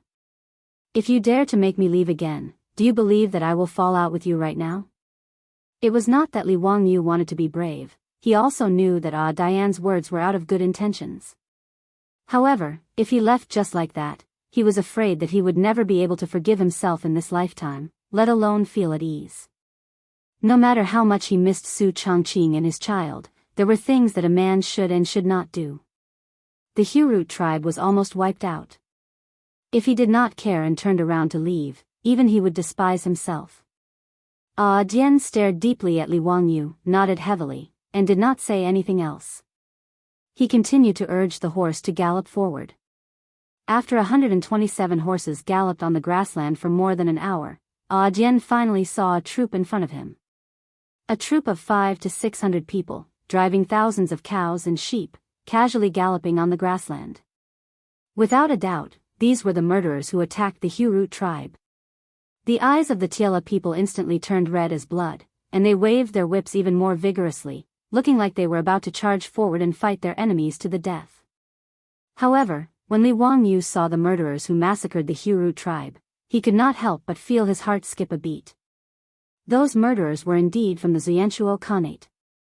More importantly, these 500 to 600 people were all armored soldiers. Although the Xianchuo Khanate was a grassland tribe, its army was like the Tang dynasty of the Central Plains. They all wore armor, but the style and quality of the armor were different. Li Wangyu secretly clenched his fist, but in his heart, he had already made up his mind to die. 127 Tiela people, plus a weakling like him, against 500 to 600 armored cavalrymen, it was basically a dead end. No matter how tough Adyen and the other Tiela people were, at the end of the day, they were just herdsmen. No matter how valiant they were, how could they fight against 500 to 600 armored soldiers by themselves? But even so, Li Wangyu didn't have the thought of running away in his heart. He just silently touched the grenade in his arms, thinking about how many people he could drag down to die with him before his last breath. Chongqing. See you in the next life, take care of our child. Li Wangyu silently said goodbye to his wife again in his heart. He resolutely gripped the hand that was controlling the sail, and followed closely beside Adyen. Over 100 horses of the Hurut tribe galloped over, causing a huge commotion. When the Ziyanshuo cavalrymen who had massacred the Hurut tribe realized that someone was chasing after them, they did not panic at all. Instead, they stopped moving forward, jumped off their horses, and formed a battle formation, waiting calmly for Adyen and the others to come closer. Li Wangyu, who was on the sand boat, naturally understood this abnormal behavior, but he couldn't help but feel suspicious. The Hurut tribe came for revenge. Although these murderers had the advantage in numbers, what was the meaning of dismounting and forming a battle formation? Could it be that these Ziyanshuo cavalrymen were so arrogant that they thought they could defeat Adyen and the other herdsmen by dismounting? If that was the case, they might still have a chance to live today. However, Li Wangyu did not expect that when Adyen led the cavalrymen to a distance of 1 mile from the cavalrymen, he suddenly pulled the reins and stretched out his right hand, indicating for everyone to stop. Li Wangyu was puzzled, so he asked, "Dalong, why did you stop?" Even though he had never been in a battle formation, he knew the principle of finishing in one go. Since the other party had already dismounted, how could they let go of such a good opportunity? At this moment, shouldn't they charge forward and use the speed and charging force of the cavalrymen to defeat their opponents in one go? Adyen did not reply, but jumped off his horse and pulled out his saber. Those Tiela people also jumped off their horses, pulled out their weapons, and silently stood behind Adyen, forming a battle formation. Li Wangyu, since you don't want to leave, then you are my brother. Today, you and I are going to die together. It's a fortunate thing. Stand by my side and we'll charge together. Li Wangyu was completely dumbfounded. What was going on? Chapter 1023.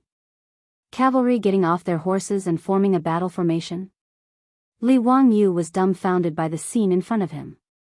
His brain, which had been filled with blood due to the rush of blood, quickly calmed down. Following which, he thought back to the Battle of Shuayantua in history. In the 15th year of Zhongguan, Pai Lupi ordered Minister of War Li Ji to lead 150,000 troops to attack Mabe. In order not to waste time, Li Ji led 6,000 Tang dynasty cavalry and Tujue cavalry to chase Shuayantua's army to Nuozen Water, where the Battle of Nuozen Water broke out. In the end, the 200,000 Shuayantua cavalry dismounted on the Mongol grassland like they had gotten the wrong script. They treated themselves as infantry and fought against the 6,000 Tang cavalry. The 200,000 Shuayantua's dismounted cavalry were brutally beaten by the 6,000 Tang cavalry and were defeated like a landslide. 3,000 of them were beheaded, 50,000 were captured, and the rest fled to Mabe. Along the way, there was heavy snow, and most of the Shuayantua people died from the cold. Of the 200,000 troops, only 20,000 managed to escape. This battle also gave rise to Li Ji's achievements. When Li Wangyu read history books, he felt that the Shuayantua people's brains must have been kicked by a donkey. The grassland nomadic cavalry actually dismounted during battle, turning cavalry into infantry. How stupid were they? However, Shuayantua's dismounted cavalry formation was the traditional battle formation of the Shuayantua Khanate. At that time, the Eastern Turks were really strong, and they taxed excessively, causing the Tiela people to suffer. In the 2nd year of Zhongguan, the barbarian man led his troops to fight against the Turks. Shieli Khan sent troops to suppress the Tiela people, but he did not expect that the Turks would be defeated by them.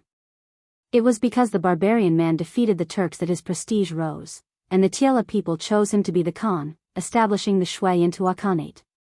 The method that the Tiela people used to defeat the Turks was to dismount and form a cavalry formation.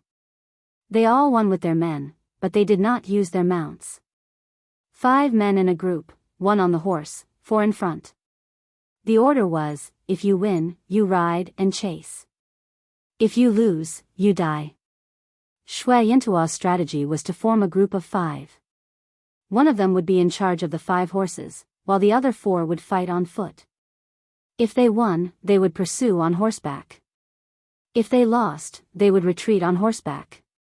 To Shui Yintua's cavalry, horses were only a means of transportation and not a fighting force. To the people of the grassland, this was a wonder.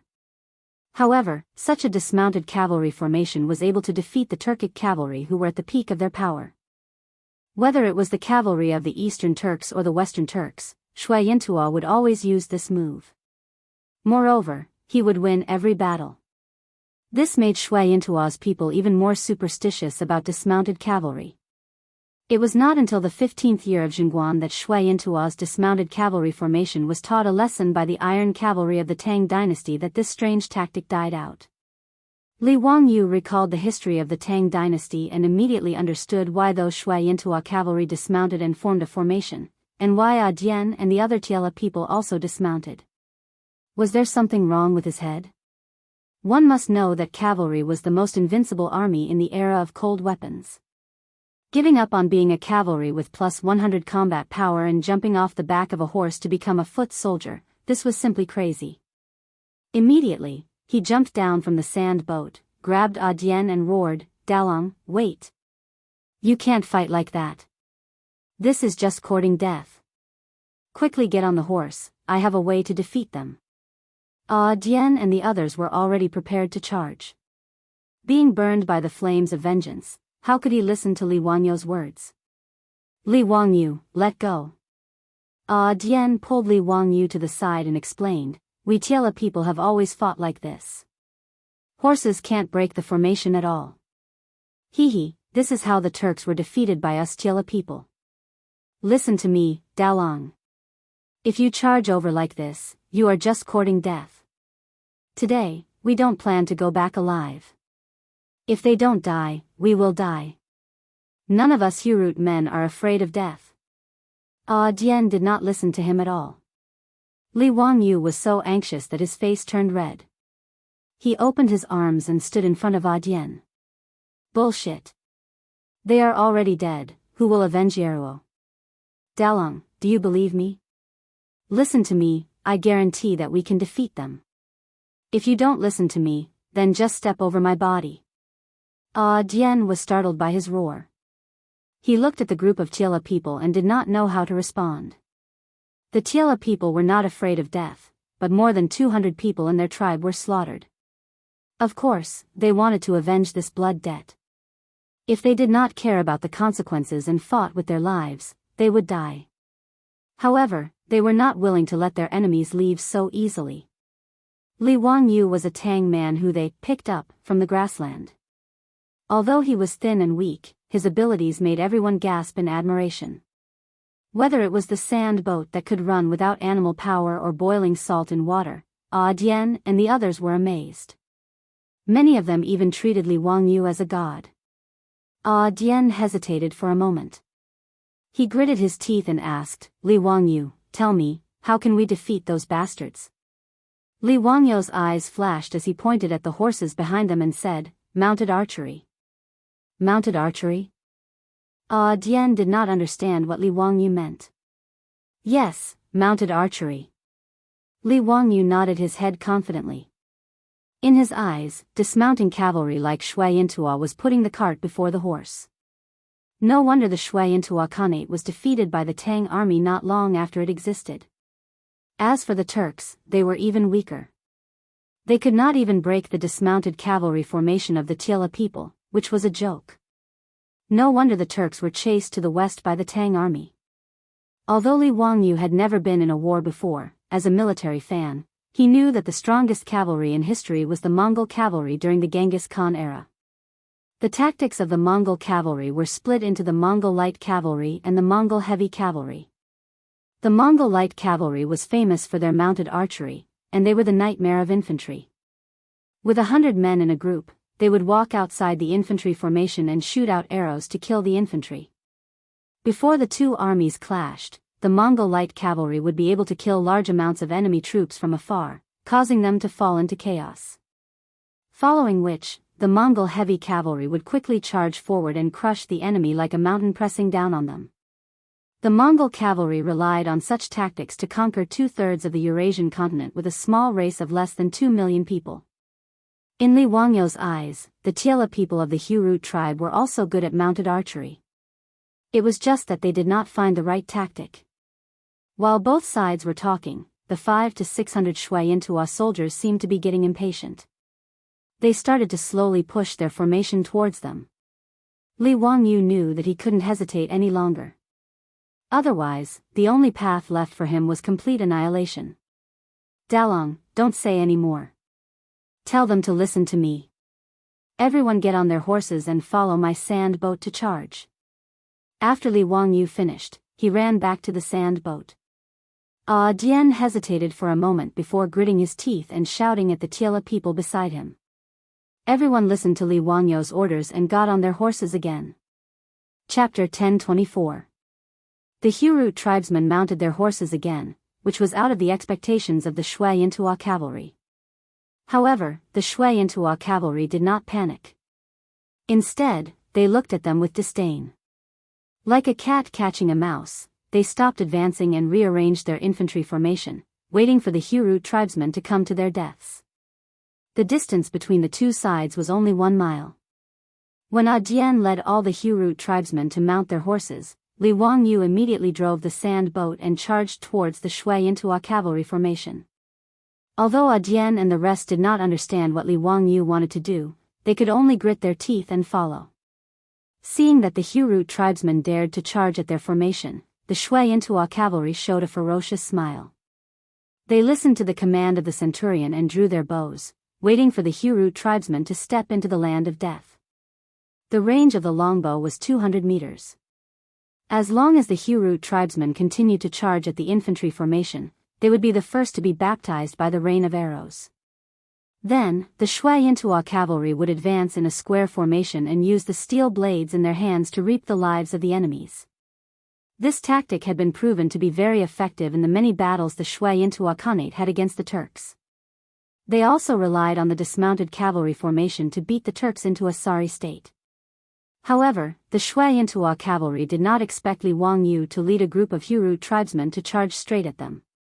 Just as they were about to enter the range of the arrows, he controlled the sand boat to draw an arc in front of the Shui Intua cavalry formation and went around them. Dian and the rest followed Li Wangyu's sand boat closely and urged their horses to gallop.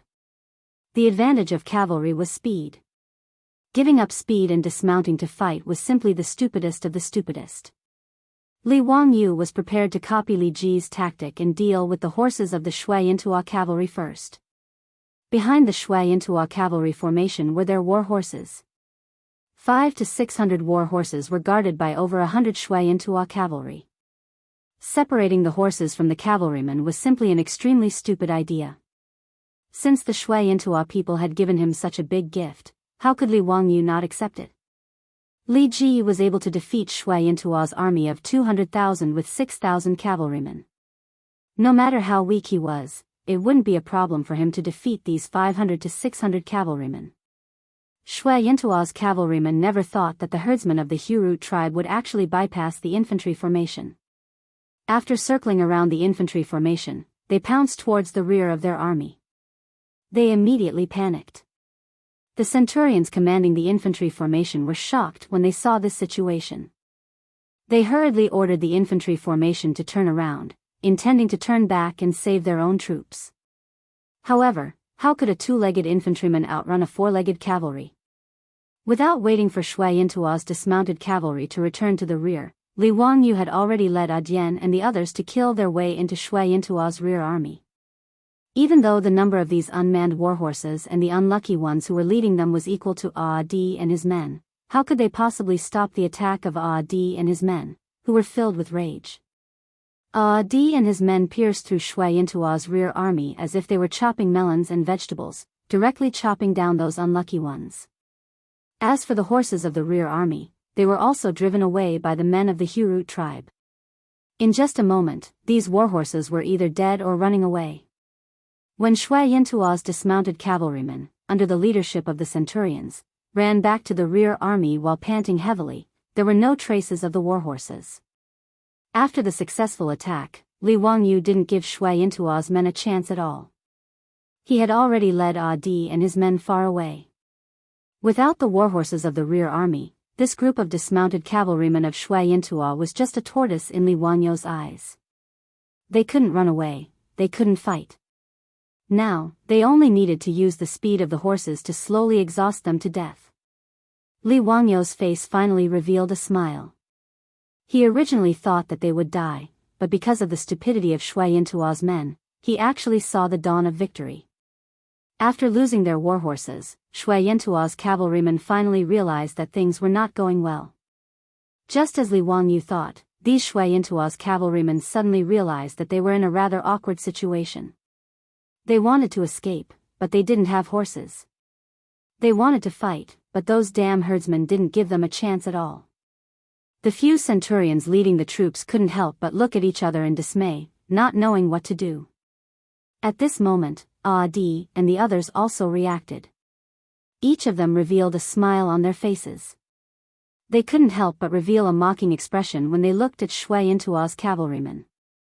In their eyes, without horses, they could exhaust these Shui Yintuo's cavalrymen. Without horses on the grassland, no matter how powerful the cavalrymen were, they were just lambs waiting to be slaughtered. At this moment, Li Wangyu was also in high spirits. He pointed at the terrified Shui Yintuo's cavalrymen who were huddled together and laughed. "Dalong, how is it? Do you have the confidence to kill them now?" Di's face revealed a cruel smile. He stuck out his tongue and licked his lips. "They are dead meat. I definitely won't let them walk out of this grassland. Li Wangyu, leave the rest to us." Li Wangyu didn't try to show off. He nodded and prepared to watch this small-scale battle from the side. Just now, he had already explained to Di how they should use the mounted archery tactic to exhaust these armored Shui Yintuo's cavalrymen. Di let the tribesmen rest for a moment to recover their horses. He then led the troops and charged towards Shui Yintuo's cavalrymen again. The herdsmen of the Hurut tribe didn't give Shui Yintuo's cavalrymen any chance to attack them. Under Di's lead, they followed Li Wangyu's instructions and constantly urged their horses to circle around the Shui Yintuo's cavalrymen who were like tortoises. The bows in their hands constantly shot out arrows, slowly reaping the lives of the Shui Yintuo's cavalrymen. The well-equipped Shui Yintuo's cavalrymen were passively beaten. After Di and the others killed close to 100 of them, they finally collapsed. The centurions and the cavalrymen couldn't restrain the troops anymore. Some of the Shui Yintuo's cavalrymen who were scared out of their wits directly knelt down and surrendered. Some of them fled in all directions, hoping to escape with their lives. Those Shui Yintuo's cavalrymen who fled in all directions became a meal for Di and the others who were already in a killing frenzy. They urged their horses to chase after them and slash them down. No matter how fast a human could run, in this vast grassland, how could they possibly outrun a horse? Without much effort, those cavalrymen who tried to escape were slashed to the ground by the Hurut herdsmen who were filled with anger. They lost all signs of life, while the other cavalrymen directly chose to surrender. A small-scale battle came to an end just like that. Out of the 500 to 600 well-equipped Shui Yintuo's cavalrymen, 200 to 300 of them were killed. The rest were all taken captive. Di led his men and gathered all the captives together, preparing to interrogate them. Di and the others still didn't understand why the Hurut tribe was brutally slaughtered by the Shui Yintuo's cavalrymen. Di held a steel blade in his hand and jumped down from his horse. He directly dragged out a person from the captives and slashed down without saying a word. A rain of blood splattered out and sprayed all over Di's body, making him look even more ferocious. Li Wangyu sighed silently, but he didn't stop Di from killing the captives. All the women and children in the Hurut tribe were slaughtered. With such a blood feud, no matter what Di and the others did, Li Wangyu could understand. After Di chopped off the head of that Shui Yintuo's cavalryman, the remaining 200 to 300 cavalrymen were scared out of their wits. They all knelt on the ground and kowtowed, begging for mercy. These Shui Yintuo's cavalrymen who were originally swaggering and arrogant were now like lambs waiting to be slaughtered, each of them trembling in fear. As if venting his anger, Adi continuously slashed several captives to death. Only then did he begin to interrogate these Shui Yintua's cavalrymen about the reason for slaughtering the Hurut tribe. The Shui Yintua's cavalrymen, who had long been scared out of their wits and were begging for mercy, including the centurions, immediately spilled the beans like a bamboo tube as they honestly revealed the truth. After hearing the results of the interrogation of the captives, Li Wangyu couldn't help but be stunned. He never would have thought that this calamity of the Hurut tribe was actually caused by him. Chapter 1025. After interrogating the captured Shui Yintua cavalry, Adai finally understood that the root cause of the Hurut tribe's disaster was actually salt. The 7 to 8 kilograms of salt that Li Wangyu and his tribesmen boiled not only didn't make the Hurut tribe rich, but also almost made the tribe extinct. He originally thought that the high price of salt on the grassland was only because of the merchants' greed. However, Li Wangyu never expected that although the Shui Yintua Khanate didn't have a salt and iron monopoly policy like the Tang dynasty, all the salt sold on the grassland was actually controlled by the nobles of the Shui Yintua Khanate. While Li Wangyu, Adai, and the others were busy building a salt drying pond beside the saltwater lake, Chief Shi Jie led his people to the largest market 300 miles away. He planned to use the 7 to 8 kilograms of salt to test the market and see how the sales would be. The salt came easily, so Chief Shi Jie naturally sold it at a cheap price. The market price of a sheep on the grassland was less than a liter of small bag of salt, but Chief Shi Jie exchanged 1 sheep for 2 bags of salt. With the price reduced by half, it was naturally easy to sell. In less than half a day, all the salt they brought was sold. This made Chief Shi Jie and his tribesmen of the Hurut tribe smile brightly. They felt that the Hurut tribe's good days were coming. However, they never thought that the Hurut tribe selling salt in the market would attract the anger of the Shui Yintua Khanate. Ba Zhua, the son of the Shui Yintua Khanate, was the real master behind the scenes who controlled the salt trade on the grassland. The fact that the Hurut tribe was selling salt in the market naturally couldn't be hidden from others. This matter was immediately reported to Ba Zhua. Ba Zhua naturally wouldn't allow any tribe to snatch food from his mouth. Therefore, Chief Shi Jie and his tribesmen, who were full of joy with a large amount of goods, didn't even have time to enjoy the joy of success before they welcomed the group of death gods who were sent by Ba Zhua to chase after Shi Jie. Ba Zhua wasn't the least bit interested in how the Hurut tribe got their salt. He only gave one order to this group of Shui Yintua cavalry, and that was to kill them all. This was Ba Zhua's warning to all the tribes on the grassland who dared to touch his interests. Kill the chicken to warn the monkey. The Hurut tribe was the chicken in Ba Zhua's eyes. This group of Shui Yintua cavalry followed Chief Shi Jie's group in secret according to Ba Zhua's orders. When they found the Hurut tribe, they didn't say anything and rushed into the tribe.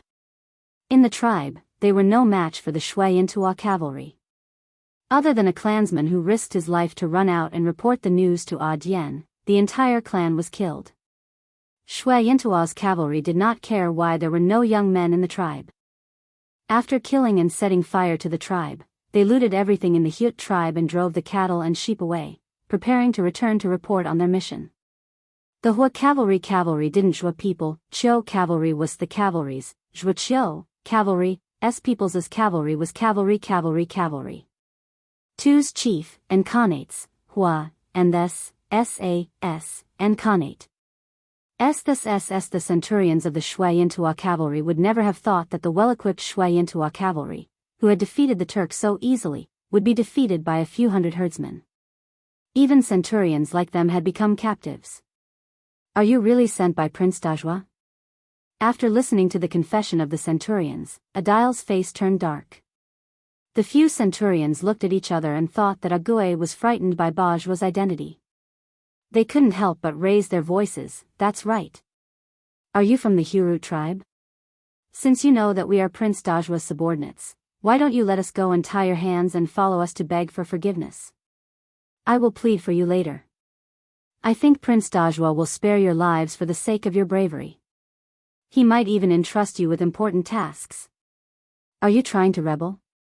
We are Prince Dazhua's subordinates. Ague nodded. Good, you are all Prince Dazhua's subordinates. Before he could finish his sentence, he swung the steel saber in his hand and chopped off the head of a centurion. Then go to hell and repent to my clansmen. As Ague made his move, the hundreds of Hurut tribe members all stabbed their steel sabers into the bodies of the Shui-Yintua cavalrymen with bloodshot eyes. Miserable howls resounded through the sky, and blood mist filled the grassland. Li Wangyo's face couldn't help but twitch a few times. However, he just turned his head and didn't look at Ague's actions of killing the captives. The 242 people of the Hurut tribe, including the women and children, were all slaughtered by these beasts. No matter how Ague and the others took revenge, in Li Wangyo's eyes, it was reasonable. This group of Shui-Yintua cavalrymen had already been disarmed. They didn't have sabers or swords in their hands, armor to defend themselves, and horses to help them. Under such circumstances, even if they found out that the Hurut tribe was killing the captives and wanted to resist or escape, it would be of no use. After a few minutes, the grassland regained its tranquility. However, the strong smell of blood almost made Li Wangyu vomit. He resisted the urge to look at the corpses of the Shui-Yintua cavalrymen and found Ague, who was covered in blood. Delang, what are you going to do next? Why don't you go back to the Tang dynasty with me? Don't worry, the Tang dynasty also belongs to the Tila people. I will order people to allocate a grassland for you, which is enough for the Hurut tribe to thrive. In Li Wangyo's view, Ague and the others definitely couldn't stay in the Shui-Yintua Khanate after such a thing happened. In this way, it was a good choice to go back to the Tang dynasty with him. As for the murderer behind the massacre of the Hurut tribe, the legitimate son of the Ishan Khan, Li Wangyu couldn't do anything to him even though he was the prefectural duke of the Tang dynasty. He couldn't ask Pai Lupi to send the cavalry to attack the Shui-Yintua cavalrymen just because the Hurut tribe was slaughtered, right? It was the 6th year of Zhenguan, and the Tang dynasty and the Shui-Yintua Khanate were still in the honeymoon period. The relationship between the two countries was harmonious, and the Tang dynasty couldn't force the Ishan Khan to hand over his legitimate son just because of a small tribe in the Shui-Yintua Khanate. Those who had this idea were crazy. However, Ague didn't accept Li Wangyo's suggestion at all. He directly shook his head and rejected Li Wangyo's kindness. No, I want to stay with my people on the grassland. I want to avenge my dead people. As long as Bajwa is alive, we won't leave. You're crazy. Li Wangyu didn't expect Ague to still want to kill Bajwa. He couldn't help but yell at Ague. He is the prince of the Shui-Yintua Khanate, and he has countless guards around him. How can you kill him? Do you want to kill everyone in the Hurut tribe before you stop? Dalong, stop. Yeruo's spirit in heaven doesn't want you and your people to die in vain. Ague, whose face was covered in blood, suddenly smiled and showed his white teeth to Li Wangyu. Those bastards just told me that Bajwa is in the bazaar now, waiting for them to report back. I'm going to take my people to raid the bazaar and find that bastard Bajwa. He has thousands of Shui-Yintua cavalrymen around him. You're going to die. We, the men of the Hurut tribe, are not afraid of death. You bastard. Li Wangyu was so angry that he couldn't help swearing. Yeruo and her people's lives are important, but these people's lives are not. Dalong, listen to me. We Tangs have a saying, where there is life, there is hope. There will be a chance to avenge Yeruo in the future. I, Li Wangyu, swear to God that if I can't kill Bajwa, I will be struck by lightning and die a horrible death. Ague still shook his head. No, we will avenge ourselves. Facing the stubborn Ague, Li Wangyu was so angry that he snatched the steel knife from Ague's hand and slashed at the air as if he was venting his anger. After a long while, Li Wangyu threw away the steel blade that was covered in bloodstains while panting. He turned his head and said to Ague, "All right, since that's the case, I'll accompany you." Sigh, I've been criticized by everyone every day for my lousy writing. After a day of reflection, I still don't know how to write without being lousy. Maybe my writing is not good enough. Chapter 1026. Although the disaster that the Hurut tribe encountered was not directly related to Li Wangyu, it was still caused by the salt that he had boiled for the tribe. To Li Wangyu, doing something bad out of kindness was naturally very uncomfortable. He regretted underestimating the greed and shamelessness of those who had vested interests. Although the nobles of the Tang dynasty were equally greedy, at least they still maintained a semblance of benevolence and morality. On the other hand, the rules of the grassland were completely the survival of the fittest. As the legitimate son of the barbarian Khan, Ba Zhua actually sent out his subordinates without any scruples and slaughtered the Hurut tribe. This was something that Li Wangyu could not accept at all. Since Dian and the others were determined to take revenge, Li Wangyu could only risk his life to accompany them and create havoc in the grassland. Seeing that Li Wangyu was actually willing to accompany them to seek revenge on Ba Zhua, Dian and the others were naturally overjoyed and could not help but cheer. After today's battle, all the people of the Hurut tribe had already worshipped Li Wangyu like a god. Although Li Wangyu had already made the people of the Hurut tribe gasp in amazement by boiling salt in salt water and driving without a horse and so on. However, today was different. They were determined to die and tragically prepared to be like moths to a flame. Even if they could not shake the Shui Intua's cavalry, they planned to risk their lives and drag a few of them down with them to perish together. That was all. However, under such circumstances, Li Wangyu was able to lead 127 of them and miraculously annihilate 500 to 600 fully armed Shui Intua cavalrymen. Moreover, the casualties they suffered were minimal. Apart from a few people who suffered some minor injuries when charging at the rear of the Shui Intua's cavalry, it could be said that they were unharmed and killed 500 to 600 cavalrymen. The feeling of escaping death and being able to kill the murderer of their loved ones with their own hands made Dian and the group of Hurut men so excited that they almost forgot themselves. However, they also understood that all of this was due to Li Wangyu's magical command. It would be best if Li Wangyu was willing to help the Hurut tribe take revenge.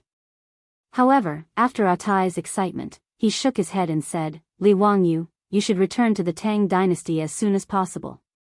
We will take revenge for the Hurut tribe ourselves." In Adi's view, even though Li Wangyu, this Tang, was miraculous, it was impossible for more than 100 people to deal with thousands of Shui Intua's cavalry. If it wasn't for the blood feud between the tribes that they couldn't let go of, Dian wouldn't have sent himself to his death. He could not retreat, nor was he willing to retreat. But Li Wangyu was different. He was a Tang, and there was no need for him to throw his life away with them. Gui treated Li Wangyu as a brother and naturally had to think for him. Bullshit. Unless you are going back to the Tang dynasty with me, you don't have to say such things. Li Wangyu glared at Abdi and scolded him with a smile. Having said that, Dian had nothing else to say. He could only nod his head gratefully. He knew very well what Li Wangyu's decision to stay behind meant. "Li Wangyu, what should we do now? Tell us, we'll listen to you." The Tiela people were straightforward. Since Li Wangyu insisted on staying, Dian didn't waste any more words. He directly asked Li Wangyu if there was a way for them to take revenge. As long as they could kill Ba Zhua, Dian would have no regrets even if he had to die immediately. Li Wangyu couldn't help but lower his head and ponder. He was willing to help Dian take revenge. However, if Dian's original plan was to go to the market and fight Ba Zhua to the death, that wasn't bravery, but recklessness. In Chang'an, Su Changqing and his children were waiting for him to return. Li Wangyu didn't want to die in vain.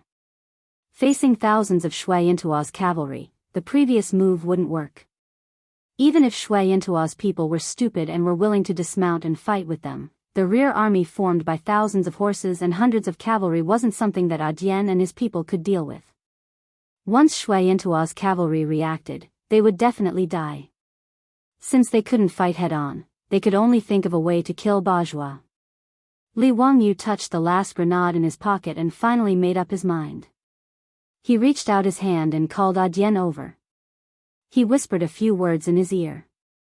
However, Dian frowned and looked puzzled. "Li Wangyu, what do you mean? Why do you want our tribesmen to compete in throwing stones?" "Don't worry about that. Just listen to me." Dian could only nod his head helplessly. He gathered his tribesmen and asked them to find fist-sized stones. Then, they would compete to see who had the greatest strength and could throw it the furthest. The men of the Hurut tribe were also puzzled. However, out of their trust in Li Wangyu, all the men of the Hurut tribe, including Dian, dismounted from their horses and began to look for stones in the grassland. Of course, this wasn't Li Wangyu deliberately teasing Adian and the others. He planned to use the last grenade to kill that bastard bourgeois. However, there would be many guards around bourgeois. It wouldn't be easy to use bows and arrows or other assassination methods. However, if he used the grenade, he could throw it far away. As long as he threw it accurately, he could kill with one shot. The Tiela tribesmen had never seen a bomb before. Naturally, they wouldn't be prepared for the grenade.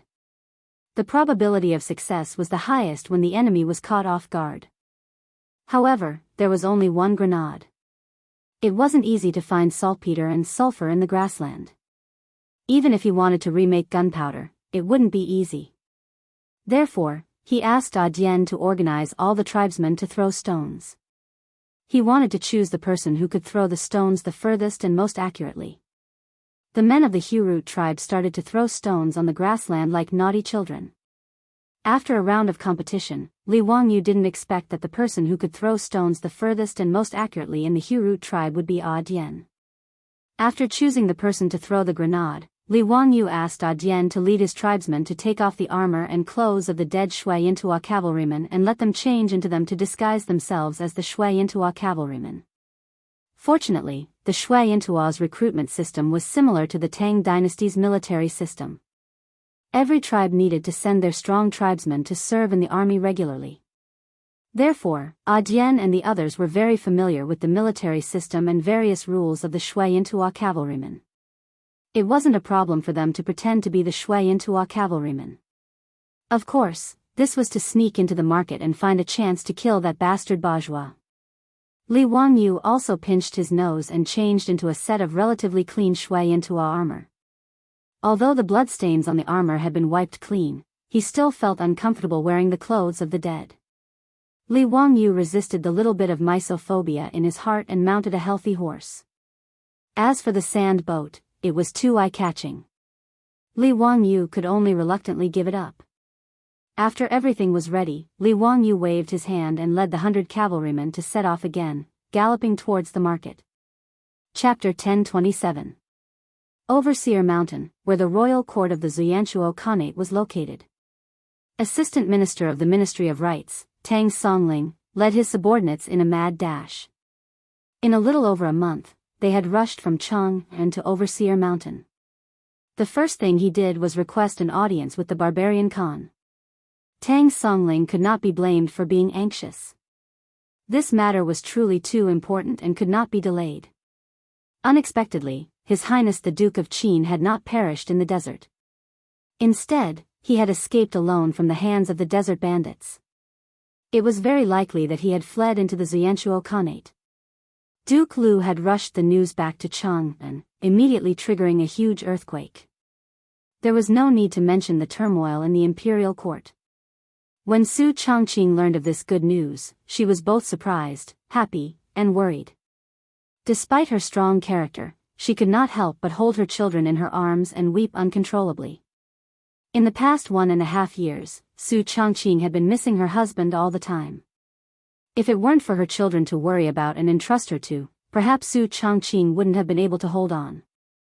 Needless to say, Changle was also in tears. When Tang Songling set out, Su Chongqing led Princess Changle to the outskirts of Chang'an to see him off. She presented an expensive itinerary and requested that Tang Songling find Li Wangyu no matter what. When the two Qin Wangfei gracefully bowed towards Tang Songling, he was so frightened that he hurriedly knelt and bowed in return. He repeatedly promised that he would do his utmost to bring His Highness back. In reality, Tang Songling was inwardly complaining. Li Wangyu's escape into the northern desert grasslands was actually only a guess. If he successfully found Li Wangyu from the northern desert grasslands, everyone would naturally be happy. However, if there was an accident, or if he could not find Li Wangyu at all, then he would be in a predicament. How would he return to Chang'an and report to Pai Lupi? How would he explain this to the two Qin Wangfei? Tang Songling was also under a great deal of pressure. As a result, he did not dare to stop and rest. Exhausted, he rushed to Overseer Mountain. In order to find Li Wangyu in the northern desert grasslands, Shui Yantua's assistance was essential. Shui Yantua naturally attached great importance to an envoy from the Tang dynasty. As for Tang Songling, the envoys of the Xuanchuo Khanate took good care of him, providing him with fine wine, fine food, and beautiful women. But Tang Songling wasn't in the mood to enjoy these things. He only wanted to see the barbarian Khan as soon as possible, but he didn't expect to be rejected. Although envoy Shui Yantua, who was in charge of receiving Tang Songling, was extremely courteous, he tried to evade Tang Songling's request to meet the barbarian Khan. However, the pretext was that the Khan's health had not been well recently, so he asked Tang Songling to stay at Overseer Mountain for a few days. When the barbarian Khan's health improved, he would pay him a visit. Tang Songling was as anxious as an ant on a hot pan, but there was nothing he could do. He couldn't just ignore everything and barge into the barbarian Khan's golden tent, could he? Tang Songling also noticed that the atmosphere on Overseer Mountain was very tense. He couldn't help but wonder what had happened in the Xuanchuo Khanate.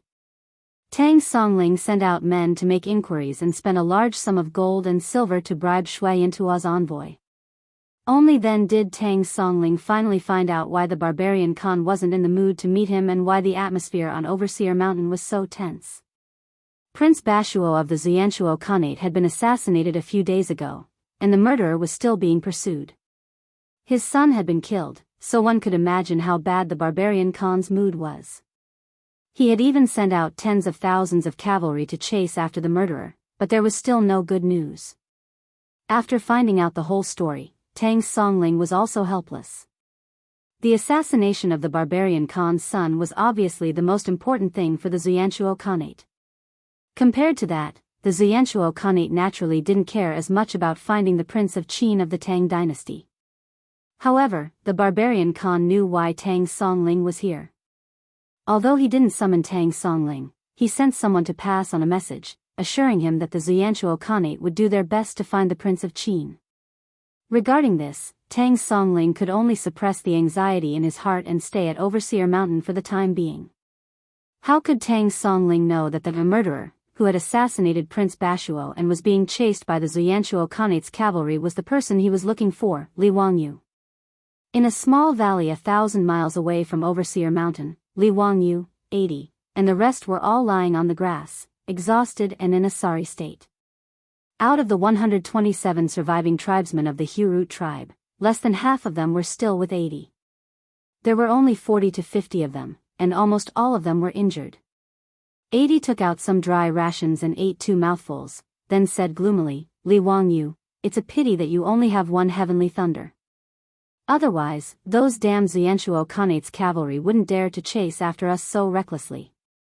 Li Wangyu weakly rolled his eyes at him and said, You bastard, if it weren't for you, would we have been chased by the Xuanchuo Khanate's cavalry? 80 laughed foolishly, then scratched his head embarrassedly and said, Well, I just couldn't hold myself back for a moment. Li Wangyu couldn't be bothered to say anything more to this bastard, so he closed his eyes and pretended to sleep, thinking about how to escape from the pursuit of the Xuanchuo Khanate's cavalry.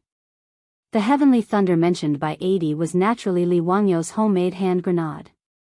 That day, after they had wiped out 500 to 600 cavalrymen of the Hurut tribe, they took off their clothes and disguised themselves as the Xuanchuo Khanate's cavalry. They went to the market and prepared to assassinate Bajwa. Originally, everything was going smoothly.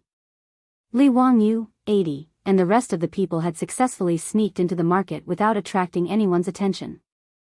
As for the tent of Xuanchuo Khanate's prince, it took them a little effort to find it. Although the outside of Bajwa's tent was heavily guarded, and no one could get within 100 steps of it. However, Li Wangyu wasn't worried about this at all. In the future, when the troops threw hand grenades, their accuracy was around 70 to 80 meters. However, there were also soldiers with super strong arms who could throw hand grenades 100 meters away. And Ague was able to do this. Previously, when they were throwing stones on the grassland, 80 could throw them 100 steps away, and his accuracy was quite good. According to Li Wangyu's plan, he and 80 led a few people to guard outside Bajwa's tent, waiting for an opportunity. Once Bajwa appeared, 80 would immediately throw the hand grenade and kill that bastard. As for whether they could recognize Bajwa, there was no need to worry. Although the Xianchuo Khanate had only been established for a few years, as the Xianchuo Khanate's prince, Bajwa's clothes and accessories were naturally different from the rest, so it was easy to recognize him. Li Wangyou's plan was also successful. He, 80, and the rest of the people waited in the market for 2 days before they finally found the plan. Surrounded by a group of guards, when Bajwa went out, a clay pot with green smoke fell from the sky and landed at Bajwa's feet. No one realized that death was coming. Bajwa looked at the clay pot with some confusion and reached out to pick it up to see what was inside. In the next second, with a loud bang, flames burst out, and a cloud of blood rose into the sky. The grenade exploded in the crowd, and a large number of people, including the guards who were surrounding Bajwa, were blown to the ground. As for Bajwa, he was killed on the spot and died. Bajwa was the Xianchuo Khanate's prince, the son of the barbarian Khan. In the original history, in the 19th year of Jingguan, after the death of the barbarian Khan, he took over the throne and established himself as Duomi Khan. Because he was the enemy of the Tang dynasty, Jingguan was killed by the Huihe people in the 20th year of Jingguan. Although his life was short, he had satisfied his craving. But now, Bajwa no longer had the chance to ascend the throne. If Bajwa knew that he died because he ordered people to destroy a small tribe, who didn't know how to open their eyes, who knew if he would regret it. Originally, this assassination was perfect, but after Bajwa was killed, the scene was in chaos. In addition, the Tiela people had never seen the power of firearms, so they only thought that it was the wrath of the god of thunder that struck Bajwa to death. But the bad thing was 80. This Tiela man listened to Li Wangyou's order and threw the so-called divine thunder, but he didn't expect that it would really kill Bajwa. He was so excited that he forgot everything. Chapter 1028. According to the normal plot, Dai had killed Bajwa with the explosion. He had completely avenged his tribe, Chief Shijia, and his sister Yeruo. As long as he took advantage of the chaos to sneak away, no one would know. No one would know how Bajwa died. However, Li Wangyou didn't expect that the silly Dai would actually shout excitedly after throwing the grenade to kill Bajwa. Wahaha, Bajwa is dead. Bajwa is dead. Li Wangyou, did you see that? That bastard is really dead. I killed Bajwa. God above, I killed Bajwa. Li Wangyou's face darkened. He rushed forward, covered the silly Dai's mouth, and was about to drag him away. Damn, this guy was simply a moron. If it weren't for the fact that Dai had saved him, Li Wangyou really wanted to kick him twice to vent his anger. He hadn't gotten out of danger yet, but he was shouting so loudly. Was he afraid that others couldn't hear him? Of course, Dai wasn't a fool. He was just suppressing too much grief and indignation because of the tragic death of his family and tribesmen. Now that he had suddenly gotten his revenge, he was stimulated to the point that he lost control. When he realized that he had made a mistake and was about to run away with Li Wangyou, it was already too late. Although the explosion of the grenades and Bajwa's death had thrown the bazaar into chaos, Dai's roar was still heard by some people. Thus, a 1,000-mile chase began. Thousands of Shui Yintua's cavalry began to pursue Li Wangyou and Dian's group with all their might as if they had gone mad. If it wasn't for the fact that the Huru tribe was also incomparably familiar with the grassland, and that Li Wangyou was able to react according to the situation and come up with a lot of camouflage, they would only be able to escape with over 100 light cavalry. But even so, the cavalry of the Shui Yintua Khanate didn't give up on chasing them. They were like gangrene attached to the bone, threatening Li Wangyou and his group all the time. After more than 10 days of escape, more than half of the remaining 100 tribesmen of the Huru tribe had died. The remaining troops were all injured and exhausted. They were almost forced into a desperate situation. If Li Wangyou wanted to escape from the Xianchuo Khanate, there were not many routes he could take. Going south was naturally the best way. As long as they could cross the Great Wall, they could return to the Tang dynasty. But for some unknown reason, they tried to escape to the south several times, but they were forced back by Shui Yintua's cavalry who were searching for them. According to Chi and his clansmen's secret investigation, they discovered that the Zuyantuo Khanate had already deployed a considerable number of military forces in the south, forming a net to search for them everywhere. This feeling was quite strange, as if Shui Yintua had predicted that he would escape to the Tang dynasty. There was no need to consider going north. Li Wangyu did not want to go to Siberia. If he did, his chances of going home would be even slimmer. To the east was Goguryeo, and Li Wangyu didn't wish to flee to Goguryeo either. Although the relationship between Goguryeo and the Tang dynasty was still harmonious, he still felt uneasy after killing Yun Gaesaman. How could he be willing to run to Goguryeo alone? To the west was the territory of the Turks. As for the relationship between the Turks and the Tang dynasty, Li Wangyu naturally couldn't choose this path. After thinking about it, Li Wangyu felt that the only way to escape from Shui Yintua was to enter the desert again. As long as they escaped into the desert, Shui Yintua's cavalry would no longer be a threat to them. Although Li Wangyu didn't want to enter the desert again, this was the only way now. Just as Li Wangyu was thinking about how to escape from the Zuyantuo Khanate, in the Zuyantuo Palace of Overseer Mountain, the barbarian Khan was staring at the several Zuyantuo generals kneeling below with a gloomy face. You are all trash. After so many days, you still haven't caught the murderer of Kishuo. What's the use of me keeping you? Someone come. Drag these trash down and trample them to death. The generals immediately trembled and kowtowed and begged for mercy. Great Khan, please forgive us, please spare our lives, please give us another chance, we will definitely capture and kill the murderer to avenge Prince Dajua. Khan, please spare us. An old man beside the barbarian Khan persuaded, Khan, why don't you give them another chance? I'm sure they will do their best. Humph. Since Galadogan is pleading for you, I'll give you another 15 days. If you still can't catch the murderer, you don't have to come back. The barbarian Khan said sinisterly and waved his hand, indicating for the terrified generals to leave. The Galadogan he mentioned was not a person's name, but Shui Yintua's official position. Shui Yintua inherited the Tujue and had the same official system as the Tujue. Goli meant old, while Dogon was the official name.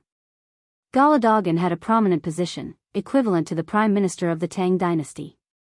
After the generals left the tent in fear, the barbarian Khan asked coldly, do the Tangs know that we are chasing the king of Qin? The old man twisted his beard and shook his head, of course they don't know. Tang Songling only knows that Prince Kishuo was assassinated, but they don't know that it was their king of Qin who did it. That's good. Barbarian Khan stood up and paced a few steps inside the tent. My son died a tragic death. I wish I could pull out that surnamed Li's tendons and flay his skin, grind his bones and scatter his ashes to vent the anger in my heart. However, the Tang dynasty is powerful. Although I have 200,000 armored soldiers, I can't defeat the Tang dynasty. Therefore, this matter must not be spread. After we kill the king of Qin of the Tang dynasty, let the Tangs come to see me. Heh, don't worry, Great Khan. As long as we kill that Li Wangyu and destroy the evidence, we can slowly help the Tangs search for His Highness King of Qin. The old man nodded and smiled sinisterly. If Li Wangyu heard their conversation, he would immediately understand why his route to the south was blocked. It turned out that Shui Yintua's people had already known his identity, so they deliberately set up a heavy guard on his route to the south to prevent him from escaping back to the Tang dynasty. The barbarian Khan didn't want to see Tang Songling for the same reason. Pai Lupi sent Tang Songling to Shui Yintua to find Li Wangyu with the help of Shui Yintua. However, who would have thought that Shui Yintua was secretly searching for Li Wangyu and trying to kill him? Speaking of which, Li Wangyu's identity was exposed because of Dai. If he hadn't shouted out Li Wangyu's name in the market that day, Shui Yintua wouldn't have known the truth. Li Wangyu was now famous in the Tang dynasty. Even Shui Yintua, who was far away in Mo Bay, had heard of his name. Tang Songling went to Shui Yintua to ask for Shui Yintua's help to find Li Wangyu. One of the Tangs who assassinated Prince Bashuo was also named Li Wangyu. With the combination of the two, how could the barbarian Khan and the others not know Li Wangyu's true identity? That was why the barbarian Khan refused to see Tang Songling. He didn't want Tang Songling to know about this. Shui Yintua couldn't afford to offend the Tang dynasty. However, the barbarian Khan was even more unwilling to let go of his son's murderer. Therefore, killing Li Wangyu secretly as soon as possible could hide it from the Tang dynasty. No one would know that the Tang dynasty's king of Qin had died in Mo Bay. However, no matter how much Yinan Khan and his trusted subordinates calculated, they never expected that Li Wangyu would escape to the desert. This gave Li Wangyu, Dian, and the others a chance to escape. I have to drive to another place to do something tomorrow. I may not be able to come back on the same day. Therefore, I have to take a day off. Chapter 1029. In the barbarian king's tent on Overseer Mountain, the barbarian Khan was still discussing the matter of capturing Li Wangyu with a few of his trusted officials when the tent's door was suddenly opened by someone. A young man ignored the guard's obstruction and directly barged in. "Father, please allow me to personally capture the murderer who killed my brother. I want to personally take revenge for my brother." The one who barged into the tent was the other son of the barbarian king, Shili. The barbarian king only had these two sons. How could he bear to let him go capture Li Wangyu? "Shili, don't mess around, I have my own plans for this matter." "No, father, I want to personally take revenge for my brother. I already know that the one who killed my brother is the Qin king of the Tang dynasty, Li Wangyu. Father, please allow me to lead the troops to take revenge for my brother." The barbarian king was about to shake his head and refuse when the old man beside him persuaded, "Great Khan, Prince Shili has already grown up. An eagle needs to spread its wings and fly to hunt. Why don't you let Prince Shili go? That Qin Wang is now a stray dog. Could it be that Great Khan is still worried that he will bite back?" Hearing the old man say this, the barbarian king hesitated for a moment before nodding his head in agreement. "Good, since that's the case, then go. Bring 5,000 wolf cavalry and go capture your prey. I will be at Overseer Mountain waiting for news of your triumphant return." Shili was overjoyed and immediately knelt down on one knee and bowed to his father. "Father, don't worry, I will definitely bring Li Wangyu's head back to see you." He did not expect that his father would actually give him 5,000 wolf cavalry. This made Shili very excited. In the legends of the Tiela people, their ancestors were the descendants of the Xiongnu Chanyu's daughter and a god. Therefore, many of the customs of the Tiela people were passed down from the same line as the Xiongnu people. The strongest thing about the Xiongnu people, the most terrifying thing, was the cavalry that held the wolf totem flag. They were as efficient and mobile as a pack of wolves, fearless of death, fierce and cruel. Therefore, those who could be called wolf cavalry were the most terrifying and feared cavalry on the grassland. Be it the Xiongnu, the Turks, or the Tiela people, they were all like this. Shui Yintua, who had 200,000 troops, only had 10,000 of them who could be called wolf cavalry. In order to capture Li Wangyu, the barbarian male Khan allocated 5,000 wolf riders to Shili Mo in one go. It can be seen that he was determined to kill Li Wangyu, he was determined to succeed.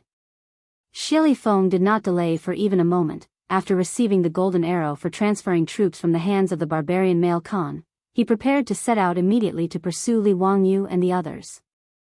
The old man chased him out of the main tent and whispered a few words into his ear. Shili Ke's eyes lit up as he listened, nodding repeatedly. After thanking the elder, Shili led the 5,000 wolf cavalry and set out on the same day. With regards to this, Li Wangyu, Gui and the others were naturally unaware. After Li Wangyu confirmed that the desert would be their escape route, Dian immediately led the group to turn around and head towards the direction of their tribe. Not long after Li Wangyu left the desert, he met a wolf pack. Then, he met Dian and the others who went out to hunt. Hence, the Hurut tribe was not far from the desert. They carefully avoided the Shui Yintua cavalry that was searching for them, hiding in the day and going out at night. After 10 days on the grasslands, they finally returned to the Hurut tribe that was in ruins. Dian and the others were naturally really familiar with the surroundings of the Hurut tribe. This place was like their safety zone. To be able to return to their familiar hometown, it made the tense nerves of the surviving tribesmen relax by a lot. When the Hurut tribe was attacked, the women and children were all killed by the Shui Yintua cavalry. To take revenge, Dian and the others could only collect the corpses of their loved ones and hurriedly set out to chase those cavalry. Now that they returned to their tribe, Dian and the others naturally had to pay their respects to their loved ones. Based on the Tiela people's funeral customs, after one's loved ones died, their corpses would be placed in tents for 7 days before being burned and buried. The loved ones would also cut their faces with knives to show their condolences. Cutting one's face was using a small knife to cut one's face. Cutting one's face, cutting one's ears, cutting one's hair and tearing one's clothes. This was the funeral customs of the Turks and Tiela people. Due to time constraints, Dian and the others did not pay their respects to their loved ones and tribesmen. Now that they had returned to their tribe, Dian discussed with Li Wangyu that they wanted to stay for a few more days to pay their respects to their tribesmen. Dian, let's quickly leave this place and enter the desert. Staying here makes me feel uneasy. Recently, Li Wangyu's left eyelid had been twitching.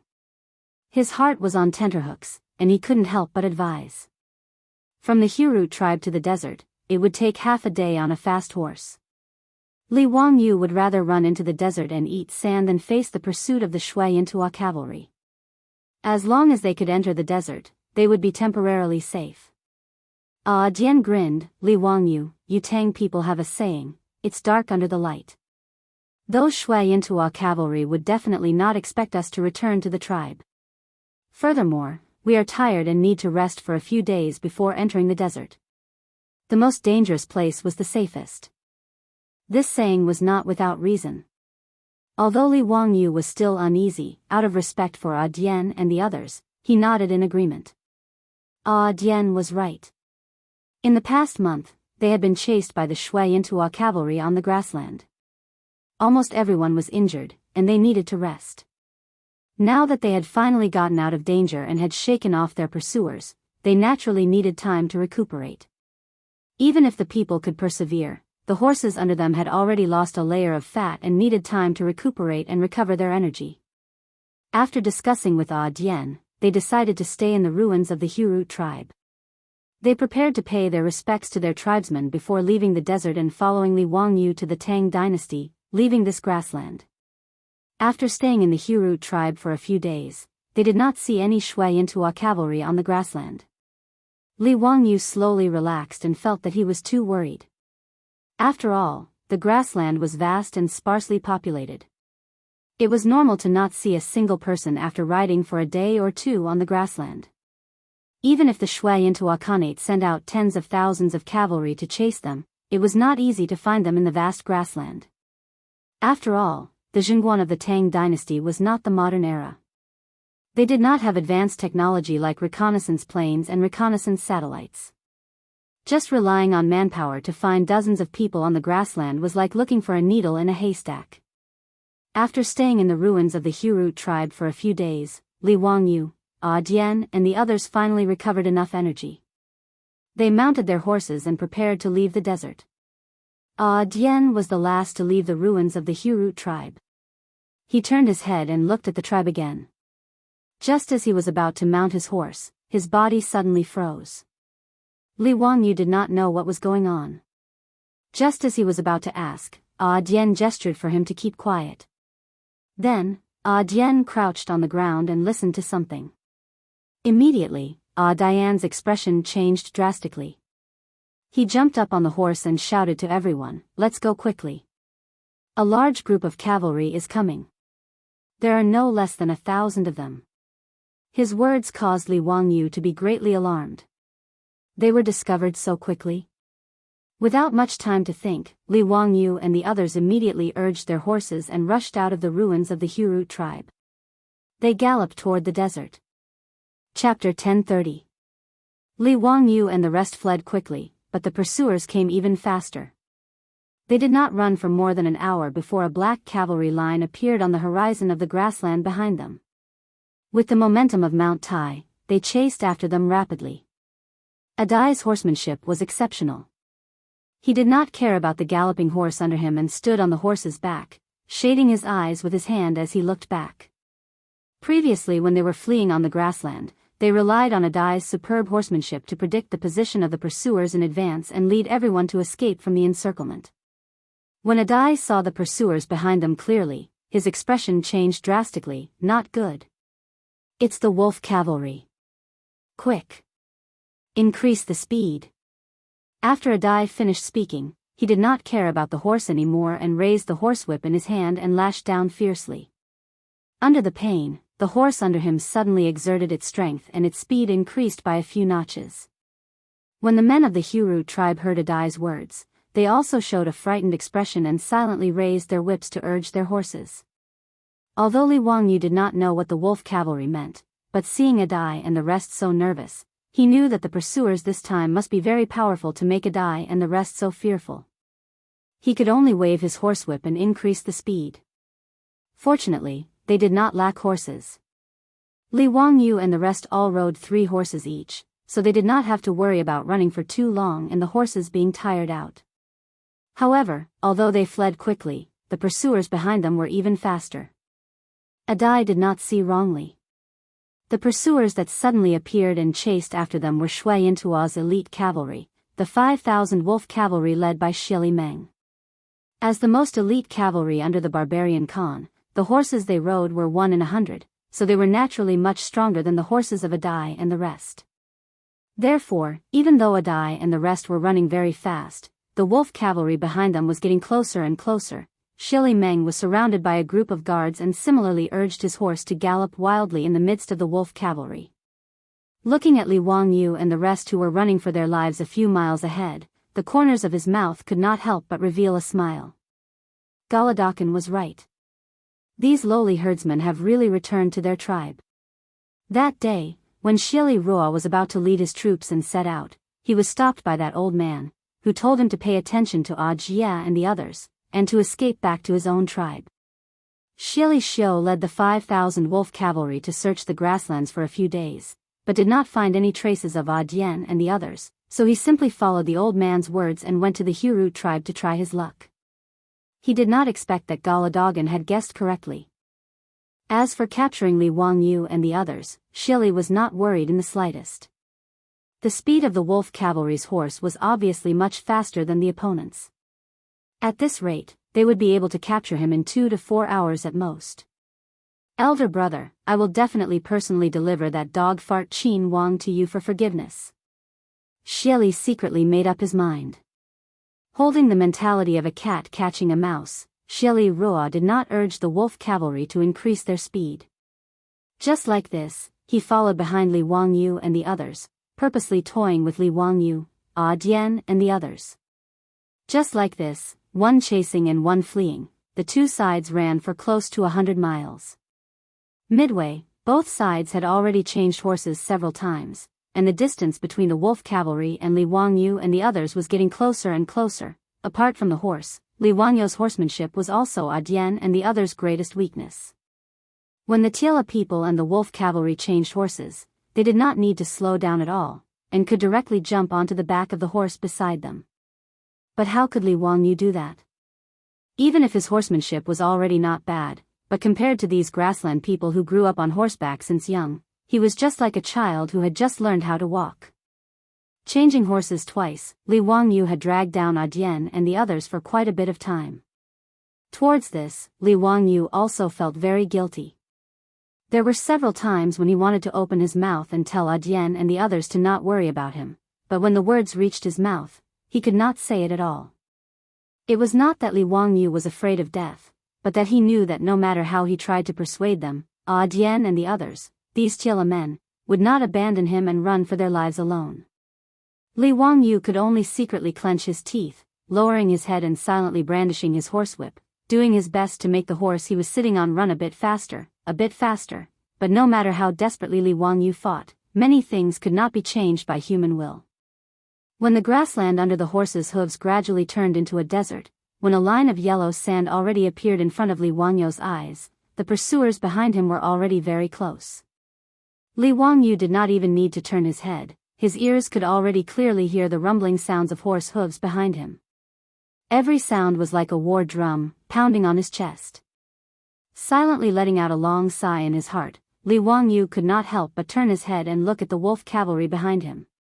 In the center of the wolf cavalry, an iron-red wolf totem war flag was fluttering in the wind, baring its fangs and brandishing its claws to announce to the world the terror and brutality of the wolf cavalry. Li Wangyu knew clearly that this time, it was truly difficult to escape from this calamity.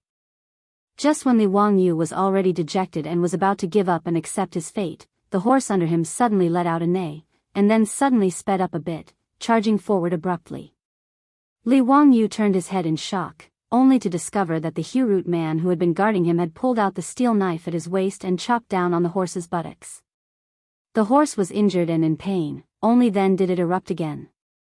Li Wangyu did not understand what this Hurut man meant, but he saw the man grin at Li Wangyu, revealing a mouthful of white teeth. Then, he suddenly pulled on the reins in his hand, turned the horse around, waved the steel knife in his hand, and charged towards the wolf cavalry without any hesitation. No. Come back. You come back. Li Wangyu roared in horror, even subconsciously wanting to pull on the reins. He did not even know the name of that Hurut man, but he knew what he wanted to do. He was planning to sacrifice himself to buy that insignificant bit of time for everyone to escape. Before Li Wangyu could pull on the reins in his hand were snatched away by someone. Gui's face was bleak as he said coldly, "His name is Bursting, don't let his sacrifice be in vain." After he finished speaking, he pulled on the reins of Li Wangyu's horse and charged forward with his head down. Li Wangyu sat on the saddle in a daze. Looking back, he saw Bursting charging towards the wolf cavalry was like a stone thrown into a pond. Other than causing a slight ripple in the wolf cavalry army, he was instantly drowned out by the army. 2 streams of hot tears rolled down from Li Wangyu's eyes. Ah! He could not help but let out a roar like an injured beast. Before Li Wangyu could vent the anger and sorrow in his heart, he saw another Hurut man roar and pull on the reins, turning the horse around and charging towards the wolf cavalry at the back. Beside Gui, there were a total of 40 to 50 Hurut men following him. They looked at each other, and resolutely turned their horses around. One after another, like moths to a flame, they charged towards the wolf cavalry army at the back. Li Wangyu's eyes were about to bleed. His teeth bit through his lips, and blood oozed out. Chapter 1031. Even if the men of the Hurut tribe were willing to sacrifice themselves, they would still cover Di and Li Wangyu's escape. However, in front of absolute strength, the sacrifice of 40 to 50 Tiela riders was practically worthless. Apart from creating a trace of chaos in the wolf riders and slowing them down for a while, it was completely useless. Even if Di and Li Wangyu had already urged their horses to run into the desert, the 5,000 wolf riders still had no intention of letting them go and followed them into the desert. The distance between the two sides was getting closer and closer. Accompanied by the sound of something breaking through the air, Di and Li Wangyu's mounts both let out a miserable neigh before falling down in front of a sand dune. Li Wangyu and Di both rolled down from the back of their horses. If not for the fine and soft sand, perhaps the two of them would have already been badly battered. Looking up, their mounts had been hit by many arrows and were killed by the wolf riders. This was because Shili Xiu wanted to torture Li Wangyu and Di and did not order his subordinates to shoot arrows at the two. Otherwise, the ones that were hit by the arrows would not be the horses. Without waiting for Li Wangyu and Di to help each other up, the 5,000 wolf riders had already surrounded the two of them. Under such circumstances, unless Li Wangyu could fly, there was already no chance of escaping. Li Wangyu already had a clear understanding of this outcome. Smiling bitterly, he only regretted that he did not have a grenade in his hand. Otherwise, he could have dragged a few shui into a cavalry down with him. Di spat out the sand in his mouth with a peh sound. His eyes were like that of an injured wild wolf as he stared fiercely at the wolf riders around him. The steel blade in his hand was tightly clenched and the veins on the back of his hand were bulging. He was ready to fight to the death.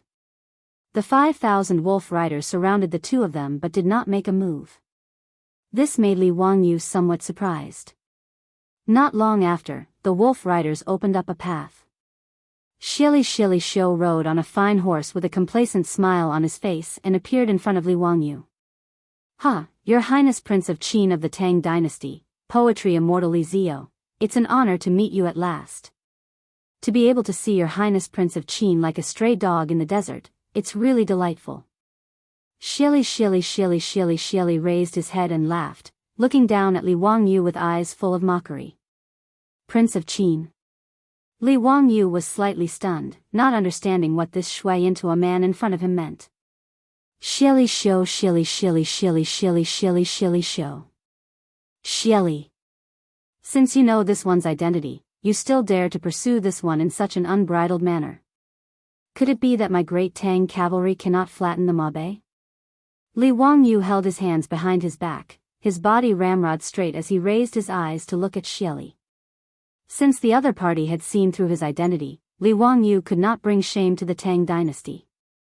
Tai gripped the steel blade in his hand even tighter. His face was filled with arrogance, as if he had the intention of pouncing forward and killing Shili. His actions instead made the guards at Shili's side a bit uneasy. They all raised the bows in their hands, aiming at Ague. As long as he dared to move, he would definitely be pierced by thousands of arrows. Shili Feng did not pay any attention to Ague at all. He only stared at Li Wangyu with a mocking tone and said, Shili Feng. Prince Bajua is my brother. Your Highness Duke of Qin, remember me well. When you go to hell and ask about me, don't forget to mention my name. As for the Tang dynasty, His Highness Duke of Qin must be joking. It's true that I, Shui Yentua, am not a match for the Tang dynasty for the time being, but who knows that His Highness Duke of Qin died in this desert? Could it be that Emperor Tang can predict the future? Xylixer? Li Wangyu understood a little. He was the other son of the barbarian Khan. Shili Feng waved the horsewhip in his hand ferociously and said, Your Highness Duke of Qin dared to kill my brother. Even if I chase you to the ends of the earth, I, Shui Yentua, will not let you go. But no matter what, Your Highness Duke of Qin is still a prince of the Tang dynasty. Your status is honorable. So, how do you want to die, Your Highness Duke of Qin? I can still satisfy you. Li Wangyu treated his words as farts. He patted the sand off his body calmly and said with a smile, Oh, you want me to choose how to die? All right, I choose to die of old age in bed 100 years later. Shili Feng was stunned for a moment. Then he realized that he had been played by Li Wangyu. He could not help but fly into a rage. On the other hand, Tai laughed until tears came out of his eyes. He patted Li Wangyu with his hand and said with a smile, Li Wangyu, this is a good way to die, ha ha ha. Humph, you refuse a toast only to be forced to drink a forfeit. In that case, let Your Highness Duke of Qin have a taste of the punishment of being trampled by horses on the grassland. Men, capture these two, dig a hole, and bury them. Hearing this, Tai's expression changed. He roared and raised his saber, wanting to fight with his life. But immediately, an arrow pierced through the air, bringing with it a rain of blood. It pierced through Tai's saber-wielding shoulder. Tai screamed miserably. The steel saber in his hand fell to the ground. Then, several wolf riders rushed forward and grabbed his hands, making him unable to move. As for Li Wangyu, he did not even bother to resist. He did not even have the strength to truss a chicken. Facing 5,000 wolf riders, there was no need for him to struggle. As a man who had died once, Li Wangyu was not that afraid of death. He only regretted that he could not see his child one last time. He did not have time to say goodbye to Su Chongqing before he was about to leave this world. The so-called punishment of being trampled by horses was to dig a hole and bury the person, leaving only the head above the ground. Then, the horse would trample on the person, stomping the person into the ground. At this moment, they had already escaped into the desert. There was sand all around them. Shili Shou did not mind and ordered people to start digging holes in the sand. In his opinion, it would be better to kill Li Wangyu in the desert. In this desert where even birds and beasts could not be seen, no one would find Li Wangyu's body. Shui Yentua's pursuit of Li Wangyu could not be exposed. Otherwise, the anger of the Tang dynasty was not something that Shui Yentua, a country that had only been established for a few years, could bear. Whether it was the barbarian Khan or Shili Shou, although they were ambitious, they knew what was important. Even the Turks were defeated by the Tang dynasty. Although Shui Yentua had 200,000 elite soldiers, they were not a match for the Tang dynasty. Moreover, Shui Yintua was not a monolithic block. Although Hueha, Baegu, Tongluo, Pugu, Zhe, and other ethnic groups had submitted, there was still friction. If the Tang dynasty attacked Shui Yintua, Shili Xiu was sure that Hueha, Baegu, and other tribes would immediately turn their weapons against the Tang dynasty. Therefore, Shili Xiu only planned to secretly take revenge and kill Li Wangyu as a sacrifice to his elder brother. Not long after, a huge sand hole was dug. Li Wangyu and 80 were directly pushed into the sand hole and then buried in the sand. Soon, the sand hole disappeared, leaving only Li Wangyu and 80's two heads on the sand. The 5,000 wolf cavalry slowly retreated and formed a square formation, preparing to charge over and trample the two to death. Li Wangyu raised his eyes and looked at the slightly dazzling sun, murmuring, "Damn it, this time we will die more miserably than last time." 80 next to him did not understand his words. He grinned and was about to say something, but his expression froze, and he closed his mouth to listen. "Li Wangyu, there seems to be a large group of cavalry approaching. I'm afraid the number is no less than 10,000, Li Wangyu smiled and said, "What's the difference between being trampled to death by thousands of horses and being trampled to death by tens of thousands of horses? Dalong, let me tell you a secret, actually."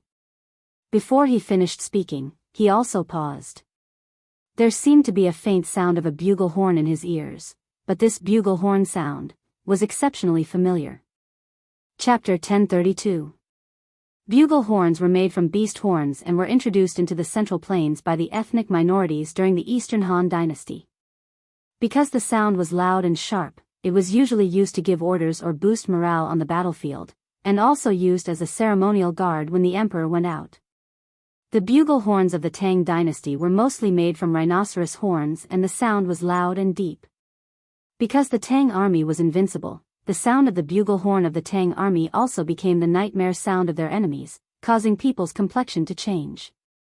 When the sound of the bugle horn came from the desert, not only did Li Wangyu hear it, the 5,000 wolf cavalry and Shili Ming also heard it. Shili Ming's complexion immediately changed dramatically, revealing a frightened expression. Even the 5,000 wolf riders couldn't help but become restless. "Quick! Trample them to death." Shili Ming did not have time to investigate why they would encounter the Tang army in the northern desert. At this moment, he only wanted to immediately kill Li Wangyu and then turn around and run away. But previously, in order to play and torture Li Wangyu, wanting him to experience the helplessness and despair before death, Shili Ming led the 5,000 wolf cavalry and retreated far away after burying Li Wangyu and Tai in the sand pit. Originally, Shili Ming planned to let the wolf cavalry retreat and regroup, then speed up and then crush Li Wangyu and Tai in a thunderous manner to vent the anger in his heart. In the end, when the sound of the bugle horn of the Tang army sounded, the wolf cavalry was already 100 steps away from Li Wangyu and Tai. When the wolf cavalry heard Shili Ming's order, they immediately began to urge their horses to gallop toward Li Wangyu, preparing to trample him to death. But a group of wolf cavalry had only galloped 40 or 50 steps when they heard the sound of breaking through the air. Countless feathered arrows pierced through the air and pounced straight toward them. Miserable howls immediately sounded as dozens of Shui Yintua's most elite wolf cavalry were directly nailed to death on the backs of their horses by the feathered arrows. Even though this group of several hundred wolf cavalry charged toward Li Wangyu and Tai with all their might, they were hit by the arrows and fell to the ground one after another. The closest wolf cavalry fell in front of Li Wangyu. The bloody mist that burst out from his body even drenched his face. But Li Wangyu did not have the slightest fear in his heart. Instead he shouted excitedly, "Come! Come! Come and kill me!" With the arrival of the iron cavalry of the Tang dynasty, who in the world could contend against them? So what if they were the wolf cavalry? Shili's face was completely blank. Only when he raised his eyes to look over did he notice that unknowingly, on the sand dune behind Li Wangyu and Adui, silhouettes after silhouettes had silently appeared one after another. They were currently looking down at them from a high vantage point. At the same time, the arrows in their hands were continuously shooting out, taking away the lives of Shui Yintua's wolf cavalry one after another. From Shili Xiu's point of view, the army on the sand dune was currently standing against the light, facing the dazzling sunlight, making it impossible for him to clearly see the appearance of the people on the sand dune. Only a flag fluttering in the wind allowed him to see it clearly. It was a huge Tang character. The cavalry of the Tang dynasty. Xylixer's face couldn't help but twitch a few times. He raised his eyes to look at the wolf riders that had been shot to death by arrows. He really wanted to disregard everything and directly order the wolf cavalry to charge and fight to the death with these Tang soldiers who had suddenly appeared. But in the end, Shili Xylixer still didn't dare to give this order. His fear of the Tang dynasty made even if he was unwilling in his heart, he could only squeeze out a word from between his teeth: retreat. The several thousand wolf riders were indeed Shui Intua's elites. With one order, they immediately turned around on the spot to protect Shili Xylixer and then turned around to retreat towards the grassland. The Tang soldiers who had suddenly appeared on the sand dune did not pursue and attack. Instead, they quickly urged their horses to charge down the sand dune and surrounded Li Wangyu and Adui in the middle to protect them. Then several silhouettes rolled down from the horseback and threw themselves at Li Wangyu's side. With tears in their eyes, they began to desperately dig at the sand with their hands. Li Wangyu, on the other hand, was amused. He didn't care how embarrassed he was right now. Grinning, he said, "Niu Wu, why are you crying?" "I'm still alive and well." "Why are you crying?" "Huh, Brother Chimo, Brother Ui, you guys still haven't returned to Chang'an?" "Me Tua, why are you also in this desert?" The ones who threw themselves at him and kneeled on the ground to dig at the sand were Niu Wu and a group of foppish sons, as well as Mitua and the others. After running around for more than a year and a half and being forced into desperate situations several times, Li Wangyu was also very excited when he saw these people at this moment. Even though he was laughing and scolding them, his voice was choked with sobs. Niu Wu, a 30-something Guangzhou man, was even more sobbing. "Lang Jun, I finally found you. I thought I would never see you again. It's all my fault. It's all my fault. That day I should have followed you to walk Sasha Luzi." While digging at the sand, Ching Chimo's eyes were also red. He glared at Li Wangyu fiercely. "Zio, you bastard. You made me wait for so long to find you." "That's right. Quickly dig this bastard out. I'll teach him a lesson today.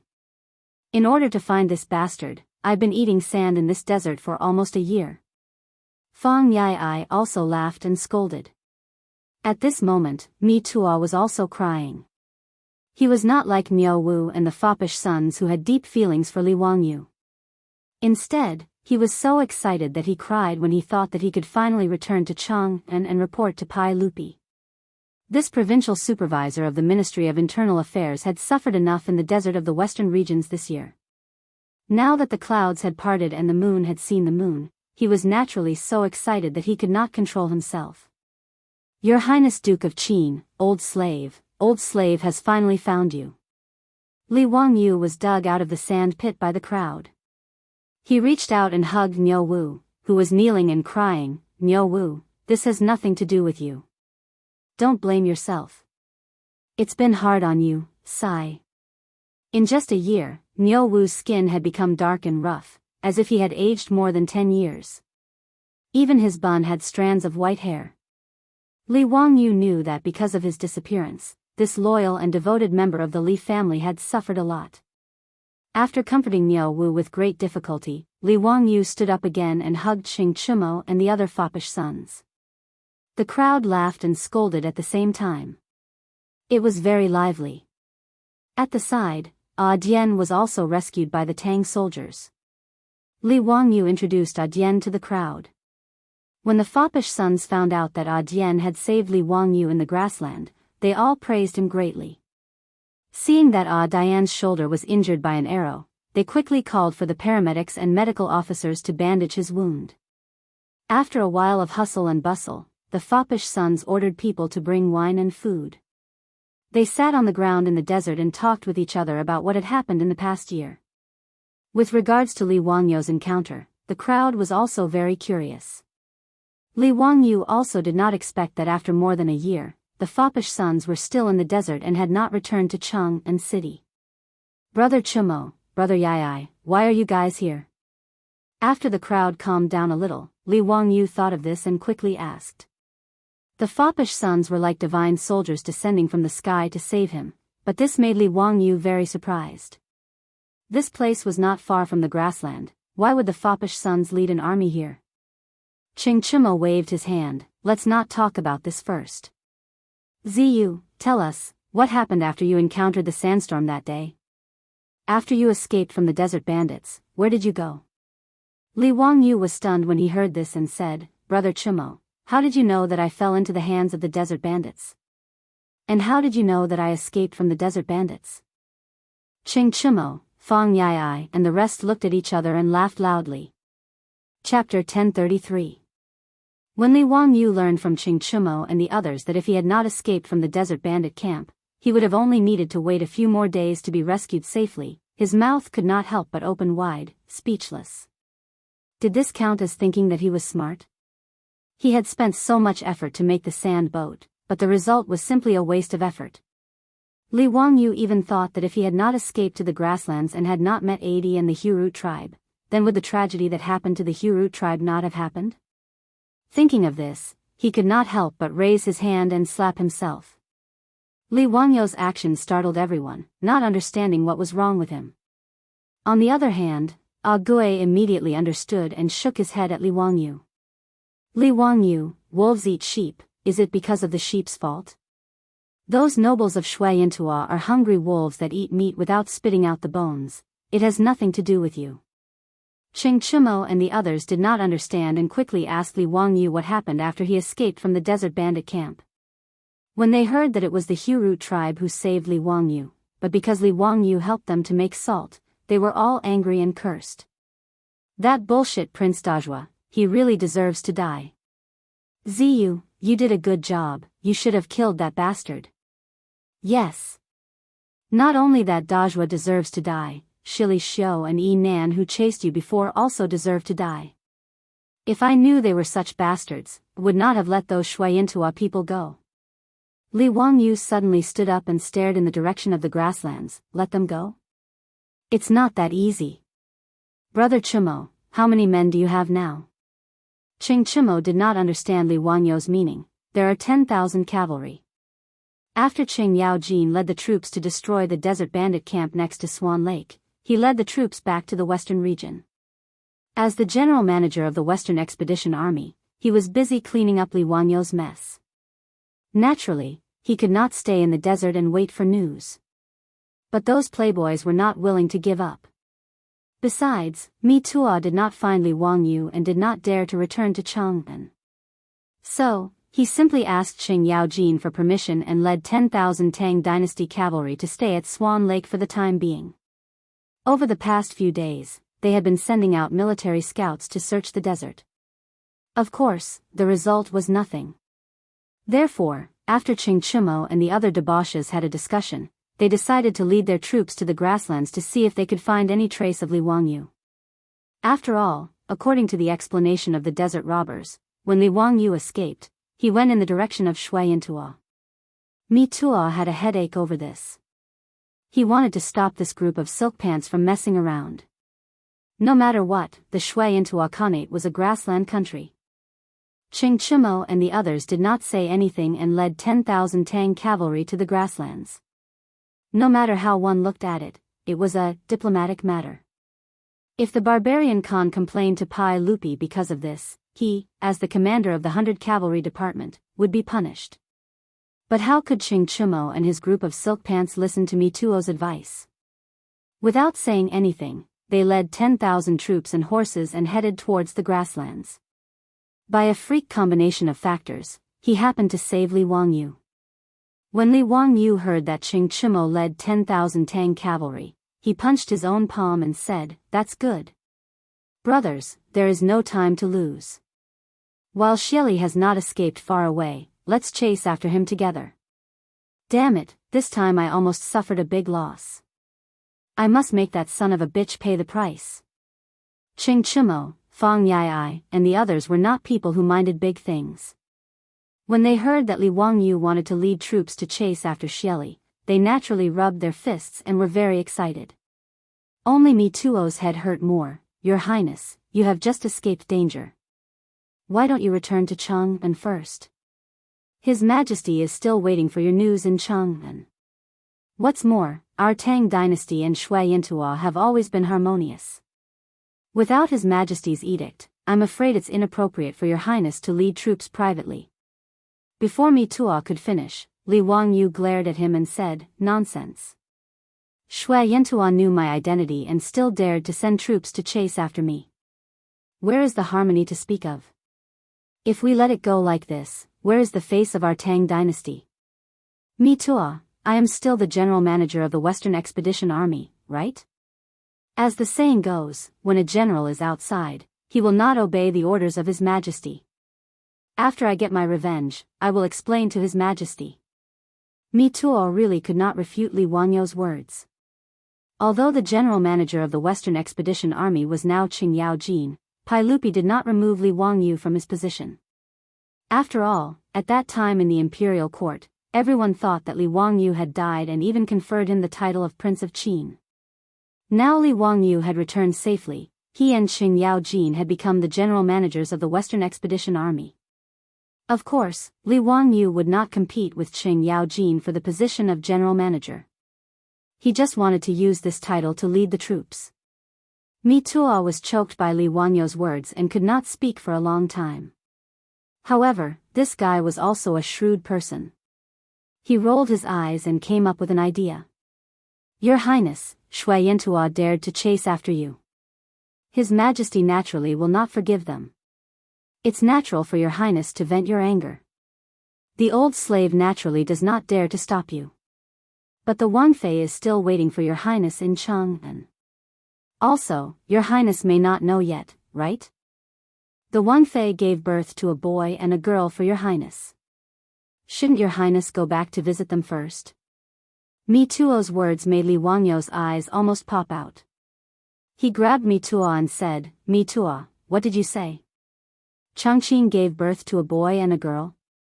I have a son and a daughter." "Hee, how could the old slave dare to deceive your Highness? Everyone knows this. His Majesty even conferred them the titles of Prince and Princess of Fufeng. TSK. The noble families of Chang'an are in awe of them." Mituo hurriedly replied with a smile. "I have a son. And a daughter?" Li Wangyu still could not believe it. He turned to look at Niu Wu and the other rich playboys. Niu Wu nodded and laughed. "That's right. Congratulations, Lang Jun. Your wife really gave birth to a boy and a girl." Qing Chumo and the others also laughed. "Zio is so lucky to have a boy and a girl. This is indeed a joyous occasion." This news made Li Wangyu so excited that he almost wanted to leave and rush back to Chang'an to see his son and daughter. However, when his gaze landed on Adian, his expression of excitement instead slowly faded. Then, he slowly shook his head. "When this matter is over, I will naturally hurry back to Chang'an. However, right now, I want that Shili Shui to pay with his blood." Thinking of the women and children who died tragically in the Huru tribe, thinking of Yeruo's pale body, thinking of the men of the Huru tribe who sacrificed themselves along the way, thinking of those men who rushed to the fire like moths. Li Wangyu temporarily put away the thought of rushing back to Chang'an and to reunite with Su Changqing and his children. If he did not take revenge, he would not be a gentleman. He would be ashamed to return to Chang'an. Mituo could not help but be dumbfounded. He did not know how to persuade him anymore. Only now did Adian know Li Wangyu's true identity. He was so shocked that he did not know what to say. How could he have known that the person he picked up from the grassland was actually a prince of the Tang dynasty? Seeing that Li Wangyu was going to lead 10,000 cavalrymen of the Tang dynasty back to the grassland to avenge him and the Huru tribe, Adian was a little scared. Chapter 1034. Qin, Your Highness, Adi didn't know what to say and stuttered for a while. After all, he was just an ordinary herdsman on the grassland. He had never seen such a big shot as Li Wangyu. Li Wangyu saw Adi's uneasiness. He pulled him to his side and put his arm around Adi's shoulder intimately. He laughed and scolded, "Your Highness, my ass. Dalong, don't you recognize me? Don't talk so much nonsense. Get on the horse. Let's go and find that bastard Shili to settle accounts. We must avenge the Hurut tribe." Adi couldn't say anything other than nodding his head desperately. His head was still buzzing. He felt that everything was too unimaginable. Under Li Wangyo's insistence, 10,000 Tang cavalrymen set off immediately and followed the wolf riders to the grassland. Mi Tuo had no choice but to order his subordinates, the cavalry department, to send people back to Chang and immediately to report this to Pai Lupi. He gritted his teeth and followed the army. In fact, Mi Tuo was very happy. No matter what, he had found Li Wangyu. He had worked hard. At least Pai Lupi wouldn't punish him for this. As for what trouble Li Wangyu would cause by leading 10,000 Tang cavalrymen into the grassland, it had nothing to do with him. As far as Mi Tuo was concerned, he supported Li Wangyu in his heart. Shui Yintuo dared to chase and kill the prince of the Tang dynasty. If he didn't take revenge for this, where would the face of the Tang dynasty go? No matter what, he should teach Shui Yintuo a lesson. But whether it was Mi Tuo or Qing Chimo, Li Wangyu just wanted to vent his anger. Whether or not they could catch up to the 5,000 wolf cavalry was another matter for the time being. In any case, if they chased for a few days, Li Wangyu would be able to vent the anger in his heart and forget about it. As for how Pai Lupi wanted to vent Li Wangyu's anger, that was the business of the officials in the court. Li Wangyu led the 10,000 cavalry across the desert, following the direction of the wolf cavalry's escape and giving chase. How could Shili have guessed that Li Wangyu's vengeful heart would be so strong? He failed to kill Li Wangyu and could only lead the wolf riders to retreat. After the 5,000 wolf riders entered the grassland, they slowed down and walked into the depths of the grassland in frustration. Along the way, Shili. Now that the matter of Shui Yintuo chasing after Li was exposed, he didn't know how his father would explain it to Emperor Tang. Shili was upset. Just as he was vexed, he heard a scout report that the 10,000 Tang cavalry had actually charged out of the desert and were chasing after them. Shili to Shili. This is the territory of our Xianchuo Khanate. How dare they chase us into the prairie? However, he didn't think that since Shui Yintuo dared to chase Li Wangyu for thousands of miles even though he knew Li Wangyu's identity, what was so strange about Li Wangyu's counterattack? Although Shili Ku was leading Shui Yintuo's most elite wolf cavalry, they did not have the courage to fight against the Tang cavalry. This was not surprising. Having defeated the Eastern Turks, the overlord of the grassland, the Tang dynasty's cavalry was in high spirits. Not to mention Shui Yintuo, who had only been established a few years ago, even the Western Turks and Goguryeo were not taken seriously by the Tang dynasty's cavalry. With such a great reputation, how could Shili Shui dare to use only 5,000 wolf cavalry to fight against many with few? Therefore, after learning that Li Wangyu was leading 10,000 Tang cavalry to chase after him, Shili Ku did not even dare to resist and directly ordered a retreat. In Shili's view, the Tang cavalry should not dare to enter the grassland, so why should he take the risk to fight the Tang army? As long as he retreated a few hundred li, Shili Ku could meet up with the tens of thousands of Shui Yintuo cavalry. At that time, if the Tang army still chased after him, he did not mind defeating the Tang army in one fell swoop and teach Li Wangyu a deep lesson. The 5,000 wolf cavalry followed Shili Ku in a very sorry state as they ran toward the direction of Military Governor Mountain. Behind them, the 10,000 Tang dynasty cavalry under the leadership of Li Wangyu were in hot pursuit. One chased while the other fled. In a few days, a few hundred li passed in the blink of an eye. Under the leadership of Li Wangyu, the Tang army had already entered deep into the heart of the Xianchuo Khanate. Mi Tuo could not take it anymore. One day after the army set up camp, he went to find Li Wangyu and said, "Your Highness, we have already chased for 5 or 6 days. Now that the army is alone deep in the grassland, we have no reinforcements and no supplies. We cannot continue to chase like this." At this moment, Qing Chimo and the other playboys also felt nervous. Originally, they thought that Li Wangyu just wanted to vent his anger. However, the current situation was just as Mi Tuo had said. The 10,000 cavalry were alone deep in the grassland. If they were not careful, they might really be surrounded by the Zianchuo people. If they were to fall to such a state, they would really have nowhere to cry. Fang Yai hesitated for a moment and also said, Zio, why not let that Shili Ku go for now? We will return to Chang'an first and settle the score with them in the future. That's right, Zio. The army has no reinforcements and no supplies. It is too risky. Yesterday, the scouts reported that there are already tens of thousands of troops gathered around Shili Ku. If we continue to chase like this, things will not be good. Zio, let's retreat. The other playboys all advised. Currently, there were not only 5,000 wolf cavalry beside Shili Ku. He ran all the way north. At the same time, he did not forget to gather up the Zianchuo cavalry that were scattered on the grassland to search for Li Wangyu and Di. In a few days, Shili Ku had gathered 50,000 cavalry around him. 10,000 Tang cavalry needed to deal with 50,000 or even more Zianchuo cavalry. No wonder Qing Chimo and the others did not have confidence. Li Wangyu was not nervous. He also knew that Mi Tuo and the others were right. However, in his eyes, this was not a problem. There were many herding tribes on the grassland. Even if the Tang army did not rob them, they would be able to buy enough food with money. Thinking about it, those tribes would not dare to not sell their livestock to the Tang army. Hence, food was not a problem. As for going deep alone, in Li Wangyu's eyes, Shui Yintuo's army was stronger than theirs. Mi Tuo and the other playboys naturally did not know that 10 years later, in the 20th year of Zhongguan, Li Ji used just 6,000 cavalry to force Zianchuo's 200,000 army to flee.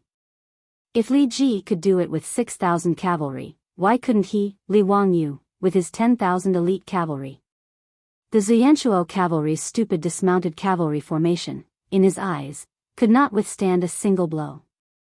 Back then, 100 herdsmen had been able to defeat 500 to 600 Shui Yintuo cavalrymen under his command, not to mention that Li Wangyu now had the Tang Empire's cavalry, which had been invincible on the grassland. Even Li Wangyu was pondering in his heart, if he defeated Shili, should he go all the way to the Overseer Mountain, to the place where Shui Yintuo's palace was, and capture the barbarian Khan alive, and bring him back to Chang and to accompany Shili Khan of the Eastern Tujue. If Mi Tuo or Qing Chimo knew about his thoughts, they would be so scared that they would fall off their horses. 10,000 elite cavalry to fight against Zianchuo who had 200,000 soldiers. If this was not crazy, what was? Li Wangyu, facing the persuasion of the others, laughed, hee, brothers, we have been chasing for so many days. I think that Shili Ku can't hold it in anymore. Even if we want to retreat, we have to fight with Shili Ku first. If we retreat from the grassland like this, where will the face of the Tang dynasty be? Hearing him say this, Qing Chimo and the others looked at each other and could only nod helplessly. At this moment, Shili Ku, who had troops in his hands and was running away, finally had enough courage. He had enough of being chased by Li Wangyu and finally ordered the whole army to stop and prepare to meet the Tang army. A great battle that would shock the grassland was about to begin. Chapter 1035.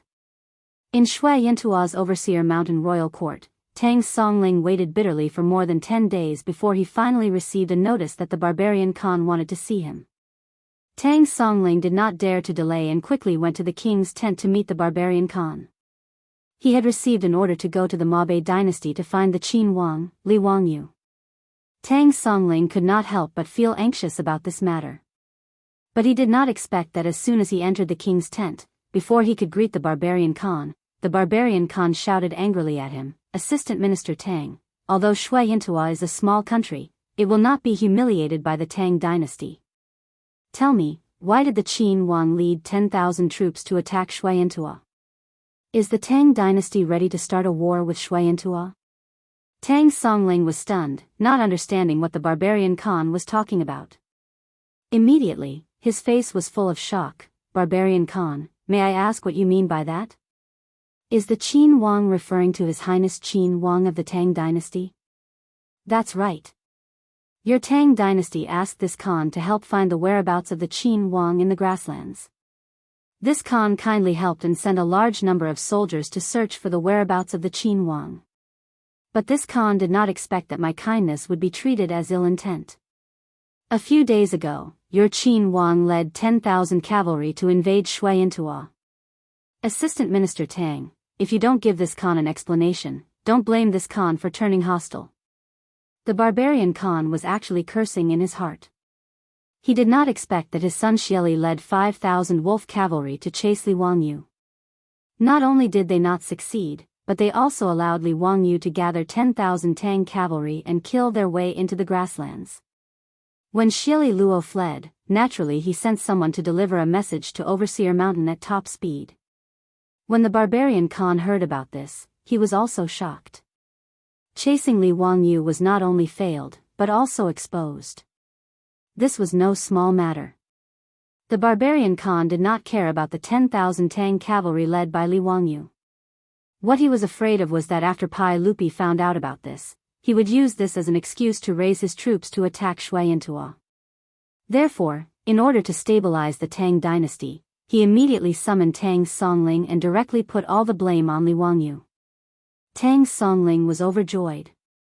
He did not care whether Li Wangyu crossed the line or whether he had a conflict with Shui Intua. As long as he could find the whereabouts of Li Wangyu, his trip to Mabe would not be in vain. Tang Songling straightened his back even more in the face of the foreign Khan's interrogation. Originally, he was asking for a favor, so he lowered his attitude. Otherwise, how could he, a fourth-rank imperial court official and the assistant minister of the Ministry of Rights, be afraid of the Khan of the Steppe Khanate? Bah! Not to mention that Shui Intua had only been established for a few years, the Tang dynasty did not even take it seriously. So what if it was the Eastern Turks? When Shili Khan was offered as a captive in the imperial ancestral temple, countless people came to watch. Although Pai Lupi appointed him as the right general and gave him good land and beautiful houses, in Chang'an, including the people, who would take him as a proper right general? Although the barbarian Khan was given the title of real Zurija Khan by Pai Lupi, in the eyes of the Tang dynasty, he was just a barbarian. Tang Songling chuckled and replied with an indifferent tone, "Khan of the barbarian tribe, you can't say that. Who in the world doesn't know that His Highness King of Qin is the personal disciple of Daozu in the mortal world? He has his reasons for doing things. As for His Highness King of Qin leading the troops into Shui Intua, I think he has his reasons." You? What do you mean? Assistant Minister Tang, does the Tang dynasty really want to be enemies with Shui Intua? Hearing this, the barbarian Khan was furious and the golden cup in his hand fell to the ground with a loud clang. In the tent, a few of Shui Intua's guards pulled out their steel sabers and glared at Tang Songling fiercely. Tang Songling did not even bat an eyelid, ignoring Shui Intua's threat. Ever since they defeated the Eastern Turks, the Tang people were the proudest people in the world. Tang Songling treated a mere Shui Intua as nothing. As long as this barbarian Khan was not crazy, Tang Songling did not believe that he would dare to touch him. As an envoy of the Tang dynasty, he still had this bit of pride and confidence. Barbarian Khan, don't forget that you are the real Zurija Khan appointed by His Majesty. Could it be that you've forgotten your identity? As an official of His Majesty, how dare you say such disgraceful words? Tang Songling's words were not wrong. Although the barbarian Khan established the Shui Intua Khanate, he was appointed by Pai Lupi. Thus, Shui Intua was a vassal state of the Tang dynasty, and the barbarian Khan was an official of Pai Lupi. In a sense, Li Wangyu's status as a prince was on par with the barbarian Khan, or even higher. If Li Wangyu led his troops to attack Shui Intua, it would at most be an internal conflict between two nobles. It was far from a war between two countries, and the barbarian Khan did not have the right to threaten the Tang dynasty. The barbarian Khan naturally understood Tang Songling's words, and so did the guards in the tent. Many of the Shui Intua guards gritted their teeth in anger. If looks could kill, Tang Songling would have been riddled with holes. How could the barbarian Khan not hate him? Although he was an official of the Tang dynasty, he was an ambitious person. After the Eastern Turks fell, he saw himself as the king of the grassland. At this moment, Tang Songling's words were like knives, stripping away the barbarian Khan's pride layer by layer. How could he not be angry? He really wanted to immediately order his men to hack Tang Songling to death and chop him into minced meat to vent his anger. However, in the end, the barbarian Khan did not dare to do so. Killing Tang Songling was easy, but Shui Yintua would have to be buried with him. Facing the giant of the Tang dynasty, Shui Yintua could not afford to offend them. This was different from killing Li Wangyu in the dark. Even if Pai Lupi questioned him afterwards, he could push the blame to Li Wangyu for assassinating his son. However, killing an official of the Tang dynasty meant that he would not rest until one of them was dead. The barbarian Khan's eyes were bloodshot. Breathing heavily, he stared at Tang Songling for a long time before finally sitting back down on his seat. Good, good. Since the Qin king has led his troops to attack me and the Tang dynasty did not care about this, then don't blame me for being impolite. This Khan wants to see if Qin Wang really has the ability to reach the heavens, to be able to resist my, Shui Yintua's, army of 50,000 with just 10,000 troops. Hee, swords and sabers on the battlefield do not have eyes. If anything happens to the Qin king, don't blame me. The barbarian Khan was also counting on his son, Shili, to lead the 50,000-strong army to defeat the Tang army in one fell swoop. Tang Songling sighed in his heart. He did not know why Li Wangyu would charge into the grassland after meeting up with the Tang army. Moreover, as the barbarian Khan said, the odds of winning against 50,000-strong army were not high. However, Tang Songling had confidence in the steel cavalry of the Tang dynasty. In his opinion, even if Li Wangyu could not defeat Shui Yintua's 50,000-strong army, it should not be a problem for him to retreat safely. Therefore, he was not worried about Li Wangyu's safety. As for how to solve these problems, he would let the big shots in the imperial court have a headache. Therefore, Tang Songling did not take the barbarian Khan's threat to heart. The two of them did not see eye to eye. Tang Songling casually greeted the barbarian Khan and left the tent. However, he was not in a hurry to return to Chang'an. Instead, he stayed at Overseer Mountain, planning to see the result of the battle between the Tang army and Shui Yintua before making any plans. While the barbarian Khan and Tang Songling were confronting each other, on the grassland hundreds of miles away from Overseer Mountain, the Tang army and Shui Yintua's army were also several miles apart. They had set up camp and were confronting each other. In the Tang army's tent, Li Wangyu was very excited and was fiddling with a steel crossbow in his hand.